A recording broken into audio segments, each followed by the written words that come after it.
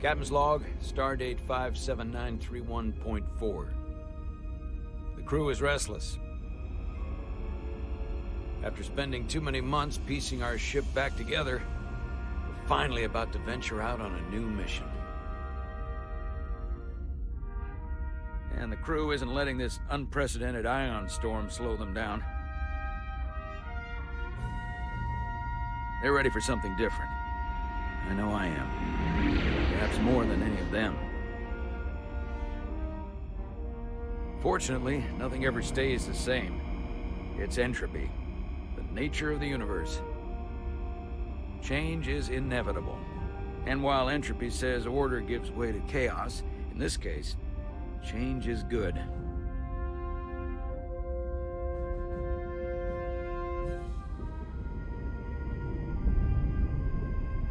Our new first officer is en route to the Resolute. Jara Rydek. I know she'll bring a welcome dose of new blood to the crew.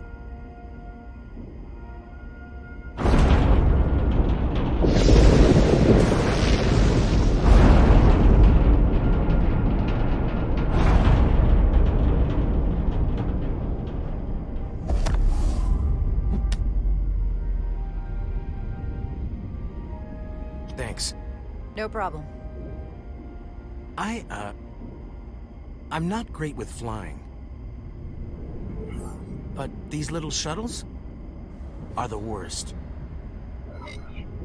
Stick around in Starfleet and you'll be sure to see worse than this. I have. And you're here to talk about it. In the flesh. That's good.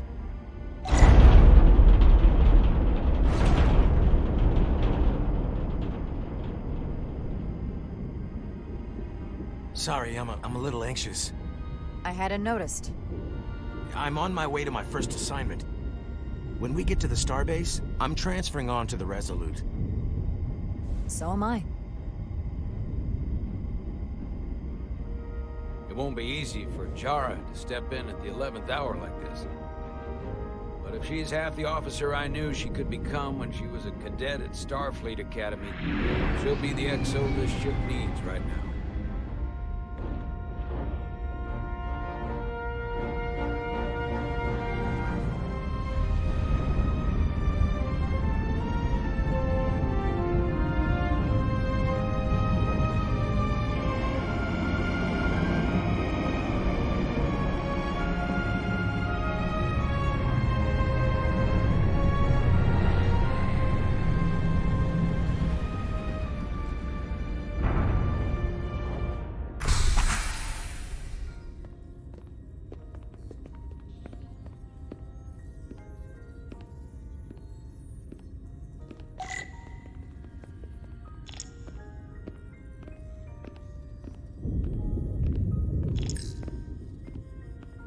A starbase on the very edge of Federation space.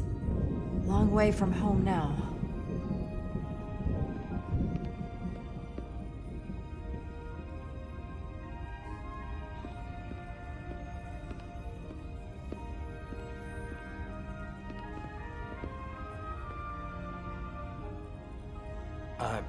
Commander? I'm not usually such a nervous wreck, by the way. I actually did well at the Academy. Oh yeah? Maybe you've heard of the Torvalin test? Sounds familiar. It's a tactical simulator that makes the Kobayashi Maru look like a picnic on Pintaris 5. Anyway, I finished in the top 20. Not just in my class. I mean, all time. In the history of the Academy. Really? That's quite impressive. Thank you. It was tough. But you know, I set my mind to it and it paid off.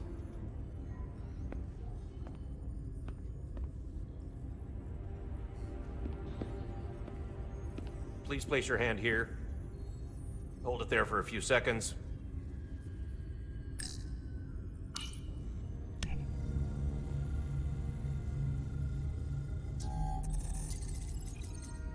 Welcome, Commander Rydek. Wait, you're Jara Rydek? You absolutely crushed the Torvalin test. You finished in what, like the top 3? That would be me. Now I'm really... It's an honor to meet you, Commander. Sorry, I didn't realize before. I just came off the shuttle and was glad to be on solid ground. The pleasure's mine, Ensign. Paul Calloway. Good to meet you. I believe Commander Ermot is expecting you. He's in the concourse just ahead. See you on the Resolute.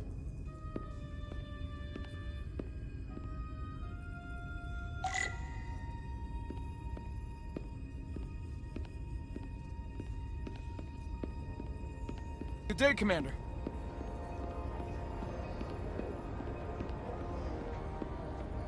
If I remember my briefing, Commander Ermot is a Bolian, so I'm looking for someone with blue skin.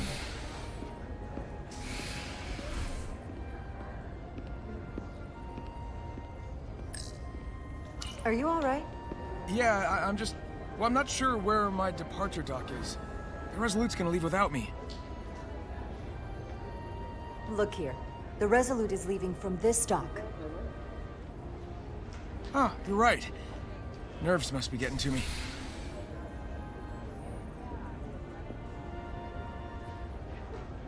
Thanks so much, Commander.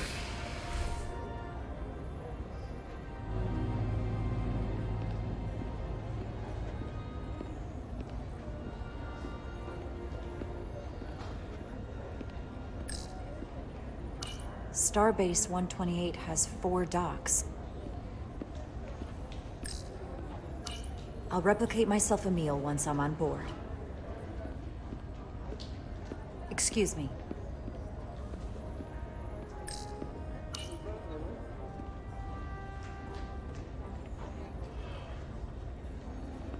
Welcome to the edge of the galaxy, Commander Rydek. I'm Commander Jan Ermot, Operations Officer on the Resolute. Commander? I hope there wasn't too much trouble getting here. This storm isn't making anything easy for us right now. I know conditions are less than ideal at the moment. It was a bit bumpy, but otherwise okay. My apologies. This storm is unlike anything I've seen before. We're grateful you were able to come fill our first officer vacancy at such short notice. From everything I've read and everything I've heard, we're lucky you were available to us. Coming from a premier starship and all. To our little research vessel. What exactly have you heard about me? First in your class at the Academy. Received the Starfleet Award of Valor during the Dominion War. Most recently, Tactical Officer and Chief of Security on the USS Endeavor. You've done your homework? Like I said, we're very lucky.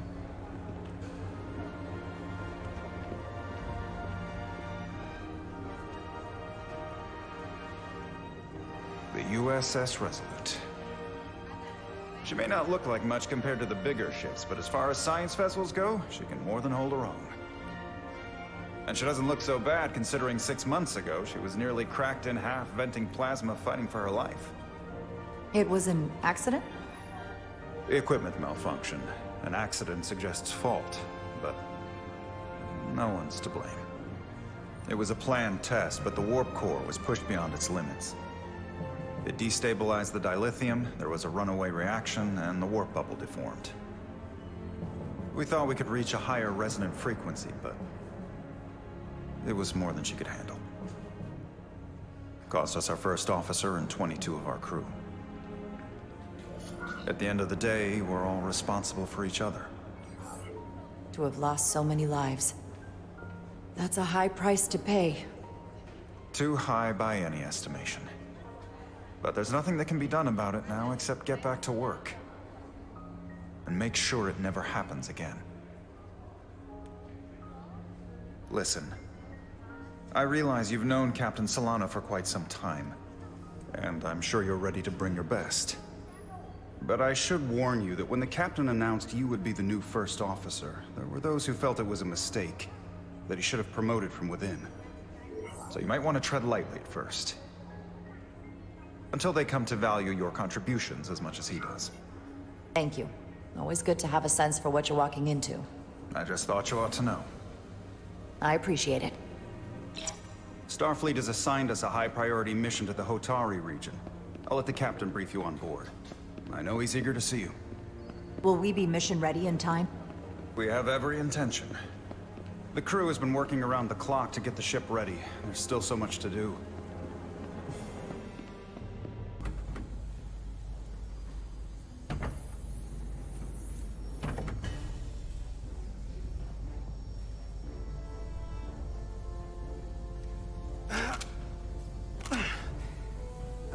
Stuck. I got just the thing.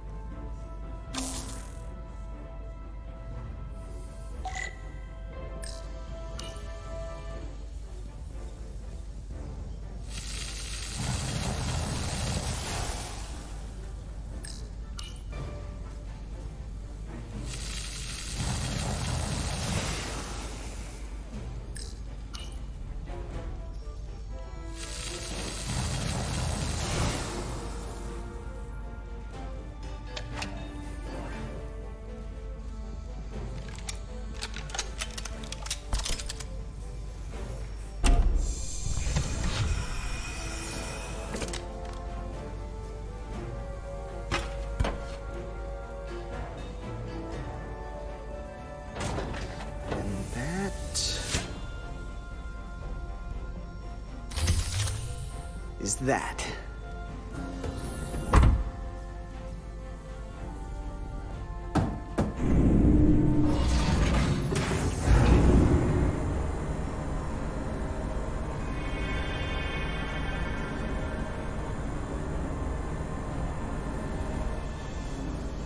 I thought that thing was totally fried.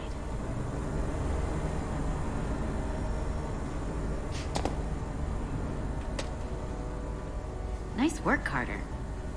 Nothing to it, Neely. And not a moment too soon. The boss wants us down in engineering. Like, now.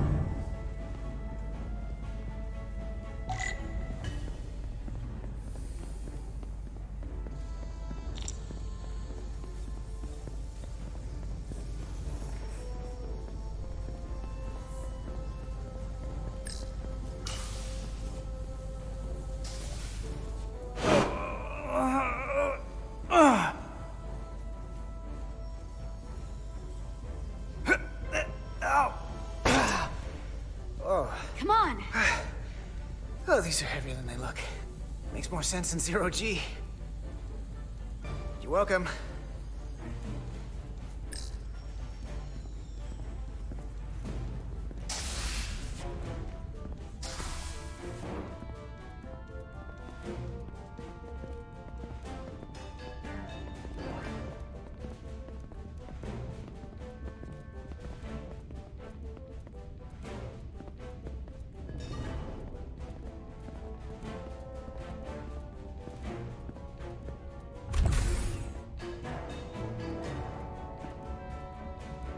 Engineering.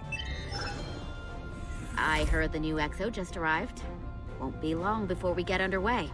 I just hope whatever Chovak called us down for, it's something good. I can never tell with him. I'd rather not end up degaussing plasma manifolds. Hanging upside down makes me queasy. You and me working together, we can tackle anything he throws at us. Your optimism is positively contagious.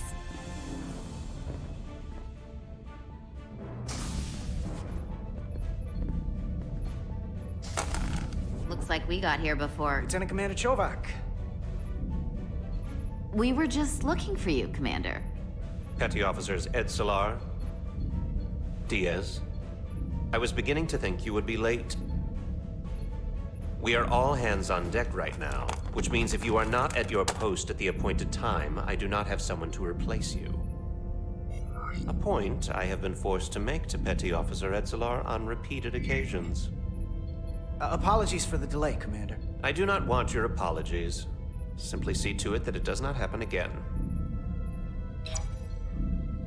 So, I don't suppose you wanted us down here to check in before we go off duty? Equip yourselves in EV suits to work on the exterior of the hull. I need you to tune the structural integrity field for optimal performance. The subspace distortions and ionic interference we are experiencing are preventing the proper calibration. But this ship must be ready to depart shortly, despite the storm. The precise nature of these disturbances are not fully understood. But many systems have been affected by the wide band of emissive activity. How concerned should we be about the storm? Are you worried? Vulcans do not worry. We calculate the variables and take appropriate precautions to mitigate the risk. Right now, that entails making critical preparations, because long-range sensors show that these disturbances will be more severe at our destination, the Hotari system. You have your orders. Do not delay. Yes, Roger Commander that. Chovak. All hands on deck. What's that? All hands on deck. That's what Chovak said. You know what that means? It means this ship isn't ready to go out, and the brass know it. So they're throwing every warm body at it. And they're going to leave on schedule. Consequences be damned. It all comes down to us, Nilly. We're the ones who will get it ready. I know what we can do. But this isn't just any old refit or any old relaunch. Oh, whoa. Excuse me. A lot of new faces coming on board. It's gotta be tough coming as a replacement. That's for sure. They seem all right. Something that happened 6 months ago while they were off on another ship? Well, that's nothing to hold against them. Yeah, you're right. I guess getting a little new blood on board doesn't hurt. Hold on. Now there's an old face I didn't expect to see again. Hey, Miranda! You weren't gonna leave without me, were you? Miranda, you're here?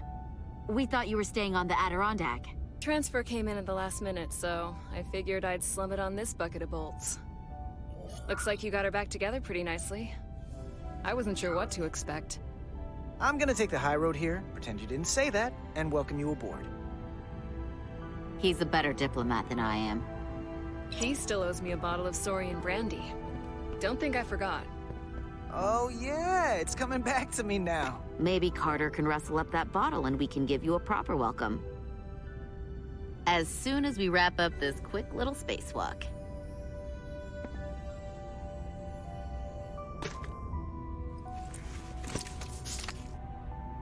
Here, let me help you. Thanks. So what's the word? Are you back in the security rotation? Yep. Still running with the usual suspects. Whoa! Good to go.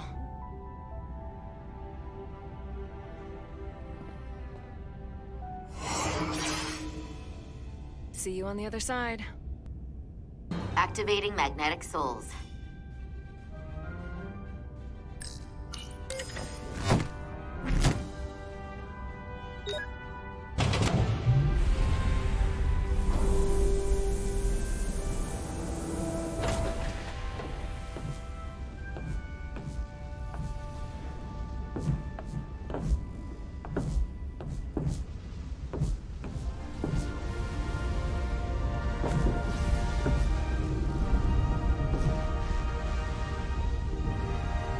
That view never gets old. Let's go.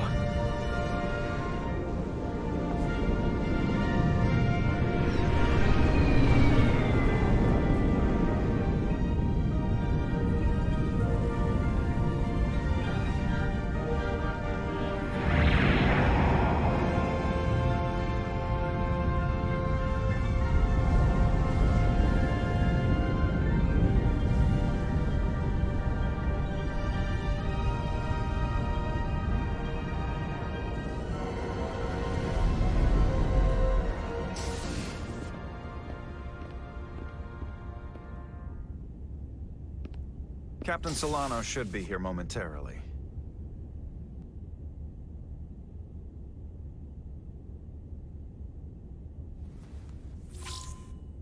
You'll have to forgive me, I don't know much about Kobleods. But my understanding is you need a steady supply of duridium to keep your cell structure stabilized, or bad things start to happen. And we have plenty of duridium in sickbay. so there's no risk of running out. Thank you. Feel free to make yourself at home. And help yourself to whatever you like from the replicator.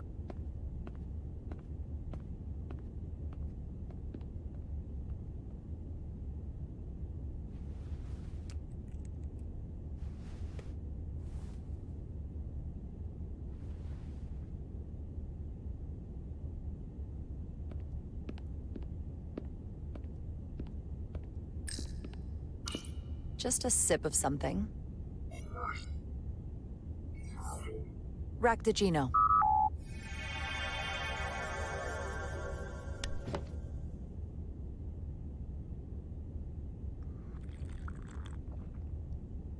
That sure has a kick.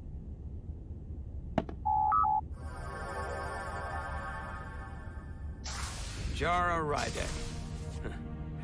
Last time I saw you, it was graduation from the Academy. You'd already secured one of the most prestigious assignments possible. And you were burning with enough ambition to fuel 7 trips around the Necrid Expanse. It's good to see you again, Captain. Well, I could not be happier to have you on the Resolute. My only regret is that we couldn't provide you with a warmer welcome. The arrival of a first officer to her new ship deserves a bit of fanfare. That would be totally unnecessary. I don't need any pomp and circumstance. You've been here all of 5 minutes, and already you're trying to make us more efficient. I like it. As I'm sure you've heard, we've had a rough go of it these last 6 months. The ship suffered some damage, but not nearly as much as the crew. You'll have to forgive me. I don't really know the details. Starfleet has been kind enough to keep the story contained, probably because they want to protect me. But I don't mind telling you. We were on the verge of a major scientific breakthrough. A quantum leap forward in warp core technology. 10,000 teradynes per second.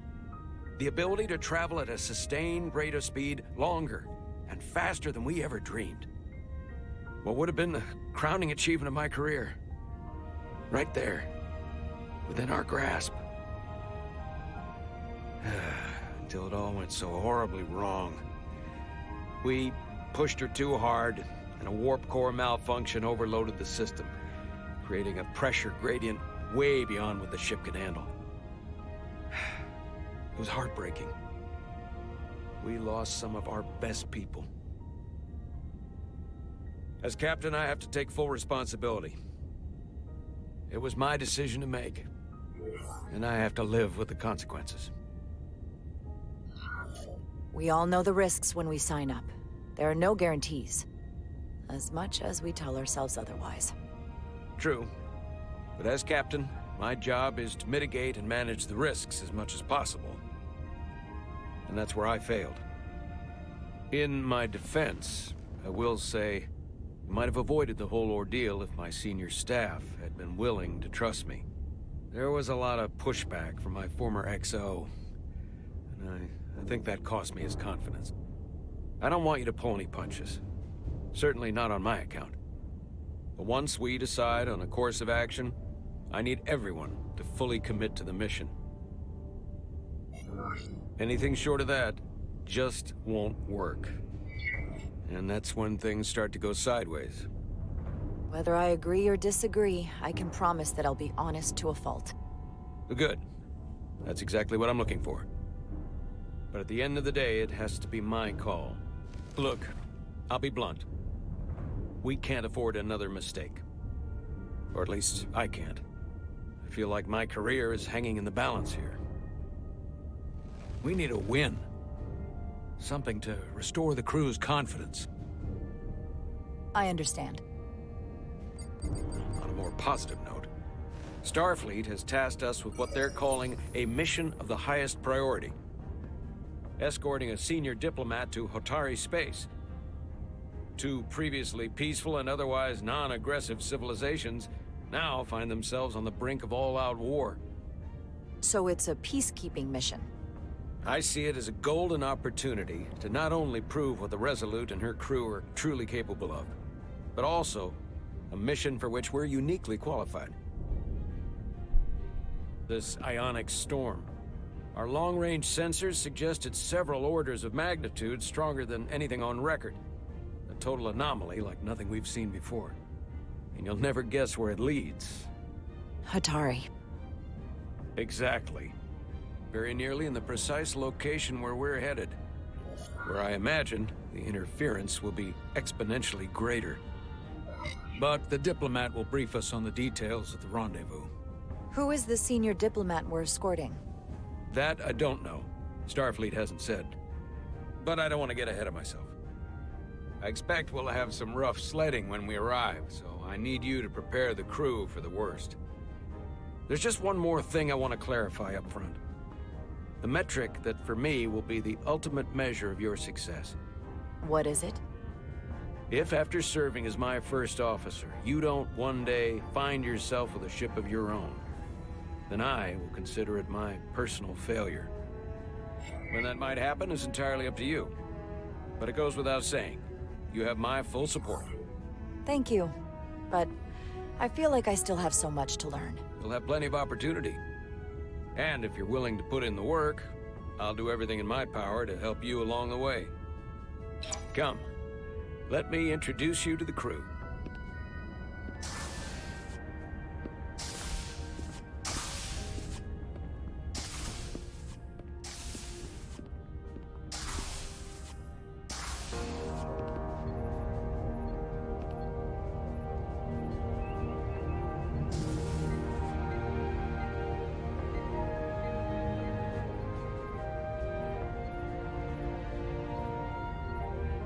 Everyone, if I could have your attention for a moment.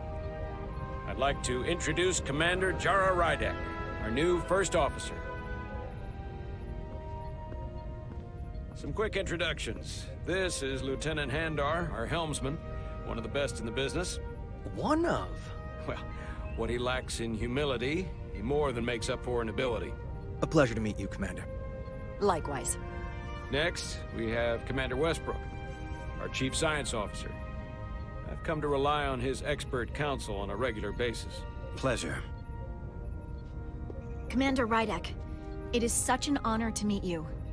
This is our Tactical Officer, Lieutenant Bedrosian, who's been looking forward to meeting you for about as long as I can remember. I've been following your career for quite some time. And I look forward to learning as much as I can from you. That's very kind of you to say. I'm happy to be here. Well, I have to admit, one of the reasons I've followed your career is because you're part Kobliad, because of what you've overcome. Starfleet stands up for people who can't defend themselves, and you were one of those people once. But since then, you've done so much to protect others who need it. I really admire that. So, you've been something of an inspiration to me. Not that I've done anything close to what you've done. I don't know what to say. That's incredibly flattering, thank you. I hope someday I can follow in your footsteps. I'm sure you will. And then, of course, you've already met Commander Ermont. Please, do everything you can to make Commander Rydek feel at home here. I'll be on the starbase. Have an urgent meeting with the starbase commander to get our authorization to get underway. If they drag their feet any longer, we won't make our rendezvous. The bridge is yours.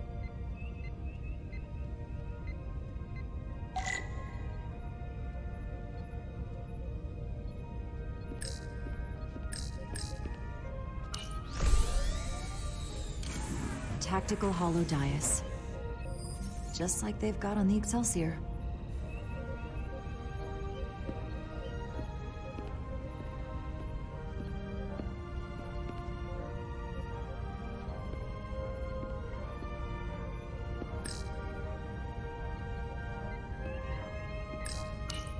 The first officer's seat. My seat. Right now, though, I need to fill in for Captain Solano.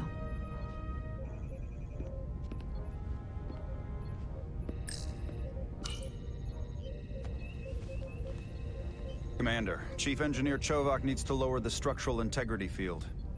He's sent a crew out to recalibrate the emitters in response to the danger posed by the storm. We just need your go-ahead. Mission granted. Lowering structural integrity field. Now. Entering maintenance mode. Condition blue.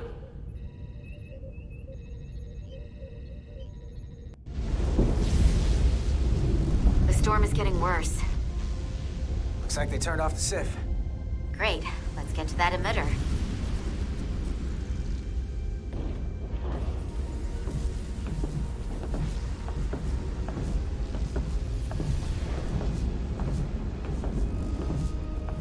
Every time we're out here, I half expect to see her in pieces again.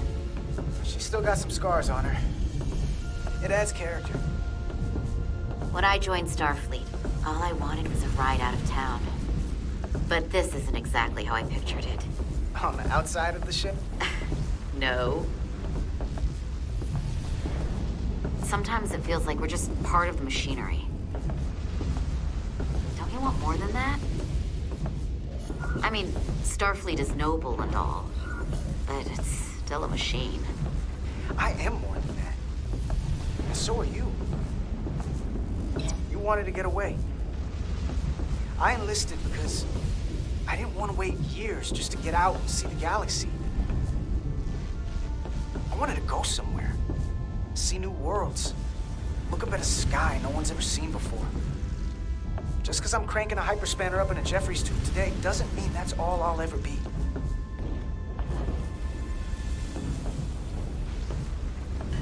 Diaz to Commander Chovak.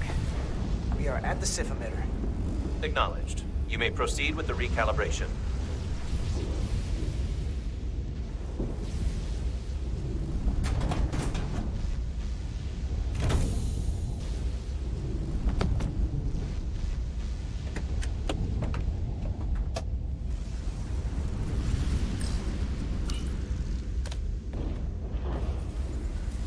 Beginning recalibration.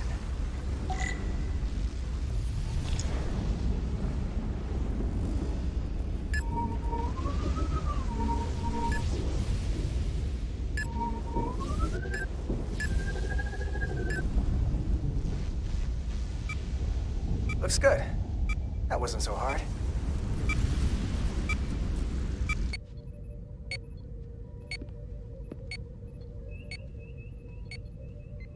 Commander Westbrook, right? Chief Science Officer. You remembered my name and my rank. Impressive. Yes, I'm the Chief Science Officer, and I have the dubious honor of being the most senior officer on this bridge. I know this ship inside and out. Better than just about anyone. What a very impressive list of credentials. This is a research and discovery ship, first and foremost. Now with a former tactical officer as its new first officer. I'm curious, though. A Kobliad, or half in your case, is an odd choice for first officer, given your vulnerable condition and all. But if, as an example, we found ourselves in a hostile situation, and you were suddenly incapacitated because you needed an infusion, what would happen then?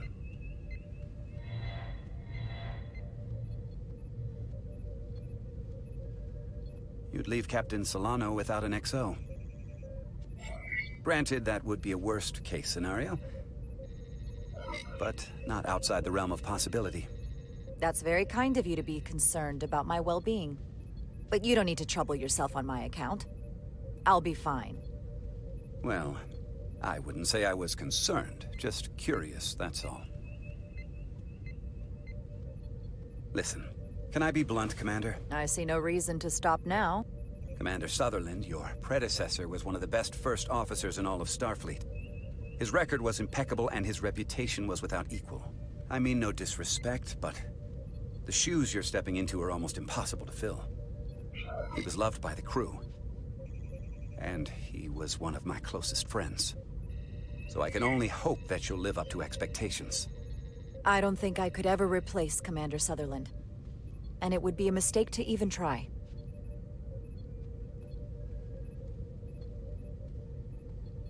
Seeing as Captain Solano is on the starbase, let me give you an update on this ion storm we're flying into. It's unusual, unlike anything I've ever seen. At the moment, I can't tell you if the Resolute will shrug it off or if we're putting ourselves at risk. However, if we learn more about its patterns, its nature, we can come up with a scientific countermeasure. Just a moment.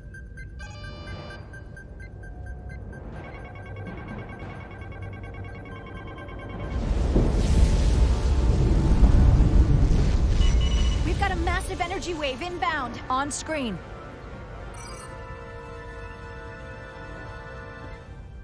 Tracing its trajectory. Starbase docking clamps are holding. The storm's emissions are fluctuating, coming in waves. And if my projections are right, we're about to get hit by a wide-band burst of ionic energy. Like a tsunami. I'm reading power abnormalities all over the ship. Estimated time to impact. Red alert. Aye.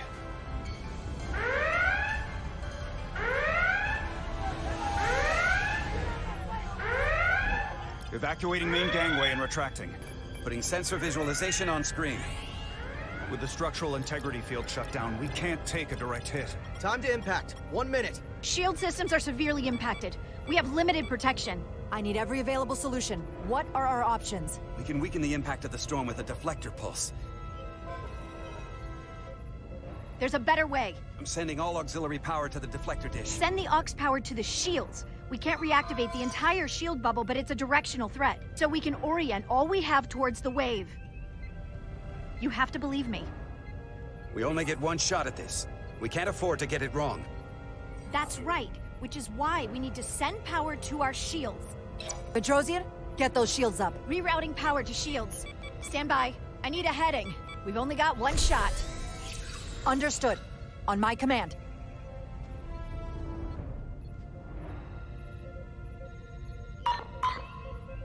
Heading locked. Raise shields.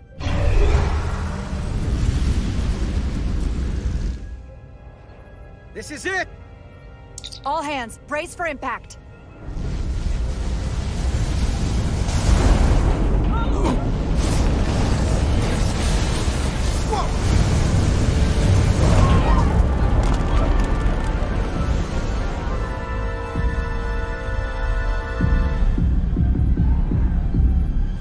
What happened? We have experienced a surge of radiation.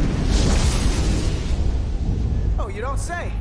This radiation supercharged the plasma, forcing it to backflush through the system and creating a dangerous imbalance. That can blow out every primary system on the ship. Just tell us where you need us.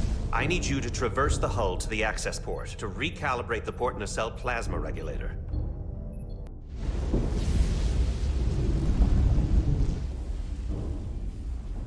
We've reached the first access point.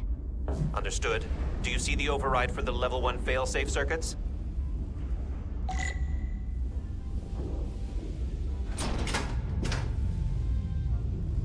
Affirmative. Engage the override.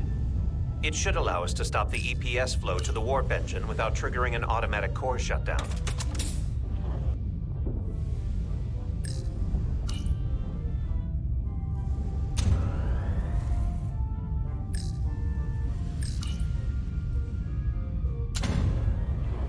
Failsafe override engaged. Are you sure? I am registering some crosstalk in the bypass circuit. We need to route the signals so they don't interfere with each other.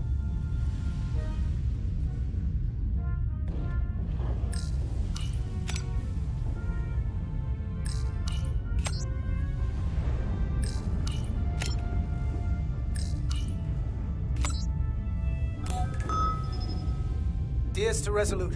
The failsafes are temporarily disabled. Moving on to the EPS regulator. Heads up, Carter. What is that? One of the discharges coalesced. It's coming right toward us. I'm gonna try to disrupt it with my phaser.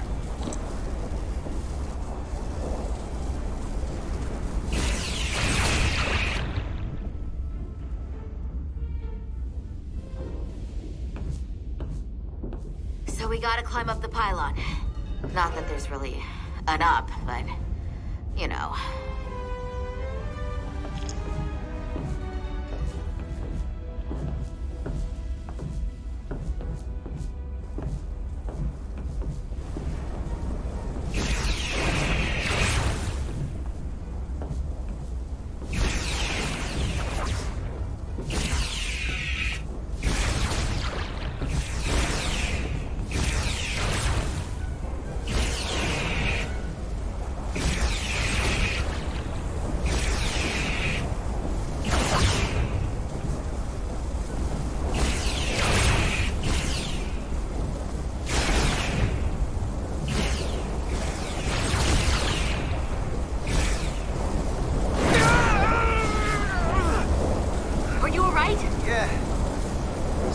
most of it. Snuck up on me. That damaged your suit. Energy dampening is down to 60%. We're almost to the regulator.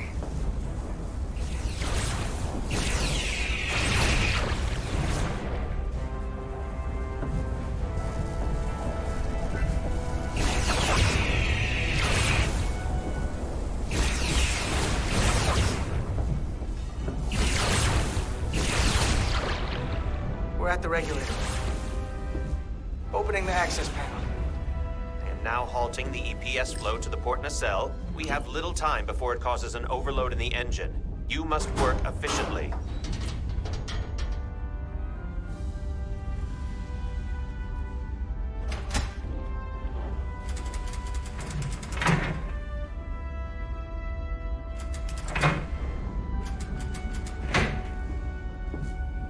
EPS manifold adjusters reset to neutral.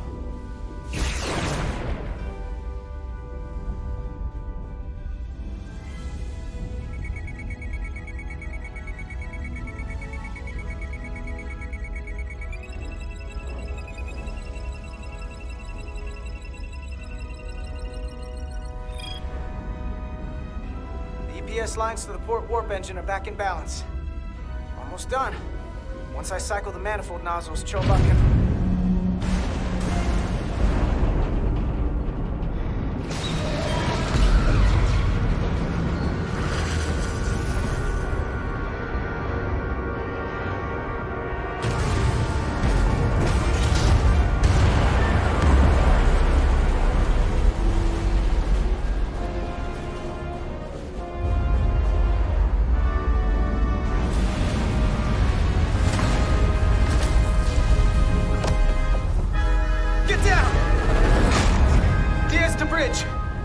docking clamp. We've got a lot of debris coming down. Hull vibrations, too. We can't finish the EPS regulation in these conditions. Please advise. We have to release the ship from that other docking clamp or the hull will be ripped apart. There's a problem. The clamps are supposed to disengage automatically in an emergency, but it's not working. Not working? What are our options? The docking clamps are fitted with exploding bolts for an emergency release. We've got crew out there. That'd be like setting off a bomb next to them. Maybe there's another way. Starbase is hailing us. Put him through. Resolute, the remaining mooring arm is failing. You need to disengage from the starbase now. The damage to the station will be catastrophic. We have crew outside and are looking for the We safest have way to... people on this station. If that mooring arm breaks, we could lose dozens of crew. Commander, hear me out. Reverse the polarity of the hull, which theoretically will repel the docking clamps. And repel the engineering crew right off the hull into the storm. This is Captain Solano. Put me on screen. Go ahead. Captain, we have a situation. Commander, what are you doing? Blow the bolts on the docking clamp. The captain doesn't know the whole story. I'm giving you an order. Chara? Captain, you brought me here because you trusted me. Can you trust me now? You better be sure you make the right decision.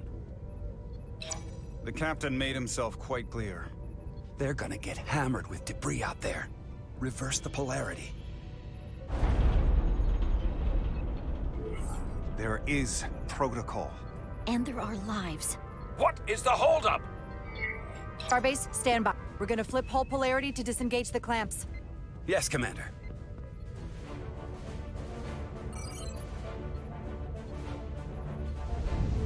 Repair crew, this is Acting Captain Jara Rydek. Be advised, we are going to reverse hull polarity to free us from the remaining docking clamp. Tether yourself and deactivate your boots on my mark. Understood. 8, 7, 6, 5, 4, 3, 2, 1. Mark! Ah!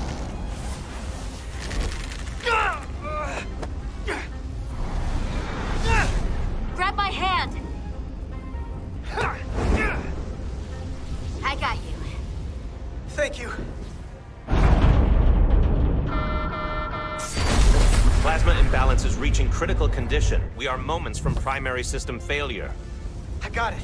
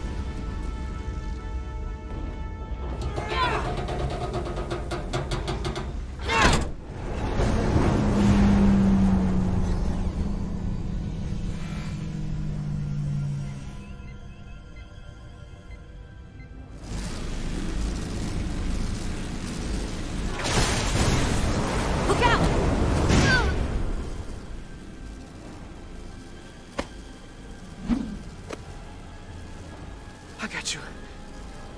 Petty Officer Edselar's hurt and unconscious. I'm gonna have to tow her back to the airlock. Mr. Diaz, the situation has changed. You are at risk of triggering a substantial electromagnetic arc if you approach the main hull the way you came. But Commander, the way we came is the nearest airlock.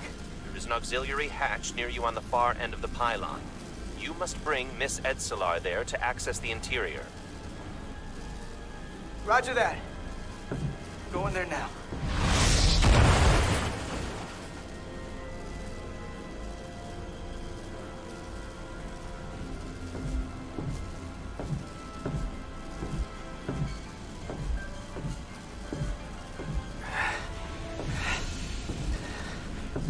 I'm at the auxiliary hatch.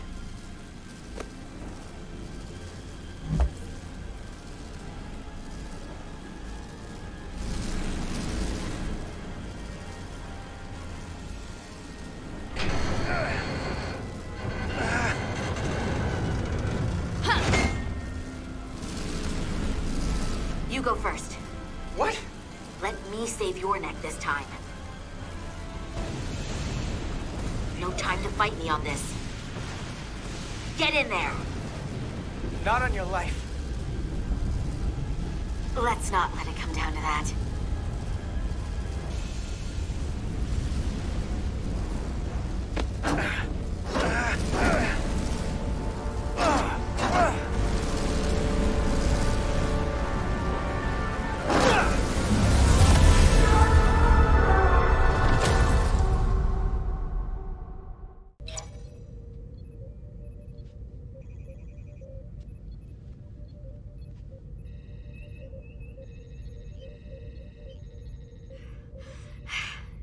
We made it.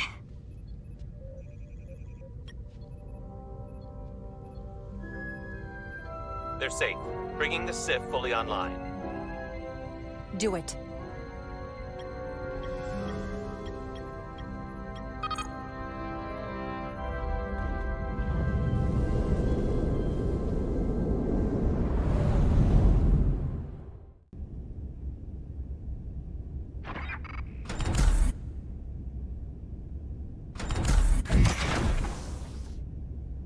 Nilly. I'm good. Help me with him.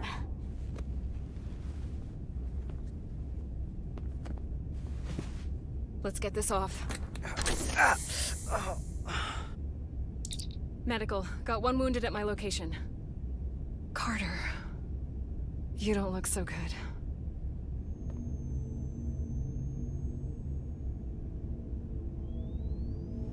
You gotta be more careful. I just got here. I'm not ready to see you two get blown to space dust just yet. Now let's get you down to sickbay. Great.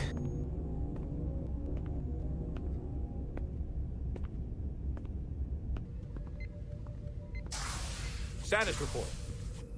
The repair crew made it inside. EPS flow is back to nominal levels. The SIF is back up. How does this affect mission readiness, Mr. Ermot? Releasing the docking clamps using hull polarity minimized damage to the Resolute. We'll have some last-minute repairs to make, but if we reapportion some of the staff, we can make our departure on time. As of now, however, we are successfully moored to the station. Good to hear. Send updates to my ready room. Commander Rydek, with me.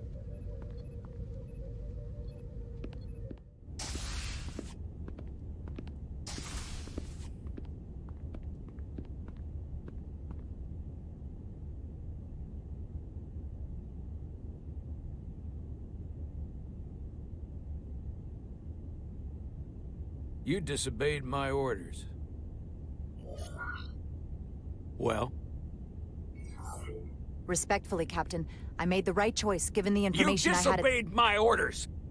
And not just in front of the bridge crew, but the Starbase staff as well. That's going to get around. My name's already tarnished around the fleet. But what is it going to do to my credibility on this ship? From the top to the bottom. Bridge to lower decks. Captain, I told you I'd be honest, so here it is. Maybe I shouldn't have disobeyed a direct order, but you were wrong. You weren't on board, and you didn't have all the information. So I made the right decision for the ship. If you're worried about your credibility, put your ego aside and trust your crew. Trust me. You might have won some fans on the bridge with that stunt, but not everyone. Lieutenant Commander Chovak has already bent my ear. I'm sure he doesn't take it personally. He'll get over it in time. Mr. Chovak is more complicated than he would want to admit. I guess we all are.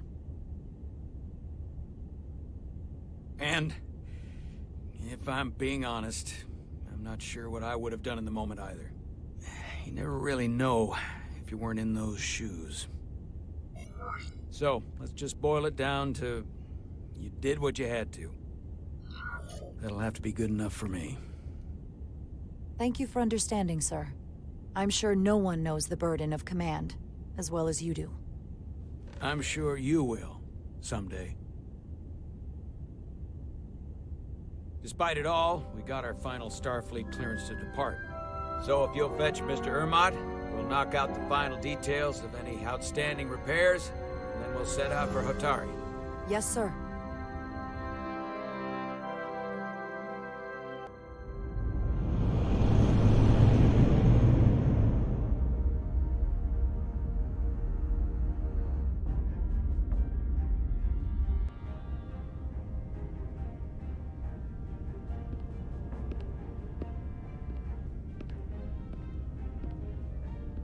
All departments reporting full mission readiness. We've got our full complement on board. This is my favorite moment, right now. The start of a new mission is always full of possibility. The Orion Syndicate could sell it as a drug.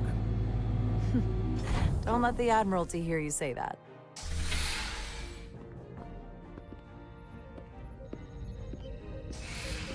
Captain on the bridge. Sit. Sit, everyone. You all know, I'm not big on speeches. We're embarking on the first mission since our refit. Let's make it a good one. Disengage docking clamps.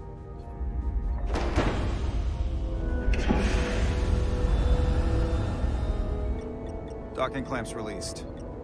Thrusters ahead, Mr. Handar.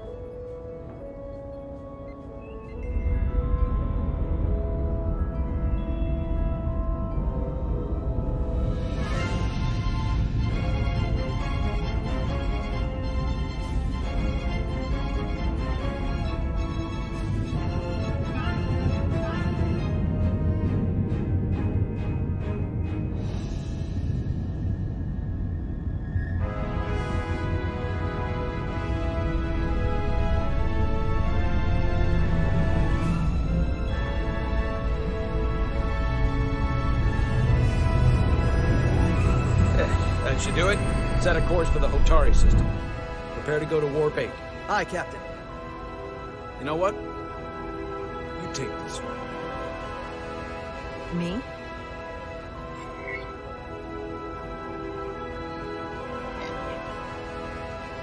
Engage.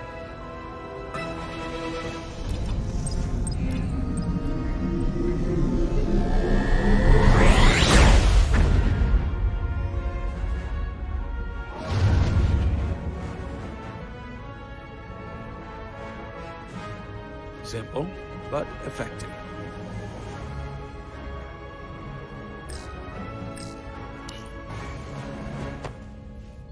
Easy. Thank you. I'm fine. Really, You don't look so good.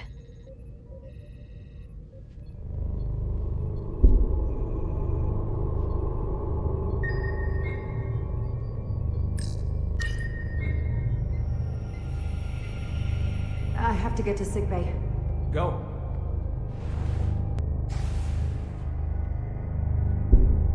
Commander, help me get her inside!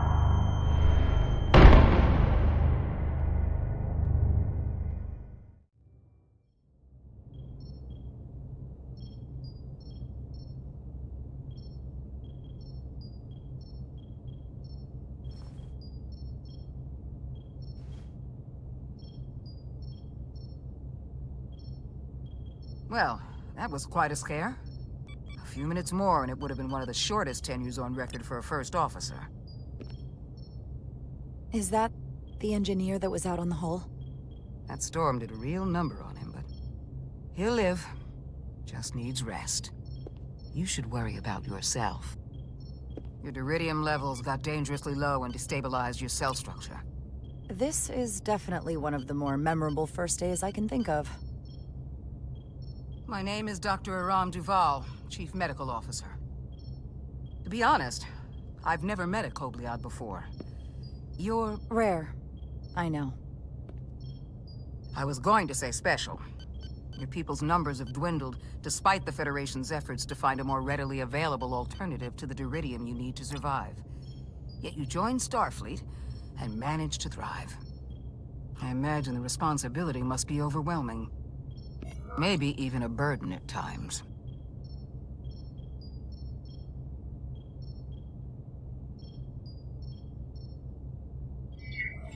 I know what it means. And I know the responsibility that comes with it. But I can't be anything more than who I am. And if someone has a problem with that, or expects something else, then that's their problem, not mine. That's exactly right. And don't worry, I won't treat you like a science experiment. I just do the science and leave the experiments to Solano. You don't agree with his methods? I don't agree with his definition of acceptable risks. Not when the lives of your crew are at stake. My professional opinion is that the accident took a toll. More than he's willing to admit. He's overstressed, operating in the pressure cooker of his own mind. Which is never a good headspace when the lives of your crew are at stake. What concerns me is that now he's even further away from the thing he's been chasing his entire career. Breakthrough discovery. The major innovation. Something he can put his name on. The more the time passes and the further out of reach it gets, the more risk he'll be willing to take. I think after what happened, Captain Solano's learned his lesson. And whatever ambition he once had is on hold for a while. He may say that, but we'll see what happens. And I have to give you credit for what happened on the bridge. It took guts to defy a direct order. Huh. I guess word travels fast around here. It's a small ship, and everyone's curious about the new XO. Fortunately, your cell structure is almost completely stabilized. And I'll spare us both the lecture, but I do feel it's my responsibility to remind you, without regular infusions of deridium, you will not live. It's as simple as that. Understood. And my work here is done.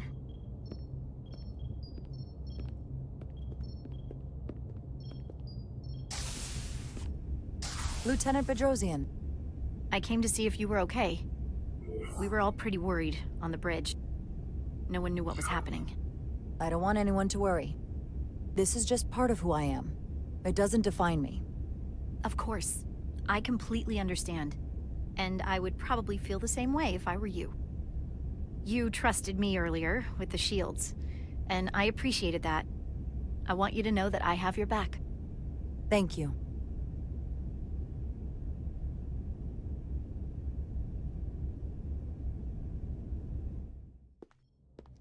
Now, Carter, The emissions that gave you that burn are quite unusual, like everything else that goes with this storm. That's a combination of hyronolin and lectrazine to counter the radiation effects. That should help speed your healing. She's come by a couple of times to see you already. Be brief. It's good to see you awake again. I was starting to get worried. Not that you aren't in good hands with Dr. Duvall. You did take one hell of a shot, though. I hear you've been checking in on me. Thanks for that. One of the benefits of working a security rotation. Lots of opportunities to walk by sickbay and stop in. Millie was looking in on you too, by the way. But since it's just us right now, I had a chance to think about this while I was away. And I thought it was important that I just come out and tell you, instead of tiptoeing around it. Wait, are you angry at me or something? Oh, no, not that. I'm sorry. I'm probably making too big of a deal here. What I'm trying to say is, we've been really good friends for a long time. But I got back here and I couldn't ignore it anymore. I want to see if there's more between us than just being friends. Are you sure about this? They're my feelings. Of course I'm sure. Well, I just mean, seeing me in here, after we almost got killed out on the hull.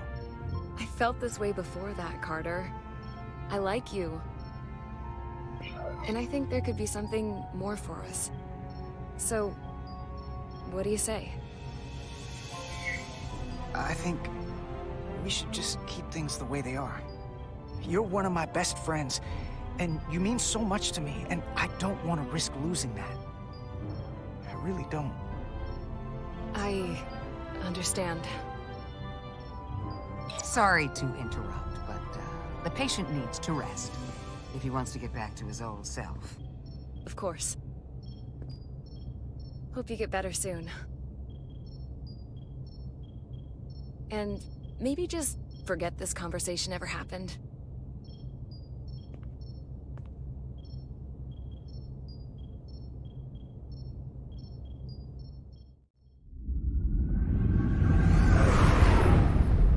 Approaching the rendezvous point outside Atari Spade. Helm, bring us out of warp. Dropping to impulse.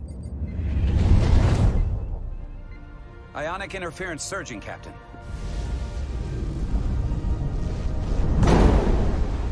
Shield integrity holding. We can take it. We are at the correct coordinates to meet the shuttle. Commander Rydek, find us our diplomat, if you will. Aye, Captain. Let's reduce the noise. Filter out environmental signals. I can manually tune what's left for Federation signal types.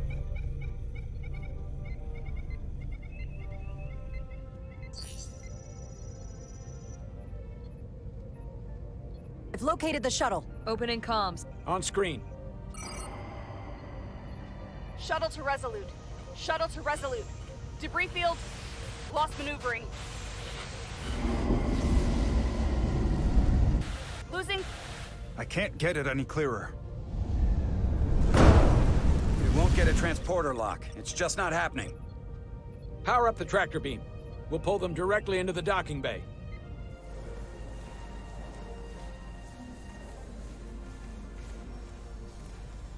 Diaz, you good to run the tractor emitter? Yes, sir. You sure?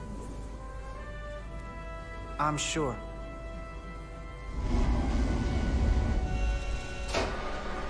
Come on, Diaz. First thing, lock onto the shuttle and stabilize the rotation.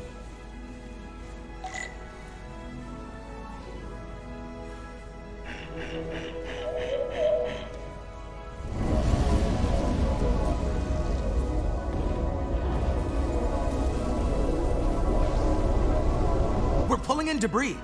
I'm on it.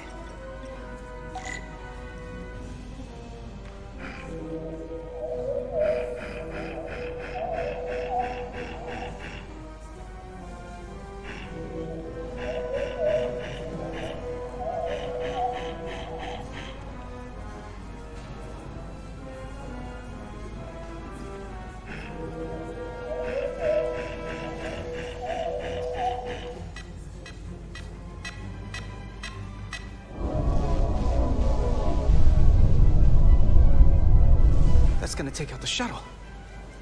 Yes, the bridge. There's a large piece of debris headed for the shuttle. The tractor beam can't handle it. Can our shields take it? I believe so. Commander Ryder, plot an intercept course. On it.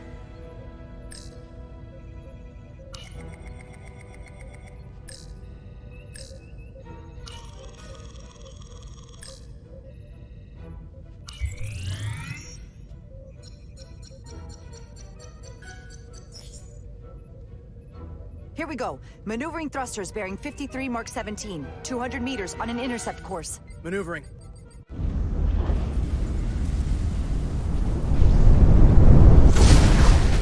Got it.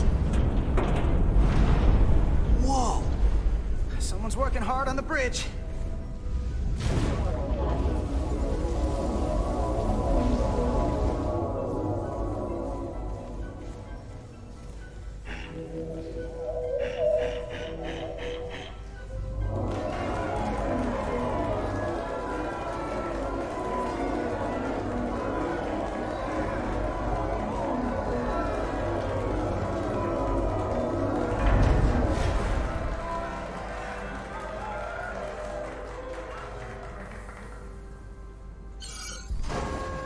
Got the shuttlecraft on board.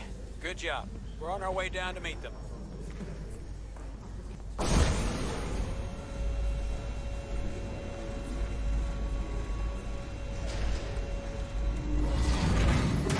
Terra firma, so to speak.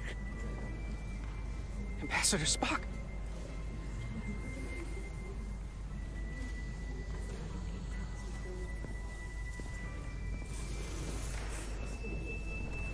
The captain will be right down to meet you, sir.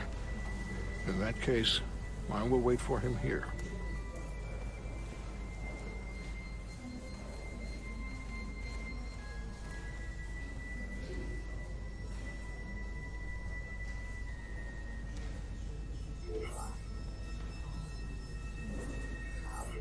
Apologies for the landing, Ambassador.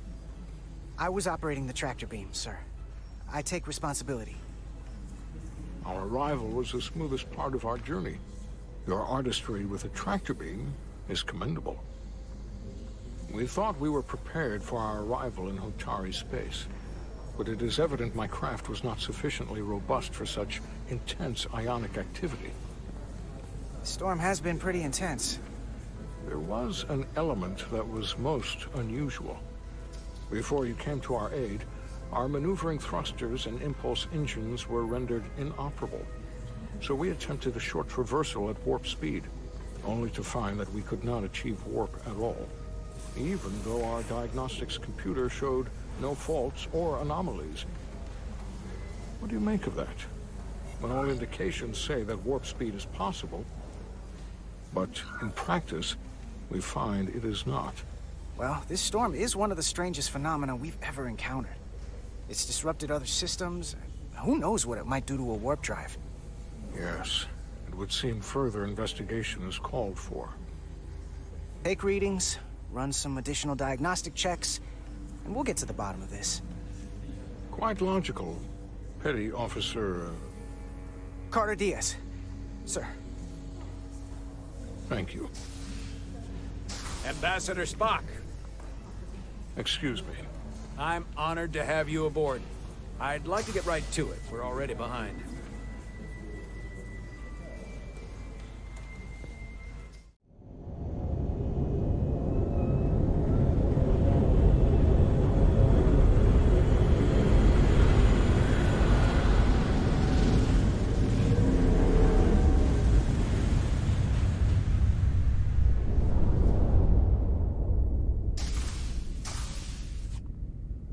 Ambassador Spock, my senior staff.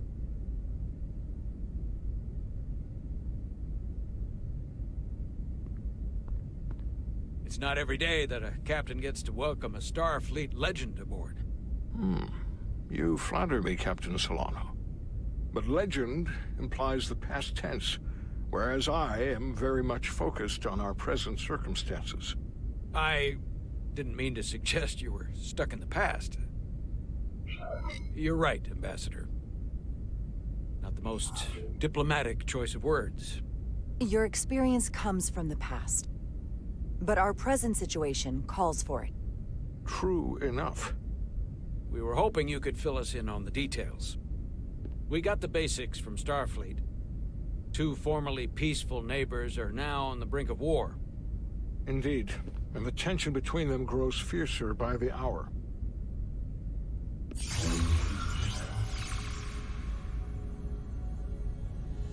Ilidia and Hotari. Ilidians are the more advanced species. They made first contact with the Hotari over a century ago. This is Tau, the Hotari moon. It is rich in dilithium, and for decades, the Hotari and the Ilidians have shared a mining operation there. The Ilidians provide the technological resources, while the Hotari have served as the labor force. The stability of that arrangement was the source of their peace, until recently. The Hotari have suddenly and forcefully seized control of the mining operations and expelled the Ilidians from their system. That is the official story, as told by the Hotari when they requested Federation mediation. But the details remain scant. Communications between all parties have been limited by the ionic interference. Have the Ilidians retaliated against the Hotari? Or taken any action against them? Surprisingly, they have not yet responded in kind. They were open to a Federation presence, but it is unlikely the relatively primitive Hotari forces would stand a chance against the Ilidian fleet in open war. Left unchecked, this conflict will result in more bloodshed, which is what we are here to prevent. And the dilithium trade hangs in the balance. Clearly, the Hotari have been exploited in this relationship. Maybe we can persuade them peace is the more profitable alternative for everyone. They both profited from the mines. And for the Hotari, something is better than nothing. Peace is our objective, after all. We can call it profitable or mutually beneficial, but at the end of the day, the Hotari are still being exploited for their own resources. True peace is not merely the absence of war. And as such, this conflict will surely come again. Neither the Ilidians or the Hotari are members of the Federation, so we can't make them do anything. There is an additional complicating factor I should mention. In the past, the Federation has relied on the Ilidians as a source of dilithium. That certainly changes things. Federation sources its dilithium from a lot of places. Yeah, and this is one of them. We could use that as leverage with the Ilidians. They'll want the Federation to continue buying from them. There might be something to that, Commander. Putting that on the table could make the Hotari more hostile. Given the Federation's involvement in the Ilidium dilithium trade, Captain Solano and I must make every effort to appear neutral in these negotiations. What worries me is if this whole thing unravels, and we're at the mercy of the storm at less than full strength. We can't let it come to that. Considering what the Ion Storm has done to our ship, and the Ambassador's shuttle, we have to assume the Ilidian fleet has had problems with it as well. This recent surge in the energy disturbance temporarily levels the playing field. Commander Westbrook is correct. The energy anomalies around the Hotari systems have been noted in the past. But they have never been observed on the orders of magnitude we have seen in recent weeks. If it's keeping the two sides talking instead of shooting at each other, that actually helps us negotiate a peace. And we'll take advantage of that as long as it works in our favor. And when it doesn't? All the more reason to learn as much about it as we can while we are here.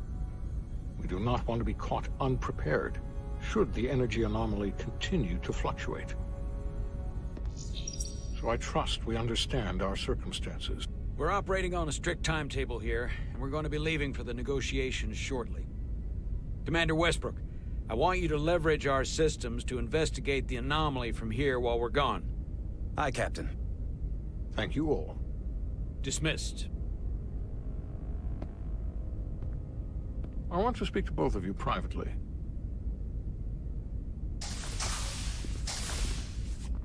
Ambassador Spock, I'd like to make a formal introduction. My first officer, Commander Jara Rydek. Commander, as you are aware, there are limits to what Captain Solano and I can do in our official capacity as representatives of the Federation. But someone in an unofficial capacity, your first officer, for example, would not be bound by those restrictions. Commander Rydick could ingratiate herself to certain parties behind the scenes, where they may be more candid in revealing information that could lead to a resolution. She certainly goes her own way. Maybe that helps in this case. I'm perfectly happy to work outside the lines. And by extension, you will be doing your duty, Commander. Just not too far outside the lines. Well, I hope Commander Rydick will have more luck finding out what really happened than we will through official diplomatic channels. The fate of the negotiations, the interests of the Federation, and the prospect for peace may very well depend on it.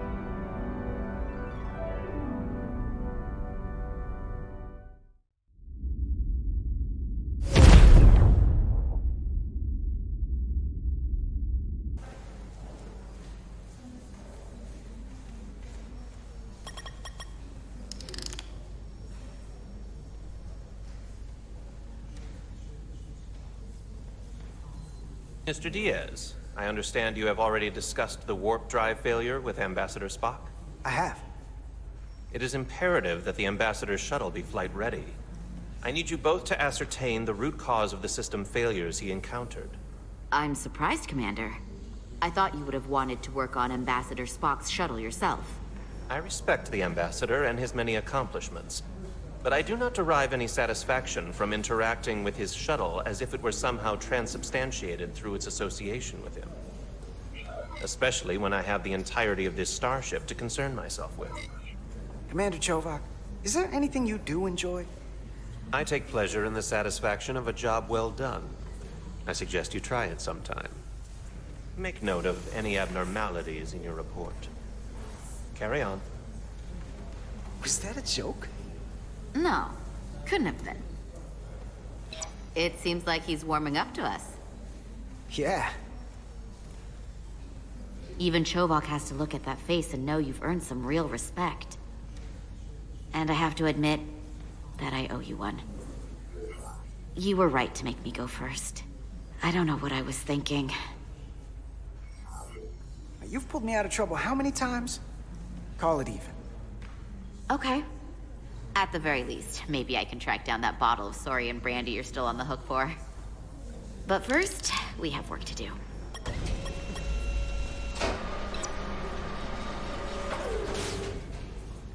Ready to go? All set. Let's run the diagnostic.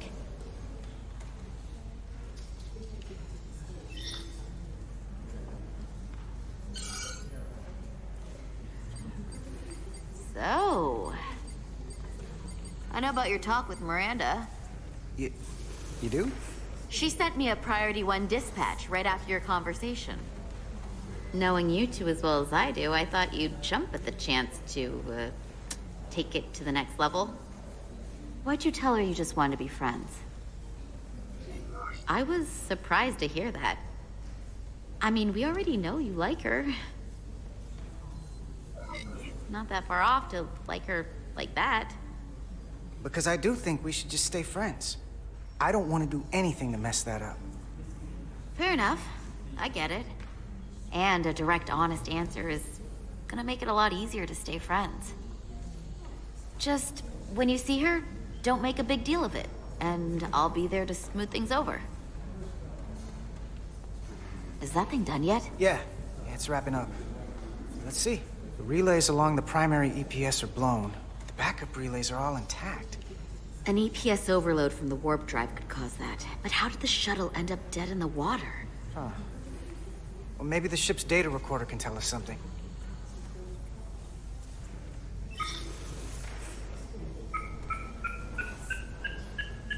Here. They were only about 8 minutes from their plotted warp point. No faults, just those warnings. What are they?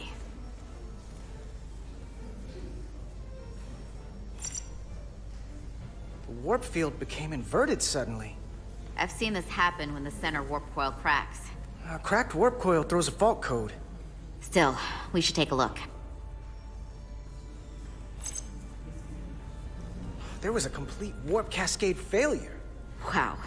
They're lucky the shuttle didn't turn inside out. Makes me think the computer panicked on the warp field equation. Subspace variance out of tolerance. What does that mean? It means the main navigation array lost sight of space somehow. Will the array going offline cause that? Yes, but it should have also thrown a fault code. Any one of these failures should have thrown a fault. If it was caused by a system failure. None of this caused the relays to blow. Roll forward to when that happened. Yes, ma'am. So here, they take a moment to get their bearings and they attempt to re-engage the warp drive. There. That's the relays blowing. And look, there's another warp system alert. They're all the same. Subspace variance out of tolerance, or warp inversions. Finally, there's a complete warp cascade failure. Then it's one of two things. Either a warp coil is cracked, or the navigation array is offline. That makes sense. Divide and conquer. You want to check the warp coils or the navigation array? I'll check the other. Let's not overcomplicate this. One of these systems is likely broken. I'll check the nacelles for a cracked coil.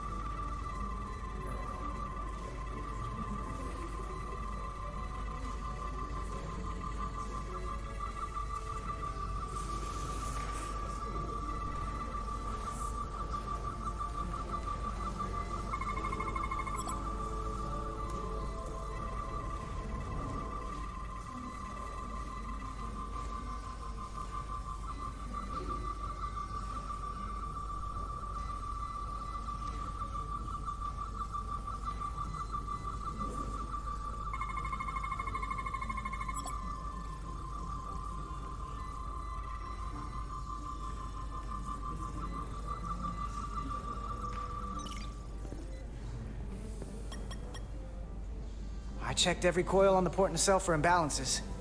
If any coil in either engine were cracked, I would have detected it. So, it must be the navigation array. Except it's not. Checked and double-checked. Well, the readings don't lie. Here comes the security detail for the way team.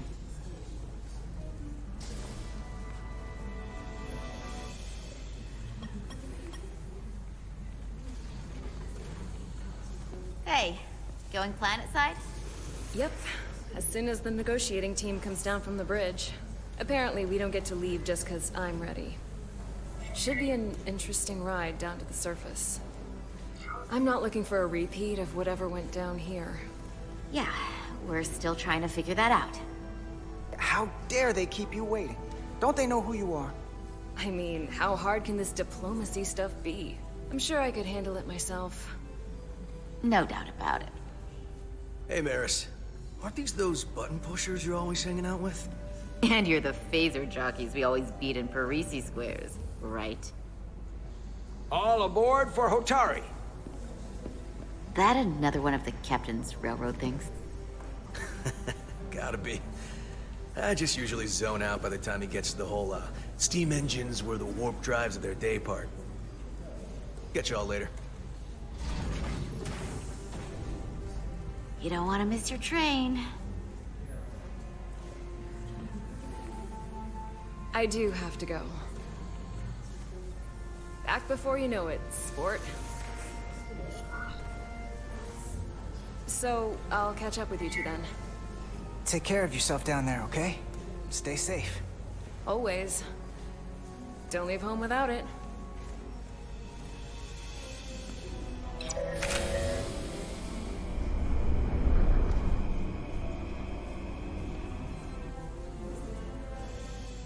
That went well enough. It'll be fine. All right, where were we? So, the warp coils in the navigation array are fine, but the nav computer doesn't seem to think so. I'm out of ideas short of field stripping the shuttle from bow to stern. You wanna take this out of the shuttle and throw it on the bench? Oh, real hands-on maintenance. I like it. Okay, the nav computer is patched into the ship. The ship's computer can double-check our work. If the shuttle's nav computer is putting out false data, we'll know it. Let's run through the shuttle's logs again. Running now.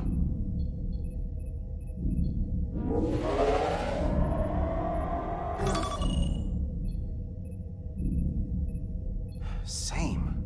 Warp field inversion and a cascade failure. However, the Resolute computer doesn't show the same subspace variance. We're in the same conditions that the shuttle was in when it failed. Why wouldn't the ship's computer get a matching result? What if the subspace variance was a momentary occurrence? That's a possibility, and it would explain why the simulation under our current sensor readings failed to reproduce the issue. But a subspace anomaly strong enough to cause a warp field collapse would leave graviton ripples for days. Let's run with the momentary subspace variance theory for now. Roll forward to the shuttle's attempt to re-engage the warp drive. We need the conditions of space around the shuttle at the moment of warp failure. Resuming simulation.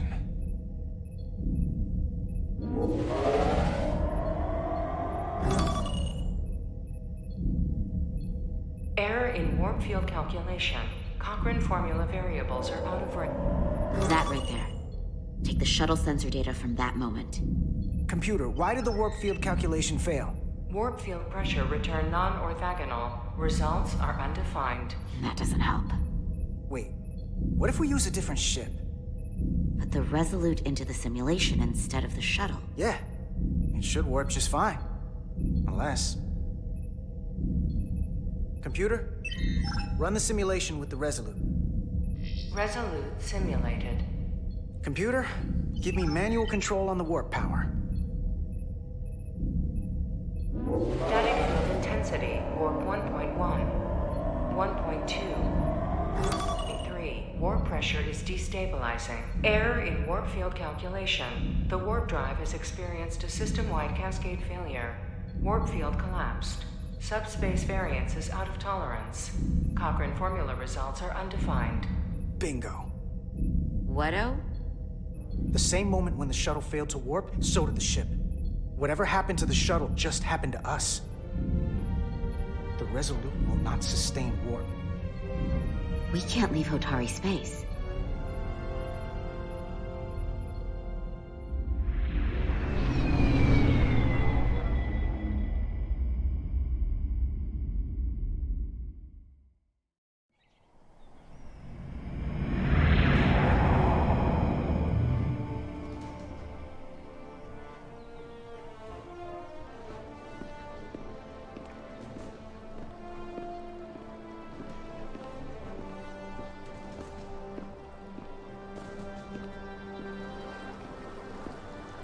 Ambassador Spock, Captain Solano, welcome to Hotari. We are honored you've come. My name is Tylos Altaris, Minister of Diplomatic Affairs. The honor is ours, and this is Commander Jara Rydick, first officer aboard the USS Resolute. You'll find she has a keen mind, and unique insight into the dynamics between the Hotari and the Lydians. We are honored to be here, as representatives of the Federation. I'm so glad. These must be the representatives of the mighty Federation. The reigning authority in the galaxy. Or so we've been led to believe. Whether that's true or not remains to be seen. But, either way, we're grateful you've made the time to come to our little corner of the universe. And you are? This is Galvin, and this is Citron, the heroes of the revolt in the mines.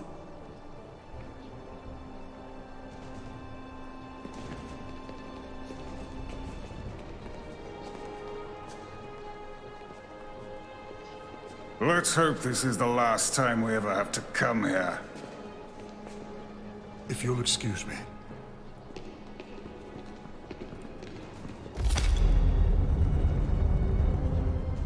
I think we're about to begin. Did you hear the arrogance from that guy? I don't know what we're walking into here, but that guy was something. He certainly seems full of himself. No missing that. You could probably see it from orbit. What a piece of work. Remember, we are here at their invitation. We must remain deferential whenever possible. Of course, but even that has its limits.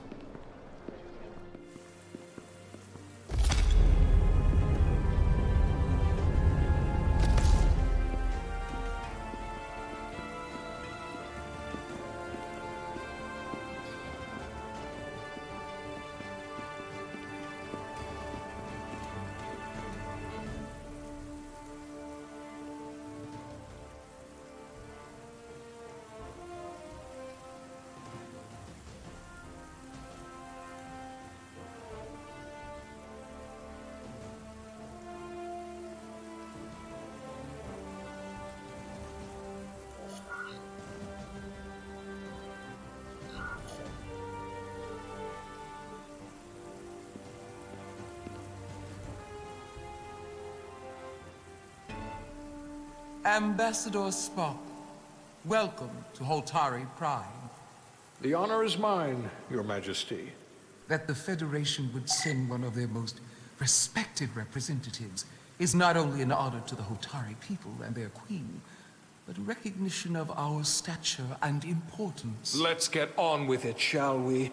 With all due respect to the Federation and their ambassador, they have no authority here. We are not members of their alliance. We are not subject to their rule, nor yours. We demand the immediate return of all mining operations to Elydian control, as it has been for centuries and will be for centuries more.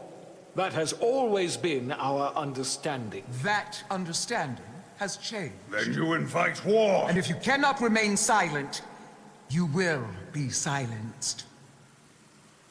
But his point is well taken. What is the Federation's interest in this matter? Perhaps you would have us trade one oppressor for another? The Federation remains neutral. Our only interest is the peaceful resolution of this conflict. We are here at your request, Your Majesty. For now. I get the sense she's cut from the same cloth as Galvin. I thought they wanted us here. Was there something you wanted to say, Captain? Oh, no. My apologies. And what about the Kobliad? She's not part She of... can speak for herself, can't she? Then let her.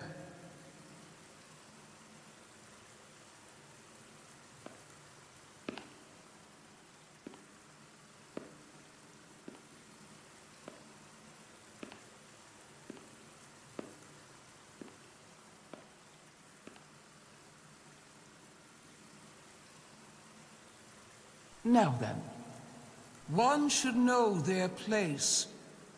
What you might be somewhere else is not what you are here. Which is standing before a queen. And a queen deserves respect. A bow is not too much to ask. Is Hotari Prime, heart of the Hotari system. My name is Commander Jara Rydek, Your Majesty. I prefer to be called by my name, not my species. Then I suppose that makes us even. Commander Rydek. You are Kobliad. Your people suffered brutal treatment at the hands of the Cardassians. Their injustice towards the Kobliad is as unimaginable as it is unforgivable. Not unlike how we have been treated by the Elydians. As much as they'd have you believe they are the victims here, remember it was the Hotari who attacked us. Hundreds of innocent Illyrians were slaughtered without mercy in those mines. The blood is on their hands, not ours! Quiet! If after all the Kobliad suffered, you finally had the chance to right that wrong, to get out from under their control, would you take it? Or would you negotiate a peace?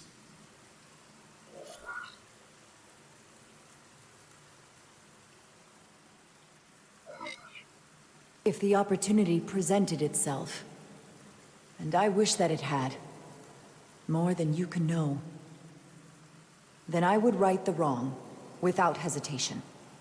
For the sake of the Kobliad, we suffered enough. Of course you would. It would be foolish to do otherwise. The Federation is the most powerful, most advanced alliance in the galaxy. It's widely known we have an abundance of dilithium in our mines. And it's in your interest to secure a steady supply. Your Majesty, if I may. Ambassador Spock would have us believe you're here as a neutral party in the interest of peace. So why are you really here? I want the truth, not your Federation rhetoric. It's possible the Federation has an interest in both peace and securing a steady source of dilithium. One does not preclude or prevent the other. But that's just my personal opinion. Given the Federation has done business with the Illyrians for decades, I would agree. It's entirely possible, if not highly likely. What they haven't said, but cannot deny, is a simple truth. The dilithium trade would not and will no longer exist without Illyrian involvement. We created it for the benefit of everyone, especially the Hotari.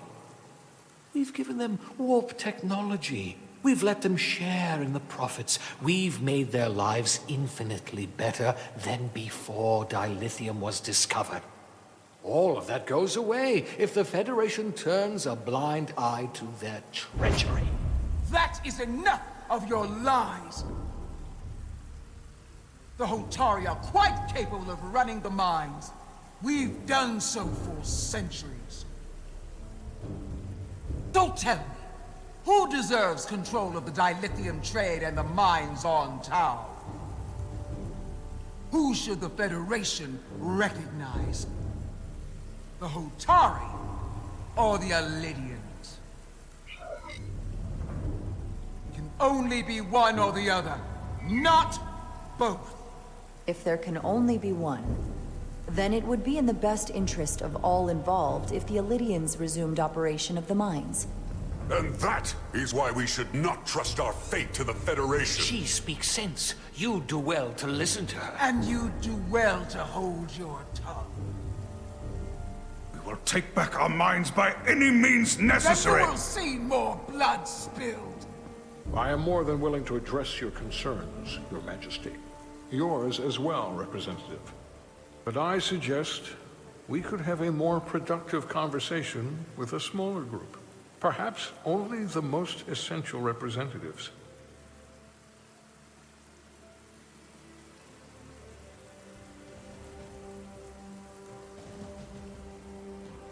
I would agree, Ambassador Spock.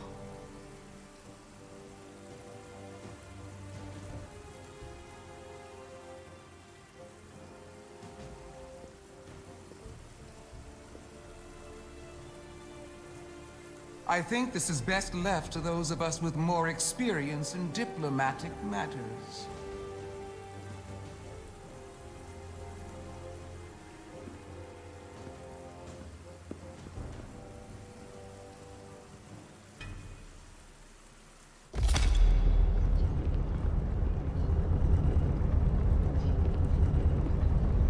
Spock and I will cover everything on the diplomatic front. You make nice with the locals and see if you can get some answers. We need to find out why the Hotari are so willing to risk war. What happened in those mines?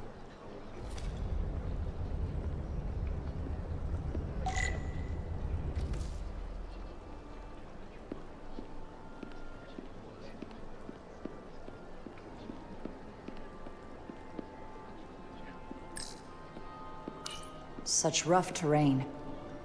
No wonder the Hotari are so tough.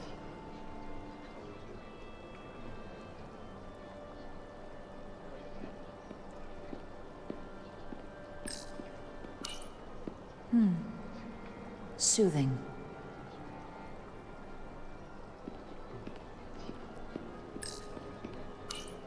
Commander, after hearing so much about the Federation's sense of fairness and justice, I was surprised that you sided with the Illidians. In all honesty, I expected more, especially from someone like you. To be clear, I'm not on either side of this conflict. Our only interest is peace. On the Illidians' terms, apparently. I assume you were there, the day the mines were seized from the Illidians. Not seized. Reclaimed. And restored to their rightful owners. Yes, I was there. We had to be decisive. Before the Illidians could even realize their worst nightmares upon them. Were the Hotari miners armed during the revolt? I'm just trying to understand how it happened. If by that you mean armed with centuries of abuse and exploitation at the hands of the Illidians, then yes. Which doesn't really answer my question. We had them vastly overwhelmed from the start. They respect one thing above all else, and that is force. The greater the force, the more certain the outcome. Any talk of making peace is just that, and worth little without the strength to secure it. Which makes me wonder about your ship, the Resolute. Undoubtedly the Federation's finest warship. Ready to contend with anything the Illidians might have in store. Or is that not true? Maybe I've misjudged it. No need to worry. Even in a worst-case scenario, the fleet is always within reach. But it would probably take them quite some time to get here. Maybe. Or we might have other ships in the sector. Of course. Sidron. A pleasure meeting you, Commander. I'm sure we'll cross paths again.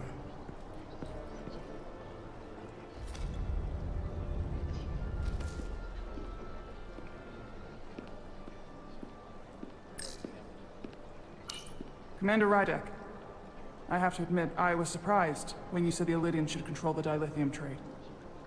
I was under the assumption the Federation was neutral, but maybe I was wrong.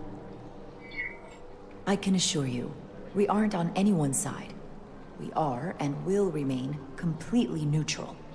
You have my word. I hope that's true, for all of our sakes. I saw you speaking with Sidron, our national hero. I'm curious, what did he say? He seems to be of the opinion that negotiating for peace is a waste of time. Because force is the only blunt instrument he understands. He's a miner, not a diplomat.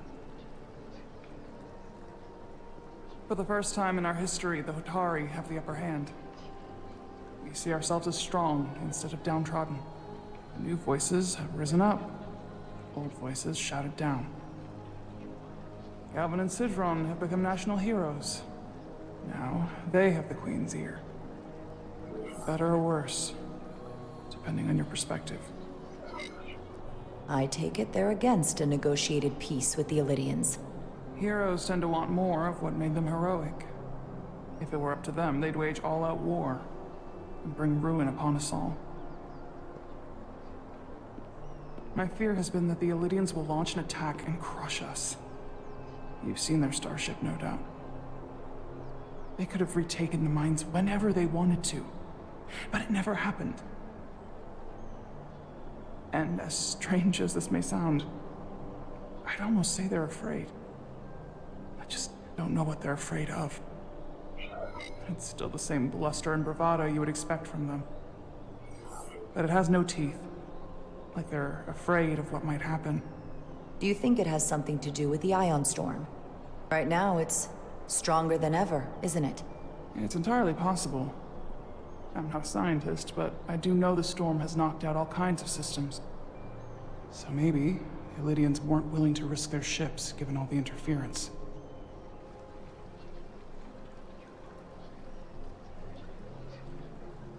Since the day of the revolt, Galvin has seized control of the mines and restricted all access. No one's allowed without his personal authorization. And they've taken over a section of the palace with just as much secrecy and security. I'm told it could be something they brought back from the mines. I've made inquiries, but everyone pretends it doesn't exist. I strongly suspect they're hiding something. Are you sure of this? It's been the talk of the palace since the day of the revolt. How can we know?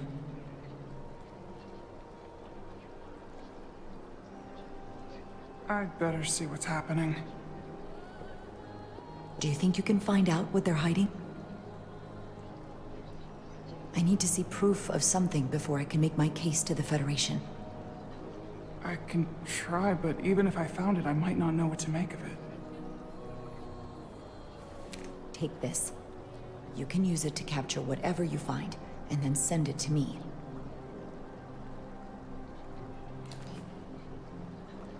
Thank you.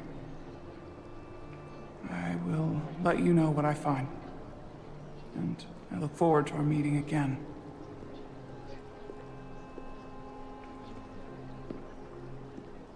Sorry, I don't mean to bother you, but I couldn't help but notice you were speaking with the Hatari this whole time. I figured it might be useful if I offered another perspective. Of course. I have to say, I fully expected you to side with the Hatari, but obviously the Federation wants a steady supply of dilithium. Something only we can offer. Without a Lydian involvement, there is no dilithium trade. Left to the Hatari, it would be nothing short of a disaster. Restoring the status quo and returning the mines to Lydian control offers a stability that can be mutually beneficial. Well said. In that case, everyone wins, and there's no need for bloodshed.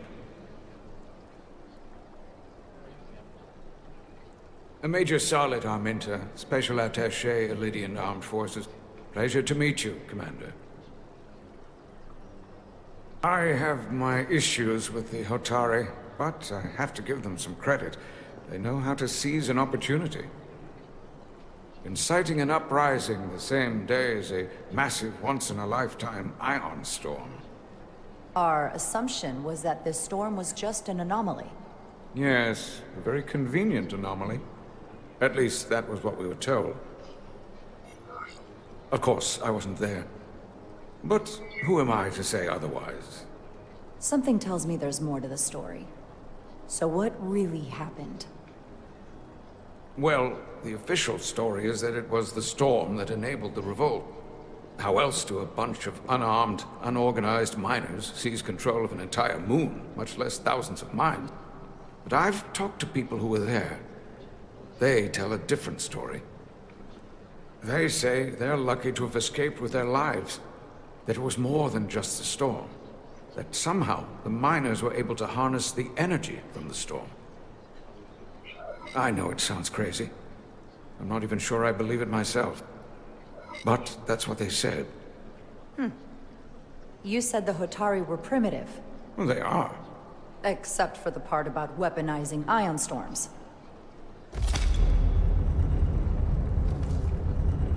If you'll excuse me, Commander Ryder.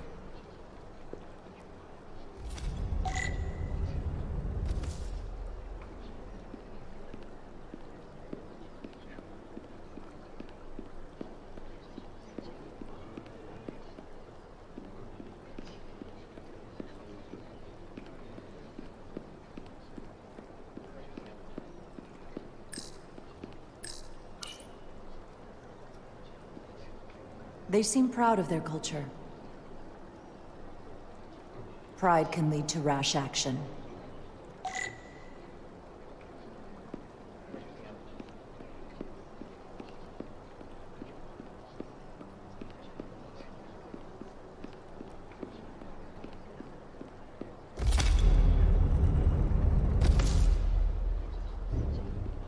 Well, that was a disaster. What happened? The Hotari refused to concede anything, so the Elydians stormed out.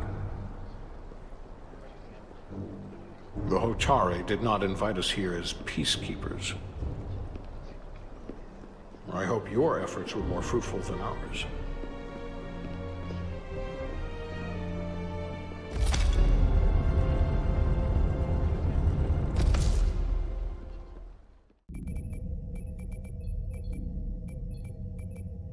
Gravitational harmonics failing to resolve.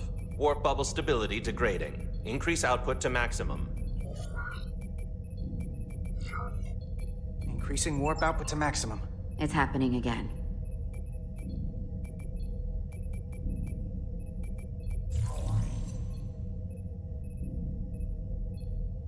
It is evident that presently, the Resolute cannot achieve warp propulsion. Since our diagnostics rule out any problems with our warp systems or anything about the ship, the problem appears to be the fabric of space itself. Space itself? You're saying something about this region of space prevents warp travel? Prevents it, or can't sustain it. However improbable, that appears to be the case.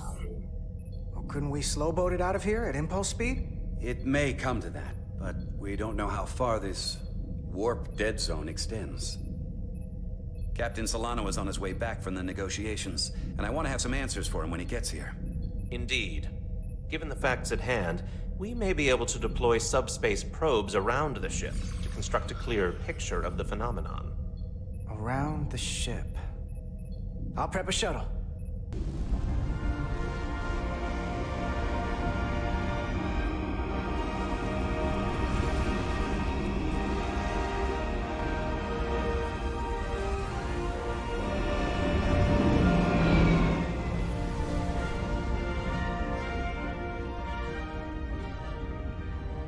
I'm setting up a waypoint at a distance roughly corresponding to the edge of our warp field. When we get there, I'll deploy the first probe.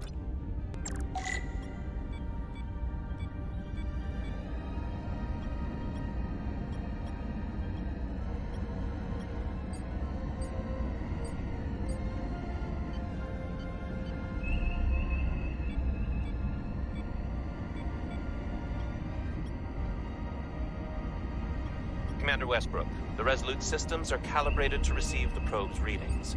We are standing by to reproduce the warp field collapse after the first probe is deployed. Thank you, Mr. Chovak. We'll be in position shortly. And, Mr. Diaz, do take care in piloting the shuttlecraft. Now is not the time to indulge in the human penchant for joyriding. Chovak probably isn't such a fun guy to work for, huh?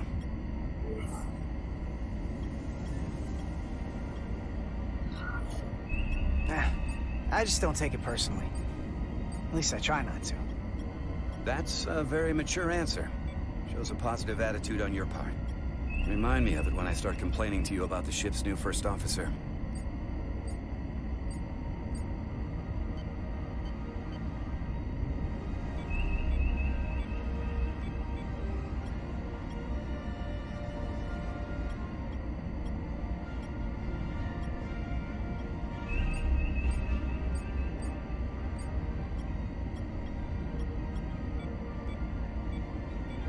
This is far enough.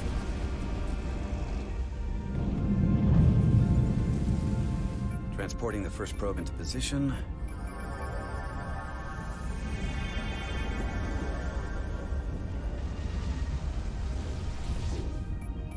Westbrook here. The first probe is deployed. Understood. We are reading it. We are about to replay the simulation.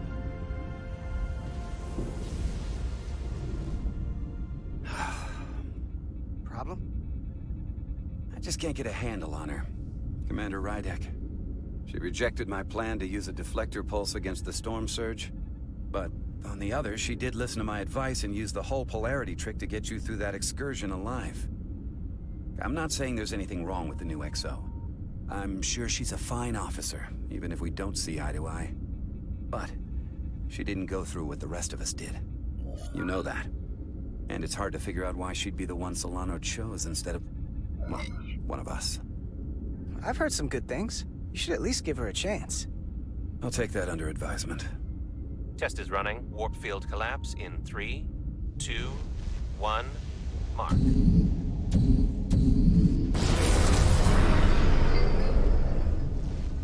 Whoa. All right, that is definitely a problem with the fabric of space. We need to get another probe out there.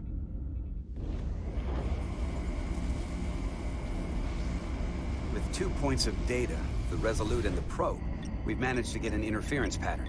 I'm setting a waypoint to a particularly strong area of interference. We'll deploy the second probe there.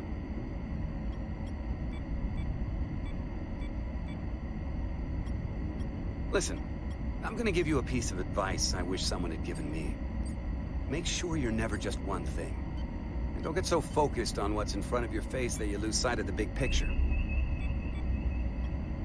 Before Rydek showed up, the captain pulled me into his ready room and told me he didn't think I had the people skills to be first officer. What a load of crap. I mean, if he'd said that about Chovak, sure. Well, if you're asking, I think you're a people person. After all, here we are. Me, an enlisted officer. You, one of the senior staff. Talking like old buddies. I should send Solano to talk to you. Bring him on. I'm sure you can handle him. You've got potential. You're a capable engineer. You're good in the field. Keep up the good work, and who knows? A solid jack of all departments like you could be Commander-in-Chief of Starfleet one day. Hell, Admiral Jellicoe started as a shuttle pilot. And there are places to go in the enlisted ranks, too. You know, I'd be the best leader Starfleet ever had. Lower decks always have to fix all the problems Command causes. Maybe I'd just save everybody some steps. Well, don't forget about us little people when you're running things. Of course not. You gotta remember where you came from.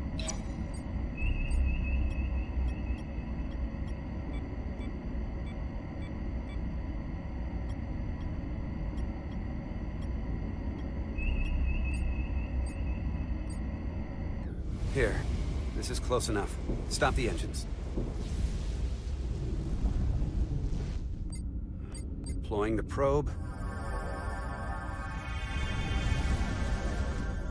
Westbrook to Commander Chovak. We're ready for another sampling of data. Very good. Running the simulation again. Warp field collapse in 3, 2, 1. Mark. There it is again. I saw it. It seems to be directional. But what about the scans? Anything?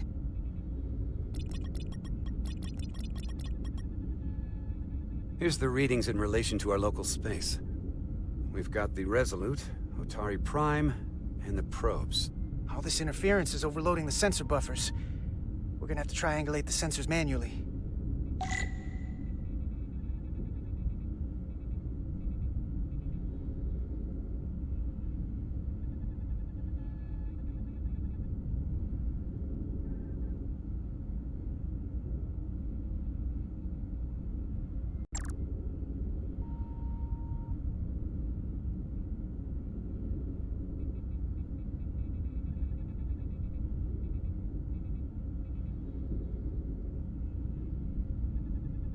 We got something. These markers indicate peaks in the gravimetric interference patterns. Let's see if I can find some more.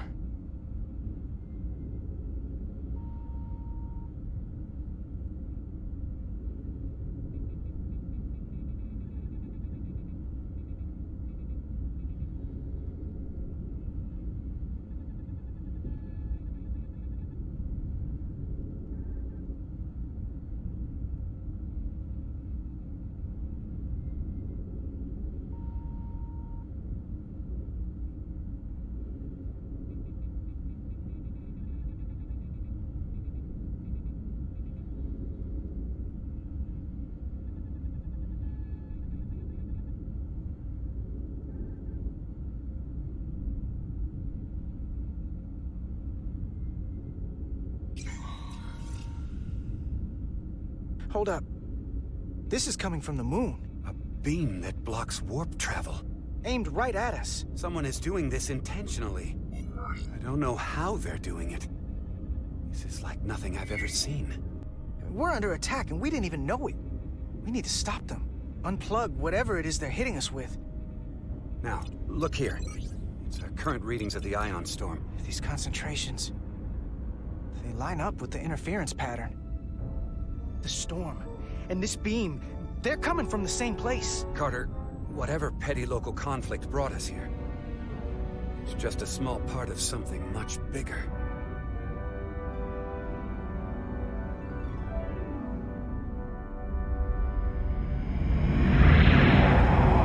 Presently, we don't have an explanation for how they're doing this. But one thing is clear. This is no fluke. Thank you, Mr. Westbrook. I want a full briefing when I'm back on board. Solano out. A targeted weapon that inhibits warp travel. Coming from the moon Tau. That would explain the difficulties my shuttle encountered. More importantly, the tenor of the Hotari during the negotiations. And here I thought the Illidians would be the problem. Coming to peace talks in a warship. This wasn't supposed to be so complicated. For all their posturing, every indication is that the Illidians are afraid of the Hotari. They didn't bring their warship as a threat. They brought it because they're scared.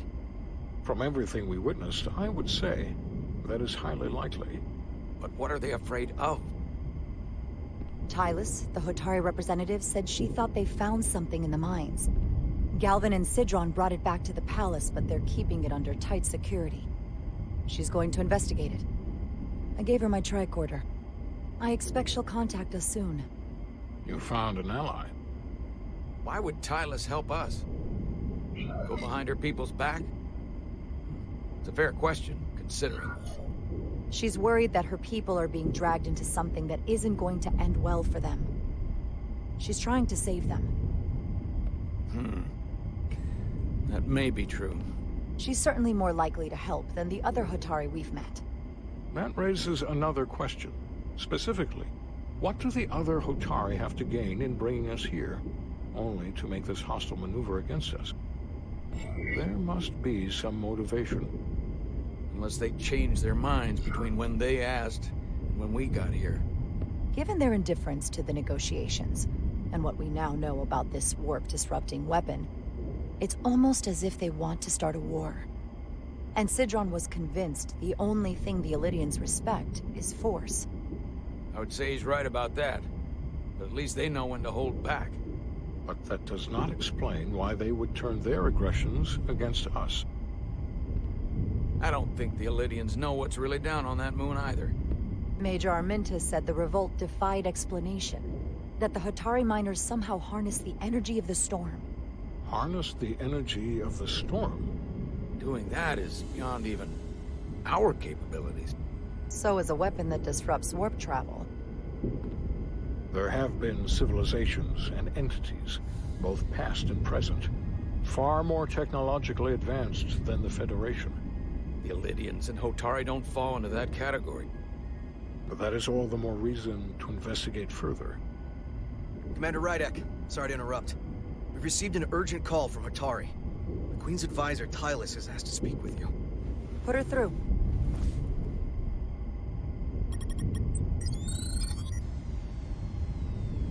Galvin and Sidron are still with the Queen. I've enlisted help to gain access to the room they have under guard. I don't have much time. I'm not supposed to leave my post. It's only for a moment. I so appreciate your help.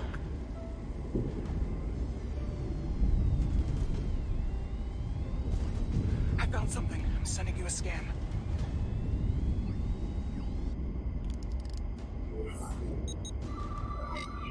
Got it. Tylus, if we needed to gain access to the mines on Tau, is that something you could help us with? I suppose it wouldn't be easy, but I have to go. Tylus. Can we reconnect? Sorry, Captain. We've lost all contact. We can only hope she escaped without harm. It was hard to tell. We have to help her. Send another shuttle. We're not doing anything yet. Not until we know more. Let's see the scan of whatever the hell that was.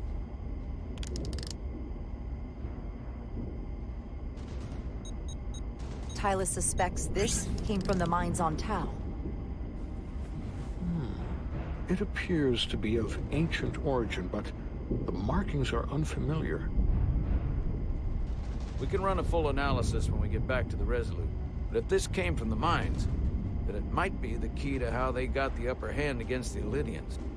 Then we have to go into the mines. The Federation would not allow that. We were, after all, sent here to be a neutral party in a peace negotiation. However, we could demonstrate that the Hotari have acted in bad faith, which would enable us to investigate the mines on Tau with full justification.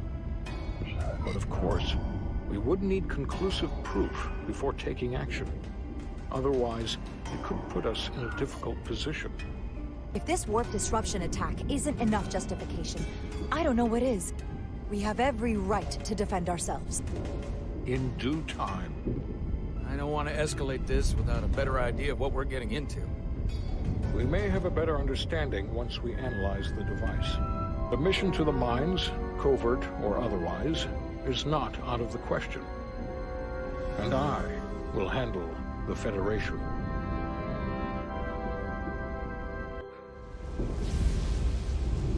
As I was telling Carter, I want all the data I can get on this warp problem. And the negotiating team's shuttle has been recording data all the way back from Hotari. Even better than our probes. So pull the sensor and engine ISOs from the Melville when it sets down. Will do. I'll join you and Chovak down in engineering to run another analysis after the briefing.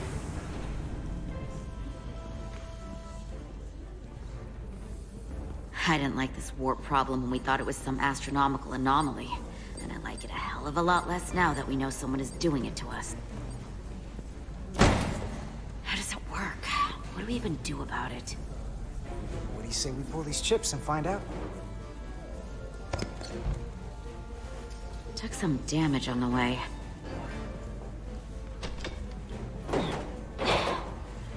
That ionic interference scored the hull plating. Might be some micro welds. Let's try pulling together. All right. 3, 2, 1.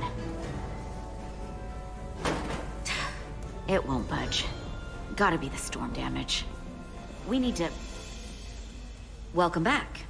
Any excitement down on the surface? Excitement? No. Nothing like that. Hey, can you hand me the EJ7 interlock?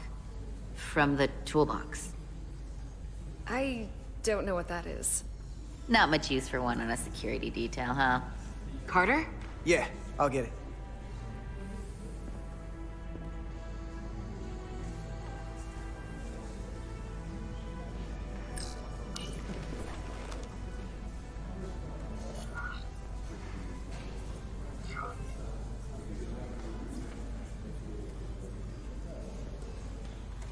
Okay, I'll apply pressure while you decouple the panel.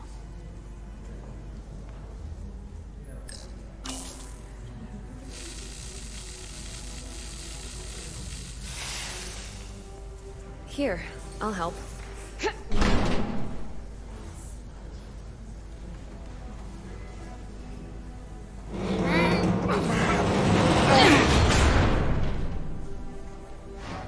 We've got this. Open up and say ah. Thanks for the hand. We have to get these isolinear chips down to engineering. No problem. You really know everything about these ships, don't you? The tools, the systems. Like a walking Starfleet technical manual. Well, I wouldn't say everything, but I know my stuff. I can see that. Come on, start pulling chips.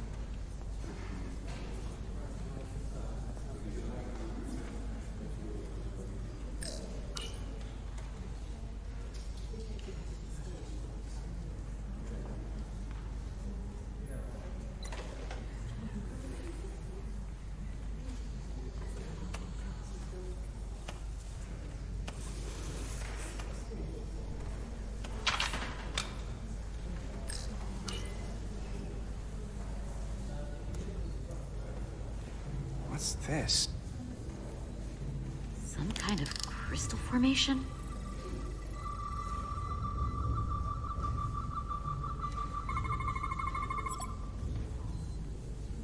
Whoa. This substance is a quantized spin crystallization of hydrogen, carbon, and lithium. It's emitting tetrametric pulses at an interval of 3.8422 seconds. Quantized crystallization isn't natural. I mean, it's only theoretical as a means to engineer matter on a subatomic level. What's it doing in there?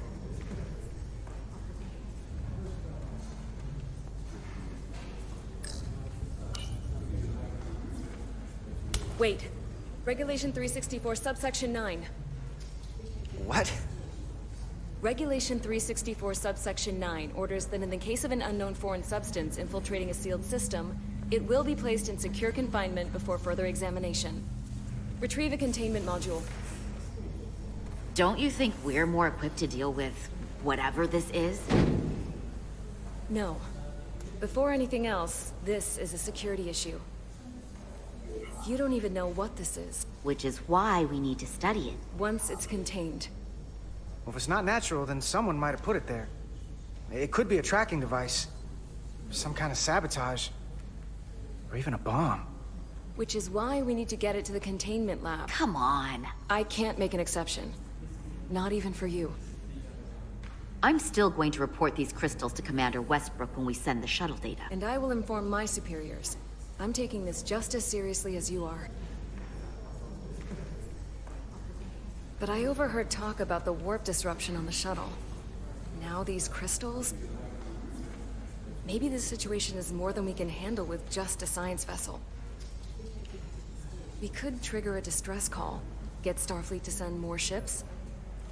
Or I could send a message to my old CO on the Adirondack. Get some combat-tested vessels. We shouldn't do this alone. That wouldn't be a bad idea. If you think you could do it without getting in trouble. I'll find a way. Be very careful. Okay, stand back.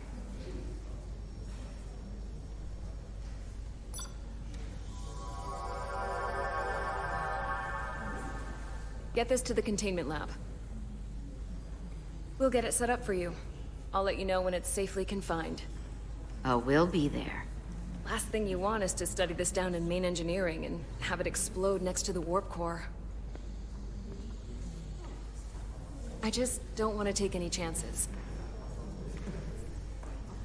Not with my friends.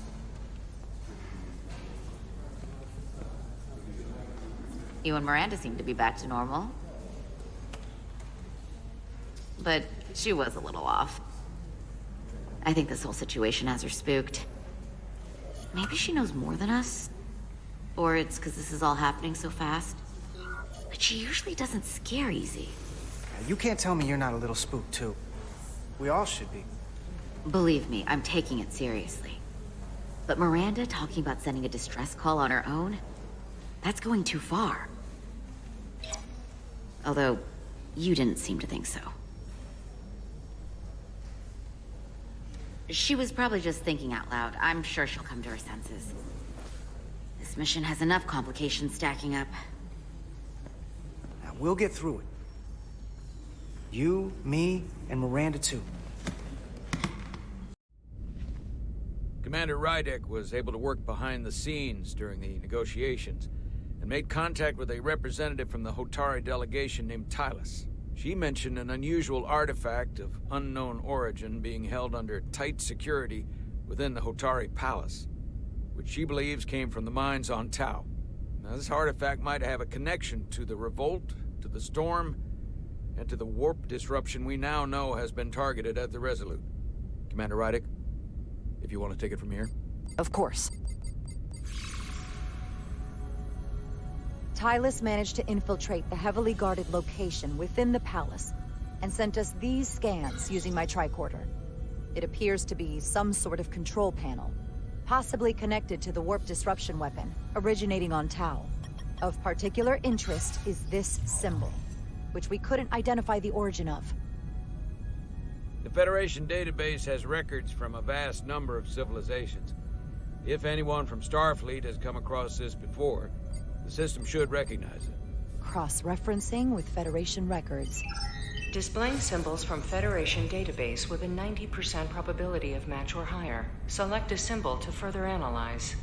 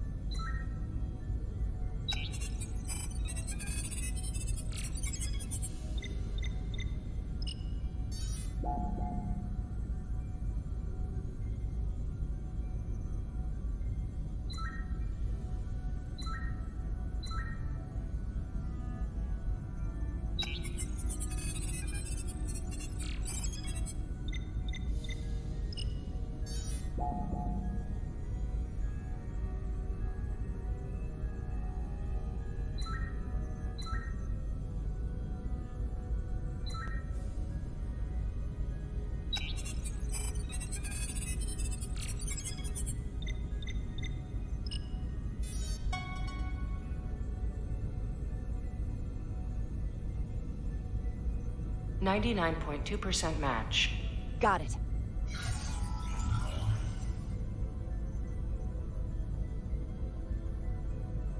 So, what are we looking at? The design and composition indicate this is a glyph associated with the ancient Khan Empire. Their civilization collapsed over 600,000 years ago, but once spanned millions of systems with a population numbering in the trillions. Fascinating. The Takan were once the most advanced, most powerful civilization in the galaxy. Is it possible the Hotari found Takan technology? I wonder if they even know what they have. Our knowledge of the Takan is limited. I have only encountered passing references to them. Actually, I've heard of the Takan. You have? Quite impressive, Commander. Computer, summarize the Enterprise D's discovery of a Takan outpost. On stardate 41386.4, the USS Enterprise D, under the command of Captain Jean-Luc Picard, discovered a Takan outpost in the Delphi Ardus. According to the mission summary, an unbreakable energy-draining field was deployed against the Enterprise and a Ferengi ship. The Enterprise was only able to escape after negotiating their release with an entity known as Portal 6-3, Guardian of the Takan Empire. Unbreakable energy draining field. It starts to make sense. What else is there? There's a lot here. Let's take it piece by piece. Select the aspect you wish to learn more about. Someone from the Takan Empire is actually still around. Or at least was, 16 years ago. Computer, what other information do you have on Portal 6-3, Guardian of the Takan Empire? The entity known as Portal 6-3 is of an unknown nature. A biped humanoid, he was unaware that the Takan Empire no longer existed at the time of the encounter. He was able to control the crystal-based technology of the Takan outpost through apparent telepathic means. It was by his choice that the Enterprise was released from the energy draining field after Commander William T. Riker of the Away Team argued on behalf of both Starfleet and the Ferengi. Telepathic control of their technology. As I have said, they were the most advanced civilization in the galaxy. The technology to capture and hold the Federation flagship would have to be unbelievably powerful. Computer, what else can you tell us about the energy-draining field the Takan used? The Enterprise D was unable to break free on its own. The precise nature of the technology was never fully understood. Only that the crystalline technology used was beyond the comprehension of then-current Starfleet science. The engineering team found a quantized spin crystal formation in the shuttle you took to Hotari. They registered tetrametric radiation coming from it. We have Takan technology on board right now? We might. I'll run a full analysis in the containment lab.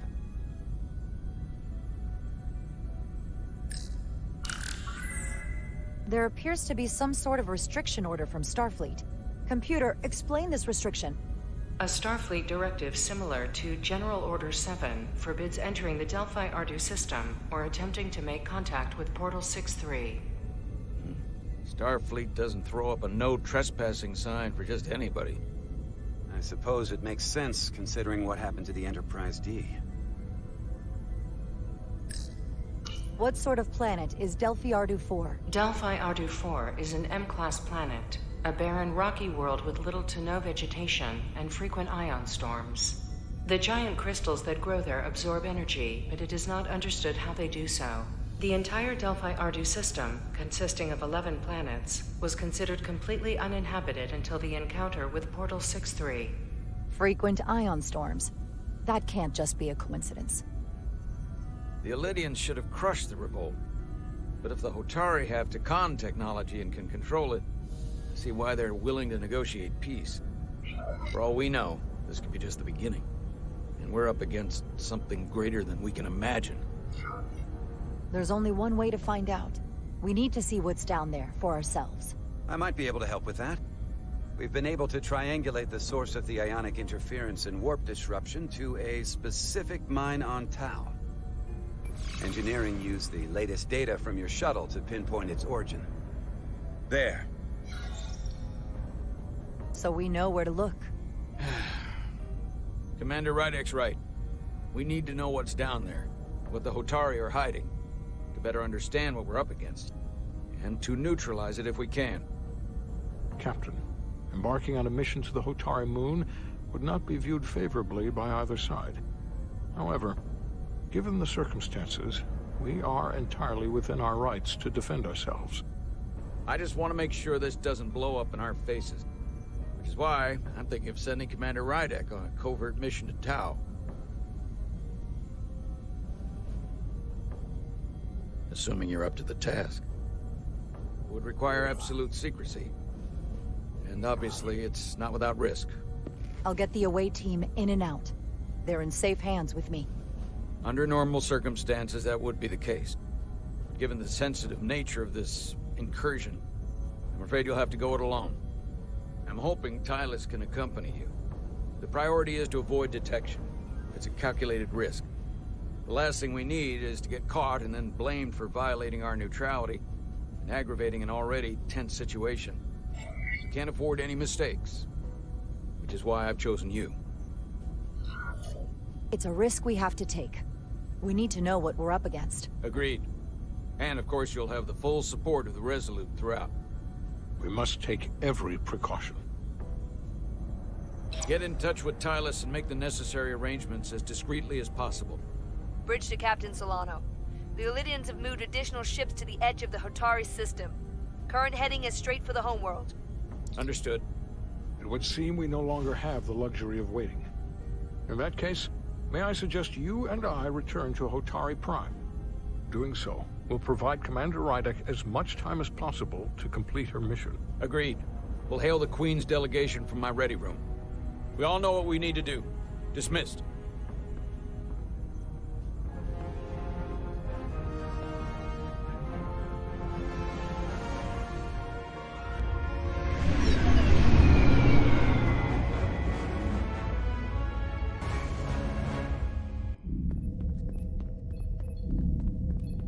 Petty Officers Diaz and Edsolar, where is the crystal formation that you found in the shuttle? I have tasked Ensign Calloway with performing a full analysis of the tetrametric pulses. Security brought it to the containment lab. I was just there. They don't know anything about it. Security never checked it in. Miranda never got there? She's the one that had the crystal formation? Yeah, her and the rest of the security detail from the negotiations. Diaz, Tamaris. Try her again. Commander Westbrook to Petty Officer Miranda Maris. Respond. Something's not right. She's still on the ship. She has to be. Computer, locate Petty Officer Miranda Maris. Petty Officer Miranda Maris is in the isolinear storage array on Deck 5. I'll go find her. Good. I am sure Mr. Diaz can attend to this on his own.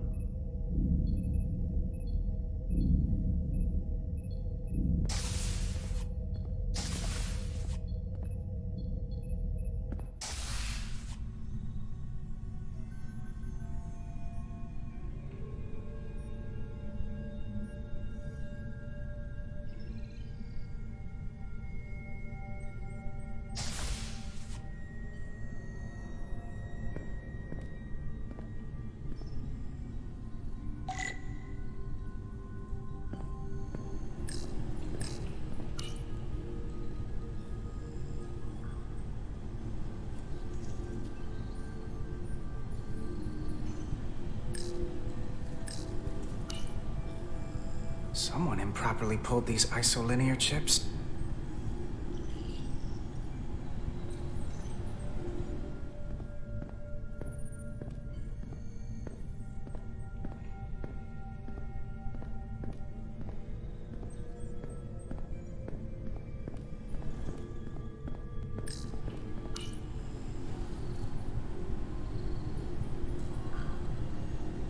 Who did this?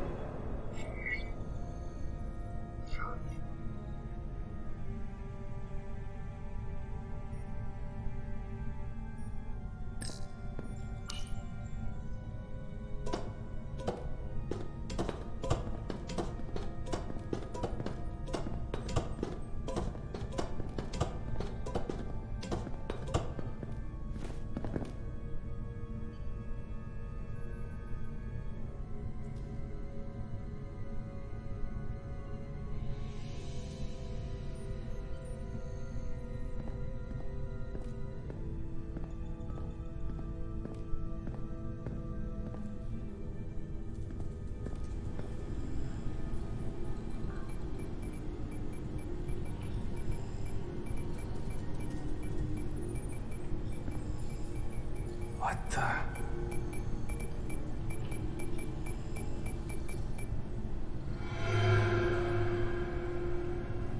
Oh, it's just you.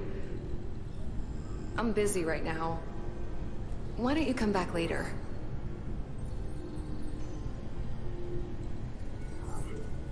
What's the matter? Were you worried it was gonna be someone else?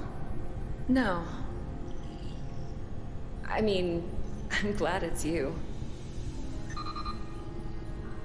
But I'm through here, so I can't stay and chat. I have other things to do. Sorry you came all this way for nothing. What exactly were you doing in here? I saw you accessing files, copying them onto that. This is secure data. It's really not my place to talk about it. Look, I appreciate that you came to check on me, but I'm fine. You worry too much. We're on a starship. Nothing's gonna happen to me here. It's not the only reason I'm here. That crystal formation you took never made it to the containment lab. Westbrook sent me to find you, to find out what happened. Will you drop it? I don't like being interrogated, Carter. Hey, wait up!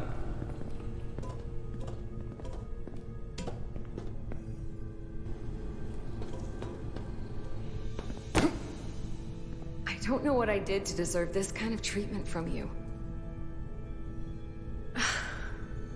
I'm sorry. I'm under a lot of stress right now. Just tell Chovak or whoever I don't know where the crystals are, and let me go about my business. I know things aren't the same for us, and I want to talk about that. But I don't have time to stand around and debate with you right now. I don't know what it is, but you're hiding something. What's in that storage drive? I told you, it's secure data. So drop it. Miranda, hold on! No. Get out of my way.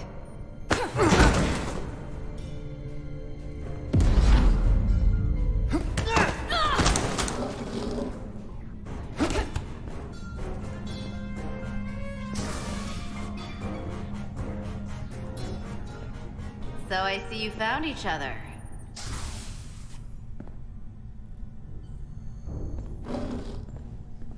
You were taking so long, the commander sent us to see what the problem was. Diaz, you were sent here with specific orders, and fighting your crewmate wasn't one of them. What the hell is going on here? Let's just let them explain. I'd like to hear that, because I know what it looks like. There's something seriously wrong with her. She's not herself, I'm telling you. What does that mean? It doesn't mean anything. Well, for one, she was copying data onto this. This drive is unauthorized. There are ISOs all over the floor. And that's why I was in here, investigating this situation. And when Carter came looking for me, we got our wires crossed. It wasn't anything more than that. Look, I wish I was wrong about this. That I was overreacting. I really do. But I know what I saw. And it's not what she's saying. I can't believe this. I don't know what's going on here, but I think we need to call it into security. She can explain herself in the brig. Hold on a minute. We don't need to put this on anyone's permanent record. Carter said you're not yourself. If something's wrong with you, we should head to sickbay and the doc will fix you right up. Yeah, I haven't felt right since I came back from Hotari. I think I should see the doctor. You two know her? If you really think she's not well, we can take her to sickbay first. But what I know is this is a security breach, and we should treat it as such. Please, just let me go see the doctor. She did have a bumpy ride back on the shuttle. Come on, Carter. This is Petty Officer Diaz. I need a security team to Deck 5. This is unbelievable.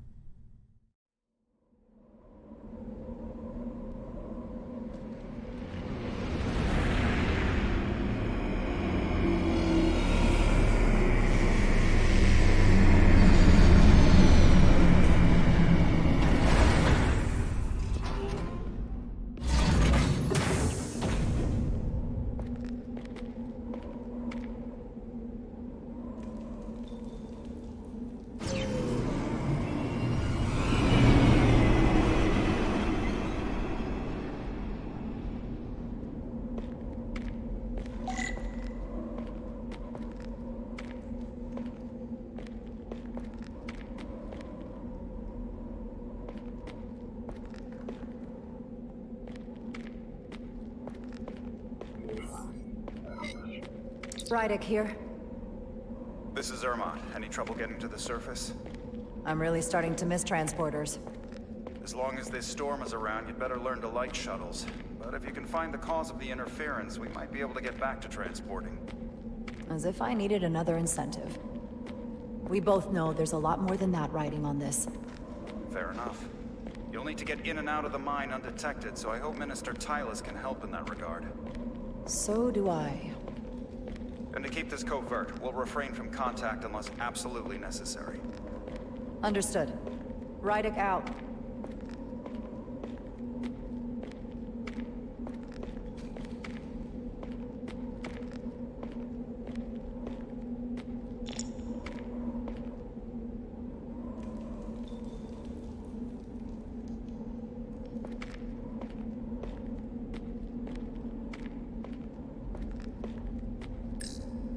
The ionic interference is coming from underground. I should find a safer way down there.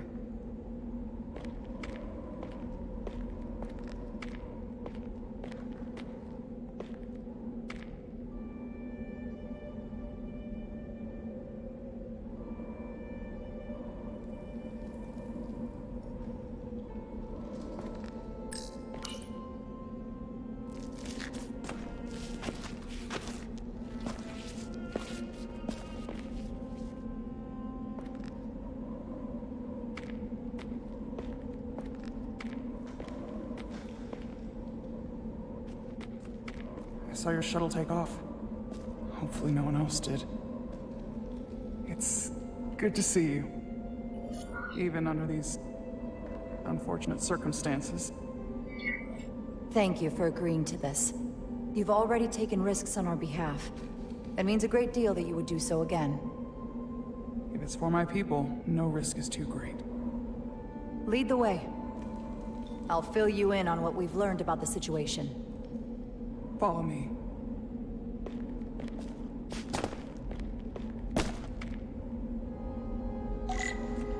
The device Galvin and Sidron brought back from the mines is being used to control some sort of warp disruption weapon that has the Resolute trapped in Hotari space. According to our readings, the power source for that device is on this moon, at the specific coordinates I sent you. That sounds impossible. That explains the rumors of the Hotari controlling the ionic storm. We strongly suspect the device was created by an ancient empire known as the Takan. The Takan? Once the most powerful civilization in the galaxy. But they've been gone for over 600,000 years. It's hard to believe there's something like that on Tau. Which is why I need proof. If we find hard evidence that Galvin and his allies are hiding dangerous Takan technology, I can convince the Federation to let us intervene. Understood. We're almost there.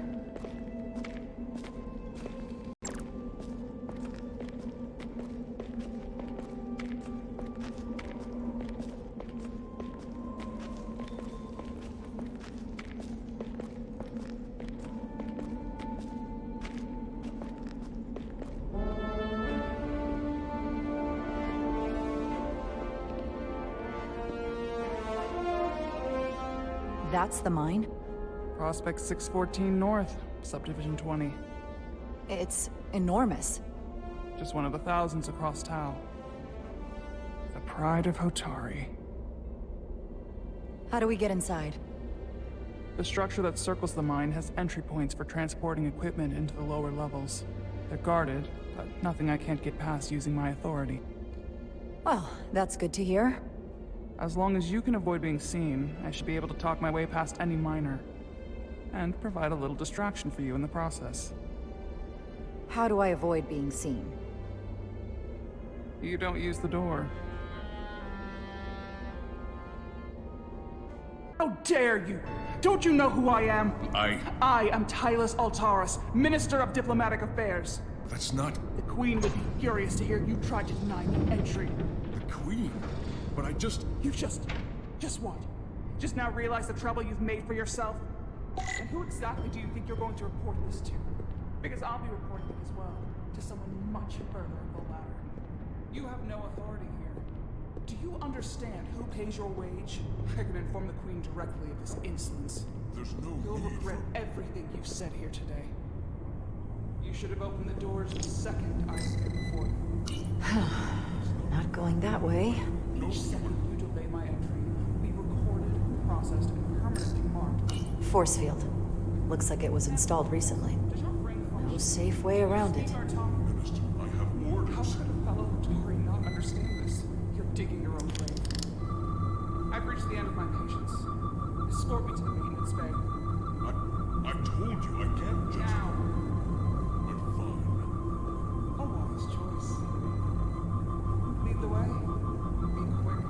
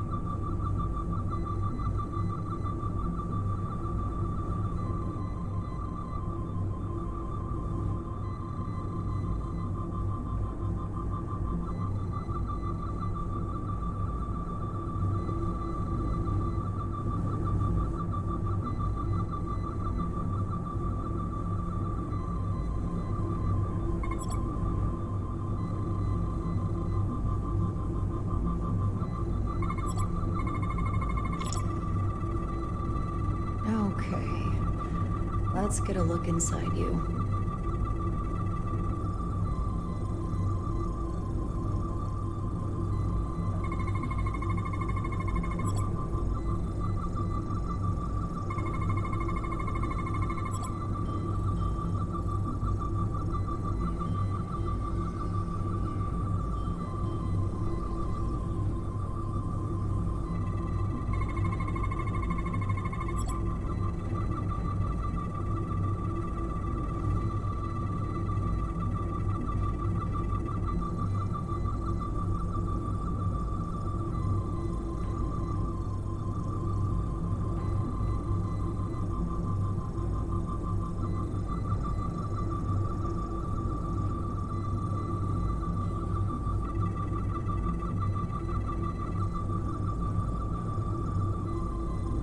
full system access. Let's see if I can just... Bingo.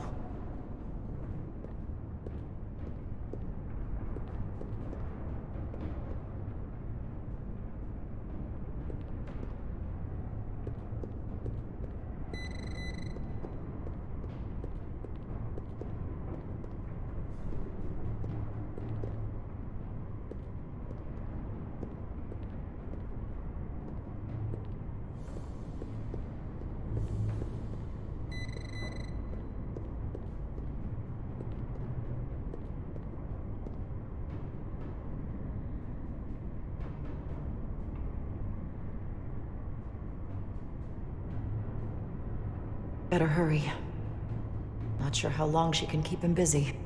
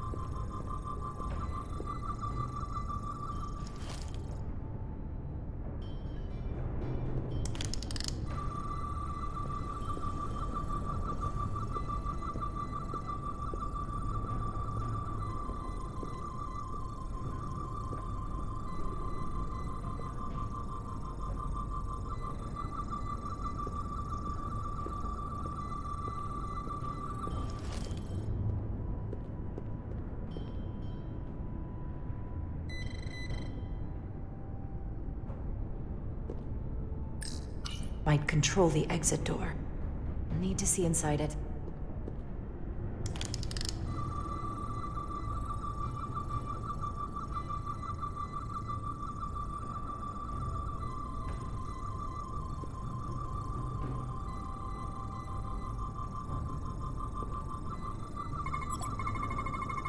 Something in here is keeping that door closed.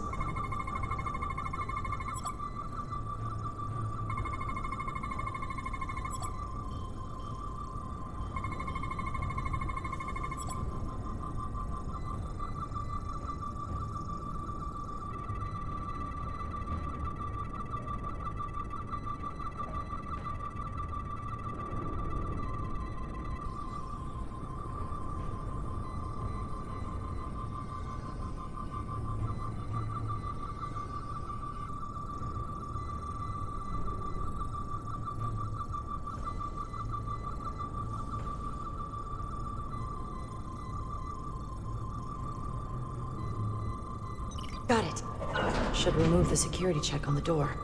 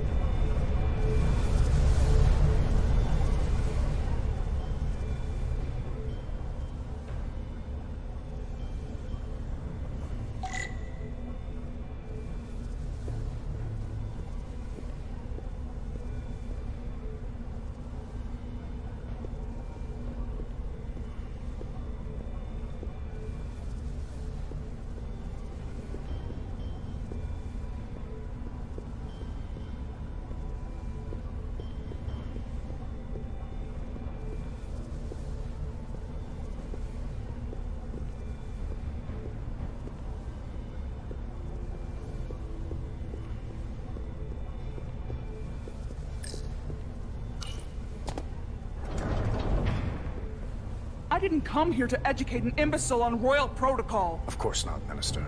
So I will be about my business here, and you will take yourself out of my sight.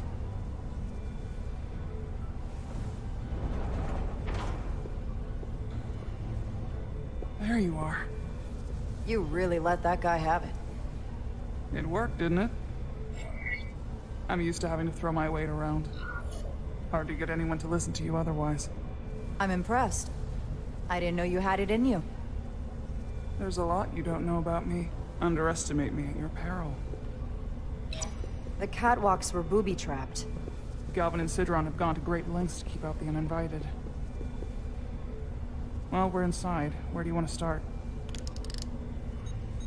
The ionic interference is coming from below us. We need to go deeper. That lift goes down, at least to the changeover station. But we can't use it without DNA authorization from one of the guards. I have an idea, but we need a few samples of DNA from the miners who work here. Samples? Fingerprints, sweat, blood. Which will trick the machine and get us control of the lift. That's the theory. Let's test it.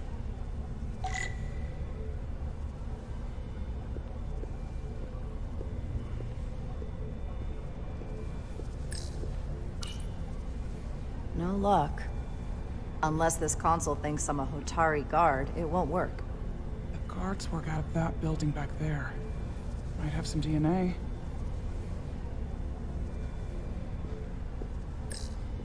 Do you think we could just find a way to climb over this? Possibly. But the console on the lift itself is locked by the same system that locks this ramp.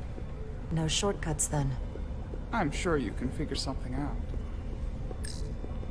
An Illidian console.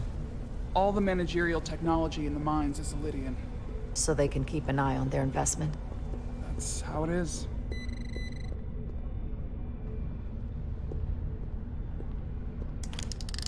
Wow, that is a lot of DNA. I should look for the most concentrated spots.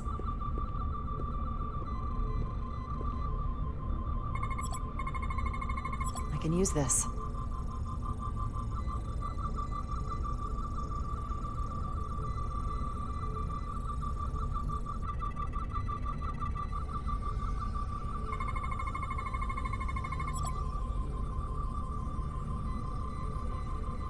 That's a stable DNA sample.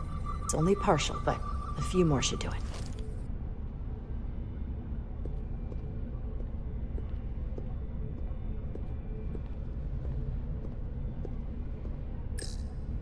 Almost looks like coffee. Almost. I'll have some Ractagino when I get back to the ship. Leftovers. I should give this a scan.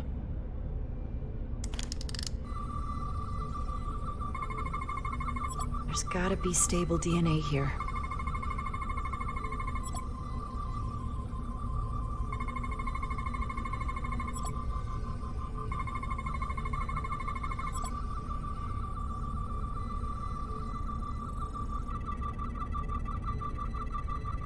Good.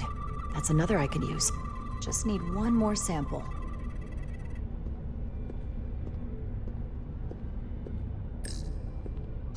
If they eat in here, it's likely there's some DNA in the room. Hotari must be tough on the inside, too.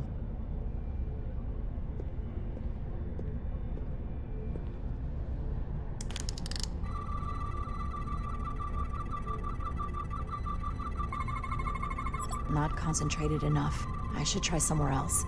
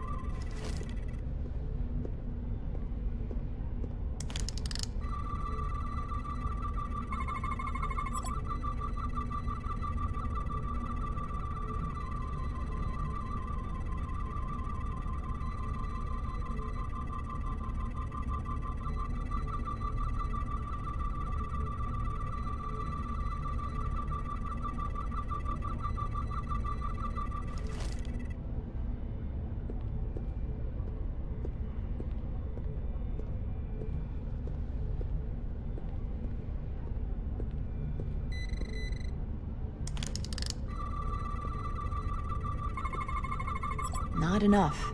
Gotta keep looking. This'll work.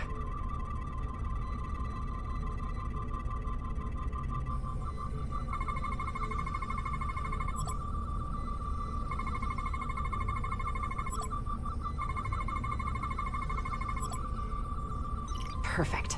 That's enough to make the DNA profile. Time to go back to the lift.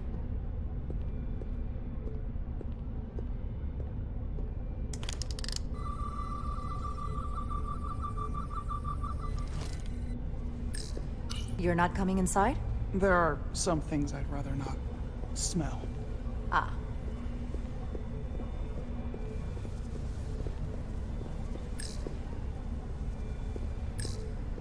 This facility doesn't seem well maintained.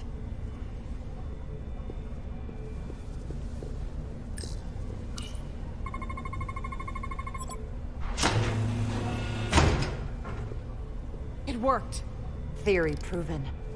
I'll get it started.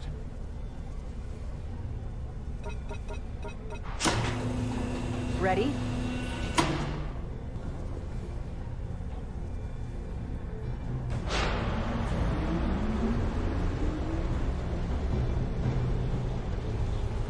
I'm a little afraid of what we might find down there. We'll be okay. I've survived worse than this. Well, I haven't. But I'll put my faith in you. For now.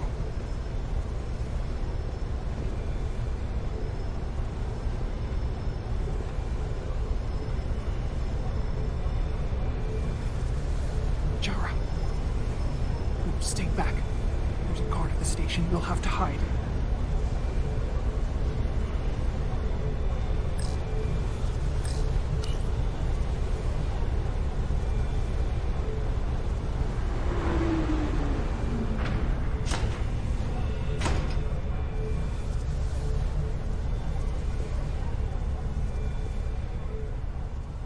Who are you?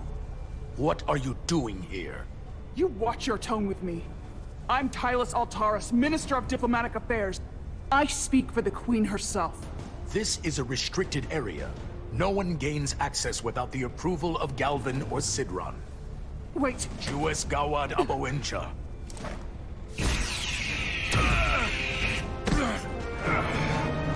Are you all right?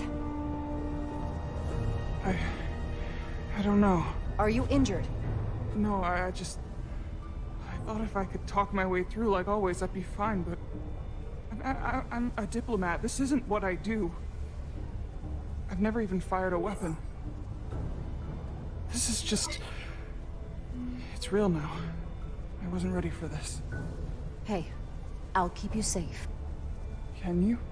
I was a tactical officer before I was posted to the Resolute. I know my way around a phaser. You saw how I handled our large friend here. I suppose that is somewhat reassuring. My authority has never been challenged like that. It meant nothing to him. So we should assume any Hatari we encounter from here on can't be reasoned with. Agreed. The only loyalty they have down here is to Galvin and Sidron. Can you switch over the lift? Guard should have a scan card that will allow us to operate the switch.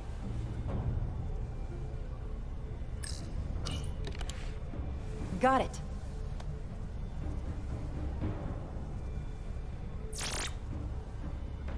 He's not dead, is he? He's still one of my people, and I didn't come here to take Otari lives. My phaser's set to stun. He'll be perfectly fine, just unconscious for a while. I see. We don't have that sort of technology on our weapons. Good to know.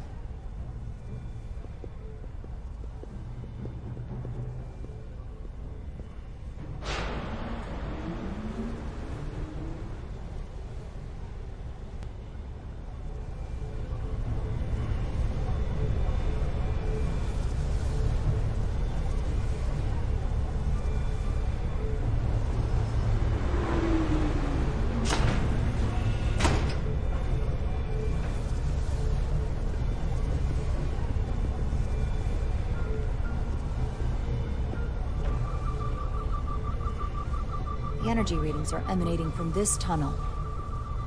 It's sure to be guarded in there. Stay low and follow my lead.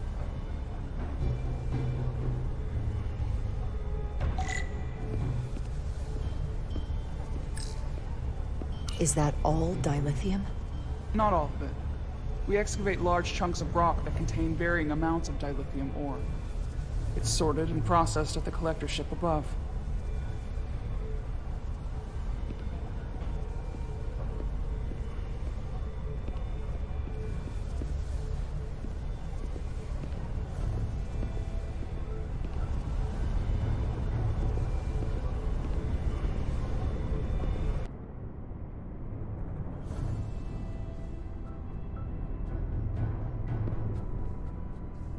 More guards. I take that as a sign we're getting close. I'll get a closer look.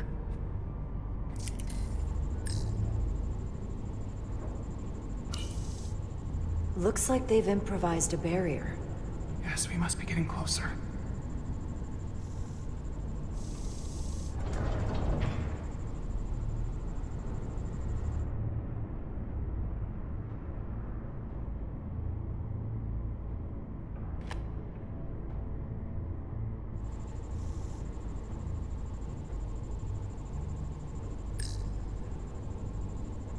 We need that particular card, don't we? I'm afraid so.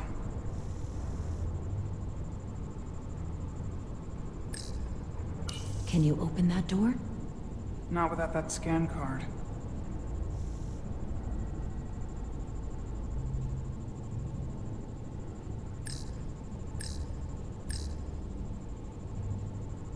We don't have time to wait for them to finish whatever they're doing. We'll have to try to keep low and sneak past them. I'm starting to see the utility of a phaser. I wouldn't stand a chance against all three of them. I don't like our options here. I have to get us that card so we can open the door. How? If they detect you, Galvin and Sidron's followers are clearly willing to kill to protect whatever's in this mine. Hey, I'm trained for this. I'll be fine. What should I do? Avoid being seen.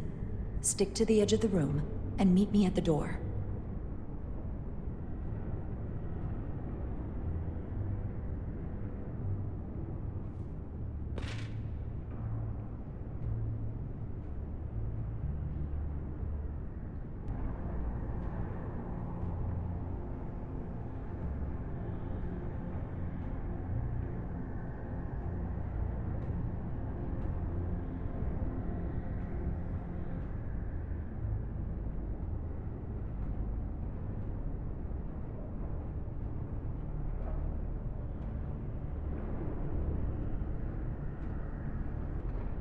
I get all the grunt work.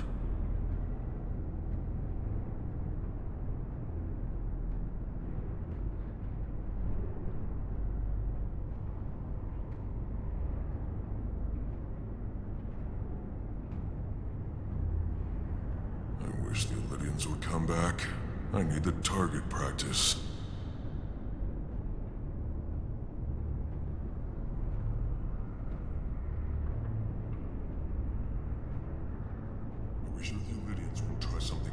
They saw our power, our resolve. They're terrified of us. Until the plan is complete, we're vulnerable. Then get back to work, and we'll complete the plan more quickly.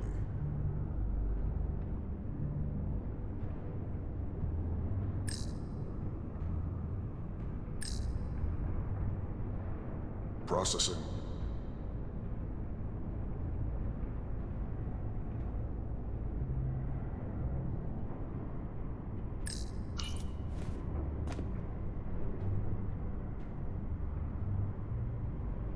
It's just a matter of time.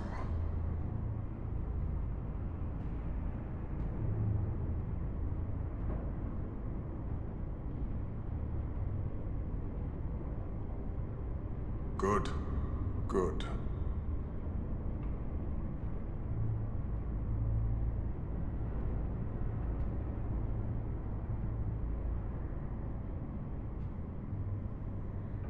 Is someone there? Strange.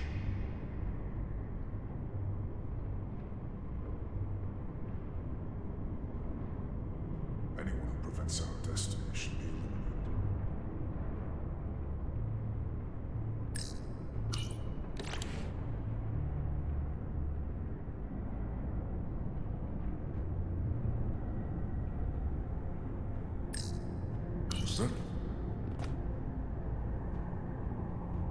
long is Galvin going to make us wait? I'm not worried. I'd melt if I went through there. Keep moving. We've been waiting for so long. Patience, brother. We'll get our chance. It's inevitable after all. That it is. I get all the grunt work.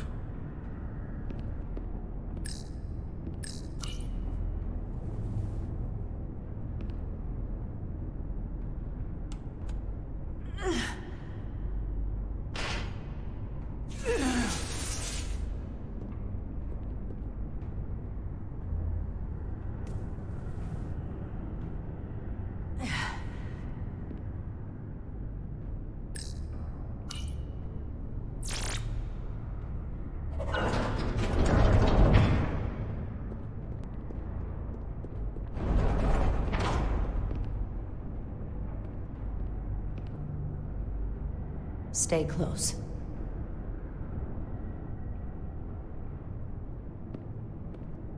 Stop! What? Motion sensors. They'll trigger an alarm. We'll be found. Invisible to the naked eye. They could be anywhere. How will we get through?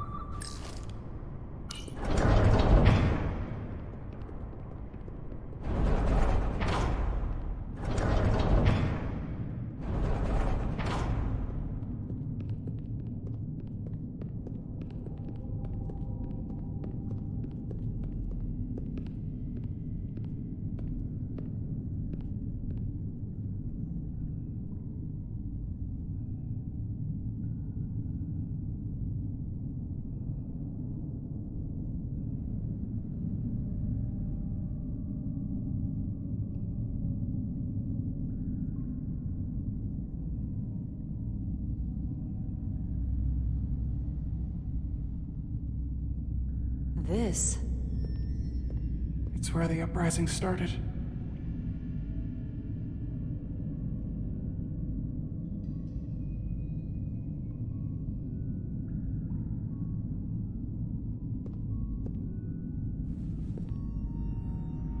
Hotari don't do this. We defend ourselves, but we don't kill on this scale, this level of savagery. There's no such thing as a bloodless rebellion. I don't know if we should keep going. So much death. I don't want to end up like them. We'll make sure they didn't die for nothing. What we learn here could save the rest of your people. Okay. Okay. Whatever happened here, it made the Illydians abandon the mines. Let's find out what they're so scared of.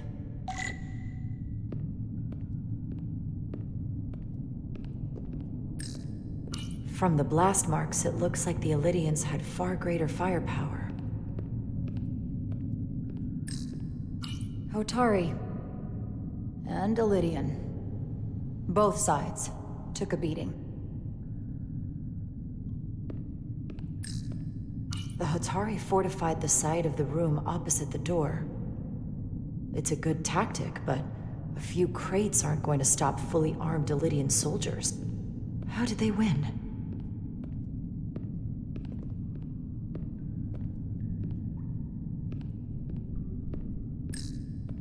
Footprints.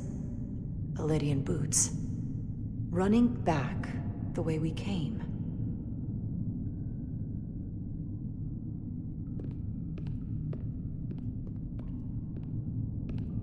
Tylus. What? What kind of weapon did this? This is like nothing I've ever seen or heard of. My people don't have a weapon that does this. What else can you tell me?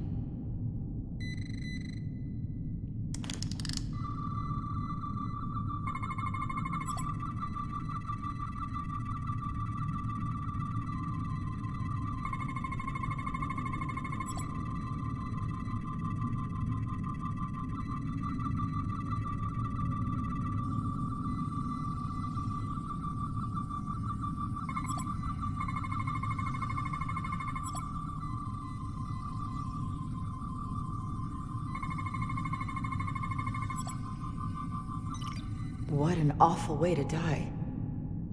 This must be why the Illidians are so afraid. Technology that surpasses their own, in the hands of the Hotari that they've lorded over for centuries. Where did this weapon come from? Well, the crystals are giving off tetrametric pulses. If I set my tricorder to search for that frequency, it'll lead us right to the source.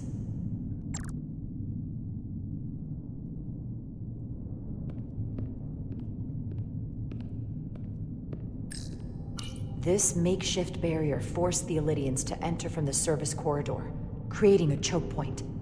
Quite the advanced tactic for a species that's never waged war. This Illidian tried to run. They didn't let him.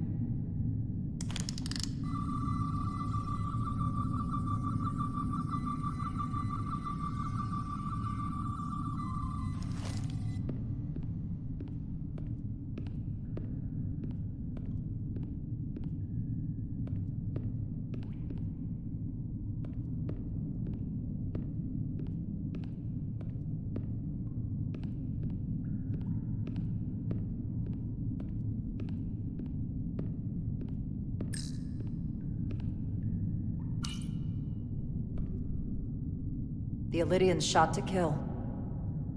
But if they killed him, why was he shot in the back? Huh, you're right. The shot came from the side the Hatari were defending. We don't kill our own. And he wasn't just caught in the middle.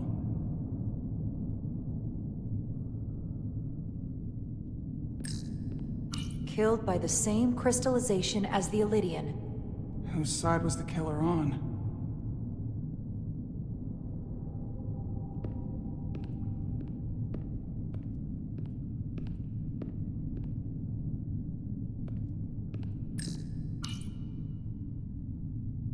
Tylus, you may not want to look down there. I've come too far to... What is this? They've been dumping bodies down here.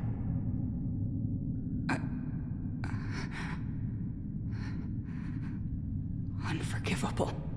Galvin and Sidron will be made to answer for this.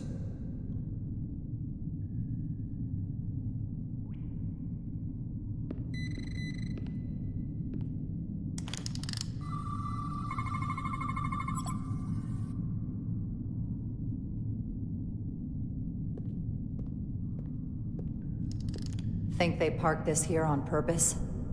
One way to find out. Need any help? I've got it.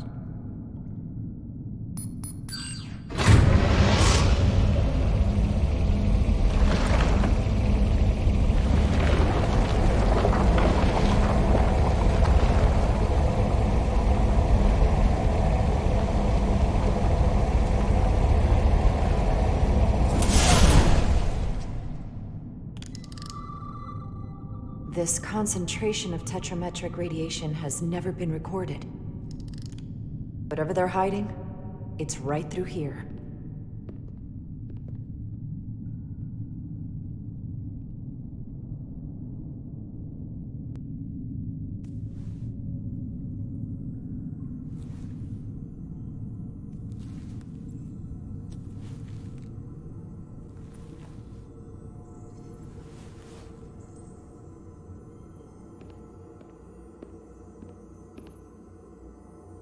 This feels strange.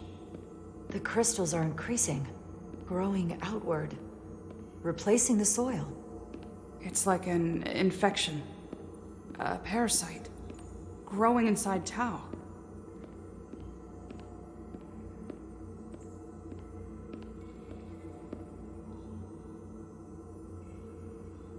Incredible.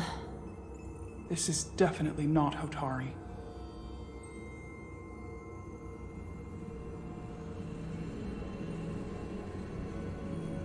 It's the remnants of the Takan Empire.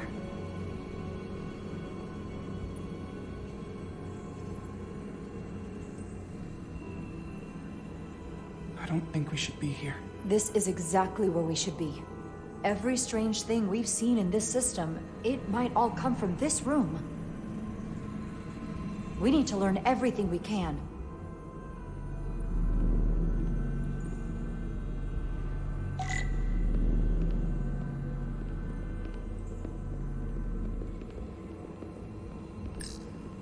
Somewhat resembles a transporter pad.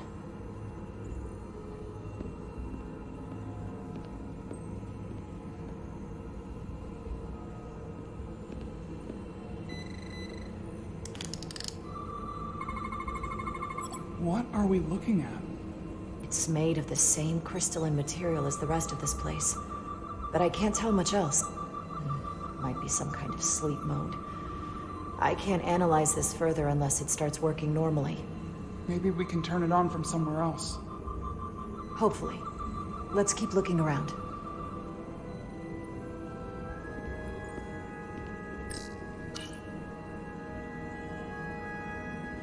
Look familiar? It's almost identical to the console Galvin has hidden in the palace. It looks like a control surface.